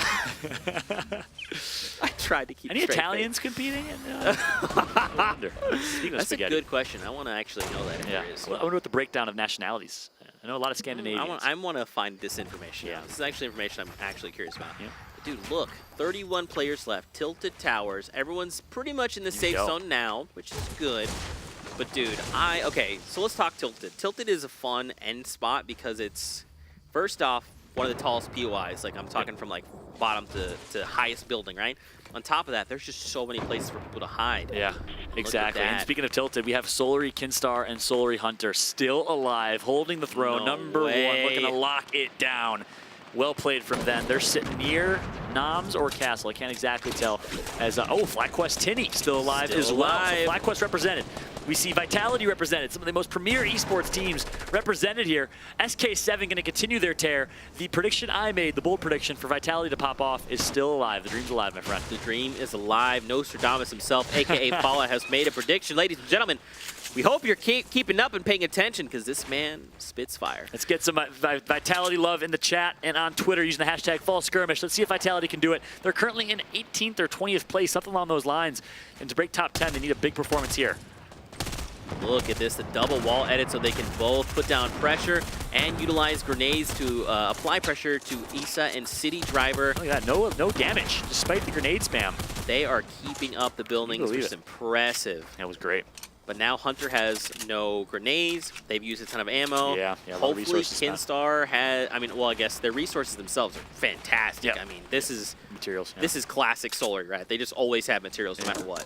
Yeah, very methodical. Again, very similar to Team Liquid on the North American side, which, by the way, whether you're a European or North American, Australian, you name it, fan of Fortnite, let us know where you're from. Represent your region in the chat right now and using hashtag fallskirmish. But we have some North American action coming soon. The players you know and love, Nick Merckx, High Distortion, and many others will be competing in after the European counterparts finish. Of course, we got to break down this European action because Europe has really impressed me so far today. They are just incredible. Back over to Roby and Micah, who are near. And look, they're actually just like openly running through Tilted. They're so confident in what they're doing right now. They're just like, we don't need to build. We don't need to waste mats. Let's just run straight there. We're good. So look at the stakes here. 3 points for Victory Royale. 4, 6, and 8 are the threshold of eliminations to get 1, 2, and 3 points. Vitality still alive. The dream is alive, my friends. Give them some energy in the chat. Vitality can do it if they can perform in the final minutes. Kinstar, meanwhile, speaking of performing, going to pick up another elimination. Tinny of FlyQuest is out of this one. Same with his teammate Crabble. They go down to Kingwin and then Gambit. Take them down. 24 players left in the current lobby. And yet again, you talked about it, man. Kinstar and Hunter are still here. These guys have held the throne since match 1 with 11 eliminations. They've been at the top currently after all of the standings updates. And look at that. Svenos. 12th place. Another storyline we called out before this. They're alive. They have high ground again. Svenos, such a smart player. He just has to try and pick up eliminations and place top 5. And look, players are going down left and right. Gambit goes down. Noisy knocks him out. Wow. But look, Hunter and Kinstar are still here. They're still high ground. Look at their mats, too. They are so good to go. I mean, they've got the ammo count. The only thing they're missing are Splodes, but we saw them use them earlier. Oh. Is this Svenos above him? I think it is. Interesting fight here. So they can knock out the team that's holding the throne right now, Svenos, if they decide to play aggressive instead. Look how smart Kinstar and Hunter play this, though. Just creating so many catacombs, so many boxes, and making it so difficult for people trying to rotate out of Tilted Towers to rotate out of Tilted Towers with all these walls that they own in play. And not only that, man, it makes it difficult to track down exactly where they are. If they build a bunch of things, you can't lock them down. You just know they're somewhere in the tunnels. Where could they be? Yeah, a brilliant play here. Now you see he's gonna play some walls. Nope, they're just gonna hold this entire area. Everyone is scrambling right now, so look at this. We get a new safe zone. It's back toward Tilted Towers. Wow. And look at this, fighting going on all over the place. I believe Kinstar just threw down some of those stink bombs. And he picked up one. He picked up a Nox. A brilliant play from Kinstar. Just taking advantage of the third-party opportunity to throw a stink bomb and get someone that's maybe weak, maybe damaged, tagged up, and he can get the elimination. Kinstar dealt it, and Twitch Beehive smelled it. That is an elimination. Is that the technical term? That is, friend. This is Fortnite. I love it. Absolutely love it. Look at this, playing with such aggression here as Bloxu. Not sure if I agree with that, though. Unless he needed the mats, which he didn't. He might. I mean, he's got the grappler as well, so we can kind of change as he needs, or change positions as he needs to. But kind of okay. Oh boy. Yep. So that's the thing, man. Is the grappler will definitely mean you take fall damage if you make an error. Yeah, look at this.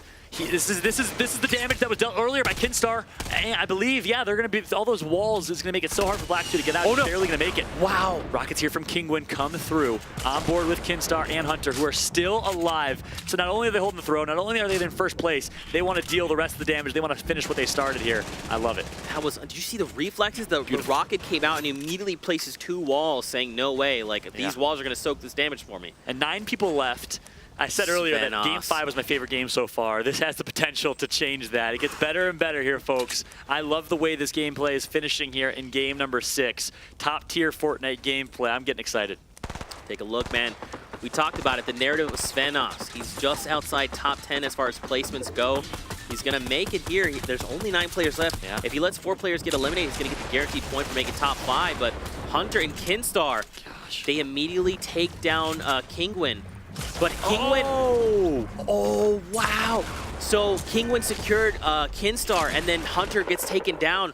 So Sakiner is here by himself, I believe. And here we go. Sakiner, teammate of Dementos, representing Secret. He's going to try and go for a shot. He connects. No, he does not. He gets taken out, and Secret is out, I believe. Svenos is actually down. It was Svenos that was down. Yeah, he takes him down. So now it's Dementos up top. 3 players left. Look at Dementos again. Is going to hold high ground. Such a smart player. This is the 3rd time we've seen him do that in late game. His teammate Sakinos is still actually alive, so I take that back. This is a 2v1. It is. Look at. Okay, so he's got no AR. Oh my gosh. He's got a handful of SMG, yeah. And look, his teammate's down below. Oh, no! That can't happen if you're Sakiner. You got to stay alive right there. It's a 2 versus 1. You have a numbers advantage. You have to hold on to it. And now it's going to come down to no, he doesn't want the healing battle. He wants the fight. SMG out, no AR ammo. And there's rockets. He has so many of them. Traps are going to be placed as well. 1 versus 1. Dementos cannot afford a heal off, I don't believe, because he has no heals. But he has a lot of HP currently. They're doing everything he can. If he doesn't fall right, can he secure this elimination? He does. He was lost to the storm. Dementos. Wow, barely makes it through there. That was an intense 1v1. If he had dropped Dementos down, I mean, you saw he placed all the traps. He set this minefield, this spot, and said, look, if you drop down in here, you're going to take damage from all these traps. But Dementos plays it masterfully and just waits it out. He had no health. He was lost to the storm. Genius play from Dementos, especially really bailing his teammate out. I mean, his teammate died in a 2 versus 1. You have the numbers advantage. I mentioned it. You want to stay alive. You want to value your life if you can. We, of course, didn't see the fight, so there might be more than meets the eye. But Dementos in a 1 versus 1, he clutches up. What a big play from him. That was absolutely unbelievable. And that is our final game of the day. Wow. We will talk about a few things before we jump into standings. What did you think about that last game? I mean, it was amazing. We kept saying it. I said Game 5 was my favorite. Game 6 surpassed it. The action keeps getting better and better each and every time. We've seen some stars in the making here. You can start to see it. A lot of people stepping up when it matters the most, but ultimately, Kinstar, Hunter, what a performance from them. Absolutely. We'll have to see if they are still on top after the standings and after this game number 6. But let's take a look at the replays coming in from this last game. Whew. It was, wow. Speaking of stars in the making. Yeah, dude, Tixi right off the bat gets 3 eliminations. My goodness. Unbelievable. And wow. House, of course, takes out Tixi finally, but hat goes off to Tixi. We don't know if he picked up the 4th elimination to get a point. We'll check out the standings as soon as we have a chance to get that updated for you guys. Meanwhile, Skewer here in this one performed really well in the mid-game. And, you know, I think, so there's a lot of things to take away from these first 6 games, especially if you're NA, right? We're going to see their 6 games coming up not too long after this, but if they've set a precedent, it's that 1, you go aggro, 2, you play methodically, 3, the tools, these new tools that you have within the game, the grappler, the shockwave grenade, even the Porta Fortress, these are all valuable items. And what's interesting to see is even the Porta Fortress, you can only hold 1. It eats an entire inventory slot. Yep. And you see people prioritizing these things. So if NA learns anything from these 6 games, it's, yeah, you know, if you want a turtle, that's great, but tools are also helpful. Completely agreed. And tools in the form of 2 things, in my opinion, that are really new in terms of the metagame of Fortnite, and we've seen this evolution, which I think is brilliant. Tools in the form of mobility, and tools, and of course, the importance of heals. We saw the European scene place such a high priority on heals, holding medkits and bandages. You never see that really on the North American side, especially in live lobby play. Yeah, it was interesting to see how many players also opted into very early take medkit and heals. Like they with 30 players left, we're like, look, I'm anticipating a heal off, so I'm just going to pick these up. And at worst, they just change that on the fly. You know, all the EU's players are very versatile. They know what they're doing. They know what they're getting themselves into. And their play is just out of this world, man. It's just insane. Agreed. It's so impressive. And you set it up as brilliant as you possibly could have. The addition of the Porta Fortress, what that means for late game, ownership of walls immediately built. That was brilliant. We saw it come to play. I could not have asked for better Fortnite gameplay. We saw some shockwave grenade action. We saw a lot of grappler action. I'm excited. I think we'll see some more on the North American side. I think so. We could have seen some hero plays made, and I think we'll see that from the likes of Ghost Bizzle. Oh my gosh, we're seeing Liquid play. It's going to be great. Oh my goodness. Distortion, McMurks. Oh man. What do you think has been your favorite moment from these 6 games so far? Yeah, so many to count, that's for sure. I got to go with game number 5, the way we saw that finish, the textbook play where one member was, I think it was City Driver, sat high side and healed up. One member went for the win, got the win. The hero play from Issa, it was Ghost Issa of Ghost Gaming playing incredibly well. I think that was my number 1 favorite moment just because it was a variety of beautiful 1 versus 1 hero action. He wins the 1 versus 1. I think that was against Venos or maybe Grappler, I can't remember. And then he drops low and wins the 1 versus 1 after that. And this is actually, speaking of game 5, a replay from game 5 right here so you guys can see how the action broke down. Just an unbelievable set of games. I mean, EU show up day 1 of the fall skirmish, nonetheless, and say, look, we're going to set the bar. This is the bar.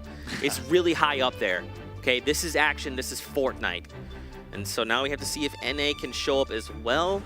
I mean, I just like, I don't even know what to say, man. I love getting the opportunity to cast these incredible games, these incredible players. I honestly hope to beat every single one of these players someday because they've blown me away. And as far as like their skill level, their knowledge of the game, and speaking of which, this is exactly what we were talking there you about. go. Look at that play from Ghost. His head just drops down in point blank. And you saw the player didn't even react. They were like, oh wait, there's someone. Oh, it's too late. Yep. Outsmarted, outplayed. You can't teach that. That's just something that you have. And so many of these Fortnite players, it's really cool. They have just ice in their veins. They know how to compete at the highest level. Talk about some of these players that consistently perform. Kinstar, first place, the entire 6 games. Can we talk about that for a second? They never lost the throne. They held first place in standings the entirety of all 6 games. Talk about performing when it matters.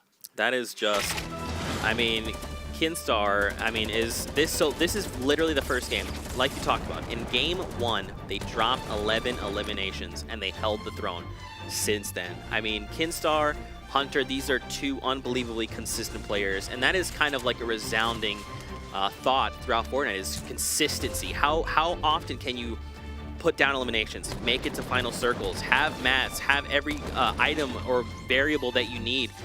Kinstar is that guy. He's literally a robot, okay? He constantly is like, look, at any point, and it's fun, it's actually interesting to think about too, because at every moment, with every decision he makes, it's almost like he's saying, okay, what is the best possible outcome here? What is the worst possible outcome here, right? So he's like, okay, well, let's make a rotation. Worst outcome, I don't have mats. I'm actually going to farm these trees. Hunter, go ahead. No, I'm farming trees. Okay, we're here now. What do we do? There's people. Should we engage? You know what, Hunter? Let's just build up here. And Hunter's like, yeah, we're going to build up here. Of course. Why wouldn't we do that? Like, these guys are unbelievable. So what you're saying is no longer are we going to call him Kinstar. We're going to call him Kinbot. Because bot mode activated. He analyzes every situation and beep, boop, beep, boop. He's like the Terminator. Like the Terminator. Kinstar, real life, a.k.a. Kinbot, real life Terminator. We got a new nickname for you, bud. Well done. Well played from him. Hunterbot and we saw it, too, in those replays of Game 1, which is what that was. We saw Vitality. I think that's another key storyline here. And yes, you like to talk about the heroes, but how about the almost was? Vitality, a team that is representing a big organization, played well. We saw some of the beautiful clips from them. Mikolo played incredibly well, but just not enough to place, not enough to get the eliminations they needed to come out on top. So maybe a disappointing performance for Vitality, but I got to get my hat off. They played incredibly well. But looking at this Game 1 replay, it's almost like looking at photos of day 1 through 3 at the end of your vacation. It's like you get sad. You're disappointed that it's over because it was so much fun, but don't be mad that it's over. Be glad that it happened, and I'm glad that it happened. We saw some great gameplay. Dude, absolutely. And on top of that, ladies and gentlemen, we have final standings. There was a slight error on the standings before, so we corrected that. But let's take a look. And after the 6 games, Kinstar and Hunter hold the #1 spot with 17 total points. In second, Jamside and SK. Third, Masta and Kaz. Fourth, Taboo, Genside, Blacks. And in fifth, Beehive, Bowman. I mean, even taking a look down as far as the top 10. So Svenos, look at that. Wow. They were so close. And keep in mind, when you go to tiebreakers, we go to tiebreaker rules, so they were just outside of that top 10. Guess who's in there? The Secret Dementos and Secret Sackener are both going to place 9th place. They take home some money, but look at this. Talk about the names. Kinstar, we got Master Kaz, we got Beehive Bowman, Skewer Miz with that beautiful victory royale that they had, I believe, in game number 4 or 5. I mean, just some great names. The Vic as well performing here today. And this is only week number 1 of the European Fall Skirmish. No, I'm just going to stop right there. This is week 1 of just the Fall Skirmish, okay? This is day 1. Okay, it's not even wrapped. We still have 6 games that we get to come back and cast for later. On top of that, we have additional weeks. I mean, unbelievable. Oh, you know what? So, by the way, at the end of it, they also held the throne. So additional 2 points, literally no big deal. all 6 games since the start, literally day 1, moment 1, Kinstar and Hunter said, hi, we would like to hold the throne, and we'd like to have this throne for the whole 6 games. Kinstar who? You mean Kinbot. Sorry, Kinbot and Hunterbot. 8 points greater than the second place team. I just can't even. Wow. I mean, but look at you gotta get again. You have to give it out to the 17 through 32nd place players as well. You see a lot of people in there. Mitro and Pavzi played well and had some elements of greatness. Apostle, one of your favorites with the bow tie himself. Yeah. A lot of great names in that second page, that second tier of placements. And you know what? They'll have more opportunities to represent their club. Squad goals next week. Yeah, more man. chances to play in the future. Man, let's take a look at the current pricing. So after that, that means Kinstar, Hunter right at the top. They get themselves 67K and the 305 club points. Wow. We don't even know what club they're in. Hold on here. We didn't even. We Are you gonna look it up? Dementos and Sackener and Fortnites. We got. I'm trying to find them. I can't even find them here. We're gonna get them ASAP. We'll let you guys know ASAP as well. Geez, I mean, what a. We have the whole list. I'm actually looking at the list here. Kinstar is a Dusty Dog. Dusty and so Dogs is in Hunter. first place so officially. Dusty Dogs, you guys are gonna net yourselves 305 club points here on day number 1. Maybe so what you need to do is you need to be like, hey yo, Kinbot. Thanks. You're amazing. Hunter, you're also amazing. Thanks for the club points. Yeah. I'm joining your club. Because you can enter a submission to join the Dusty Dogs. A few spots will be given to some fans that submit. Make sure to do it. Dusty Dogs off to a great start. So, man, what do you think? Final thoughts before we sign off. What a day it has been. I mean, this is only halfway through. We still have amazing North American action. But I got to say, all my thoughts dedicated to you guys, the European fans, the European players. I have a lot of space in my heart, just like you said, for the European Fortnite community. They are an awesome, awesome group. I have European roots myself, and they performed today. They put on a show. We saw some amazing things, new items used, so many storylines. I cannot wait. It really set the tone here. And once again, Europe impresses. And would love to know your thoughts at home as well. Definitely. Don't forget to hit us with those thoughts with the hashtag Fall Skirmish. Let us know what you think of all the action, the format, the players. What's your favorite club? Talk about Fallout, how incredible he is. Answer is very. But yeah, man, don't forget, ladies and gentlemen, we will be back very shortly with the 6 NA games. Yeah. That is 1 p.m. PST, I believe. We have some time to actually respond to some of the great tweets and we've gotten as well. So Zekibus Prime right here. Make sure to let us know your thoughts because we'd love to engage with you while we're on a quick break here, getting some lunch. I looked at my phone before and there was just so many notifications. I was like, I have to just look at this later. So thank you guys again for all the love, all the dedication, all the passion. We do this for you. We love you all, like he talked about. Commit to a team. Let us know which team that is, okay? We'll be back with more action later. Until then, enjoy Fortnite. We'll see you guys on the battle bus, and we'll see you soon. Hashtag Lucky Llamas. Hashtag Lucky Llamas.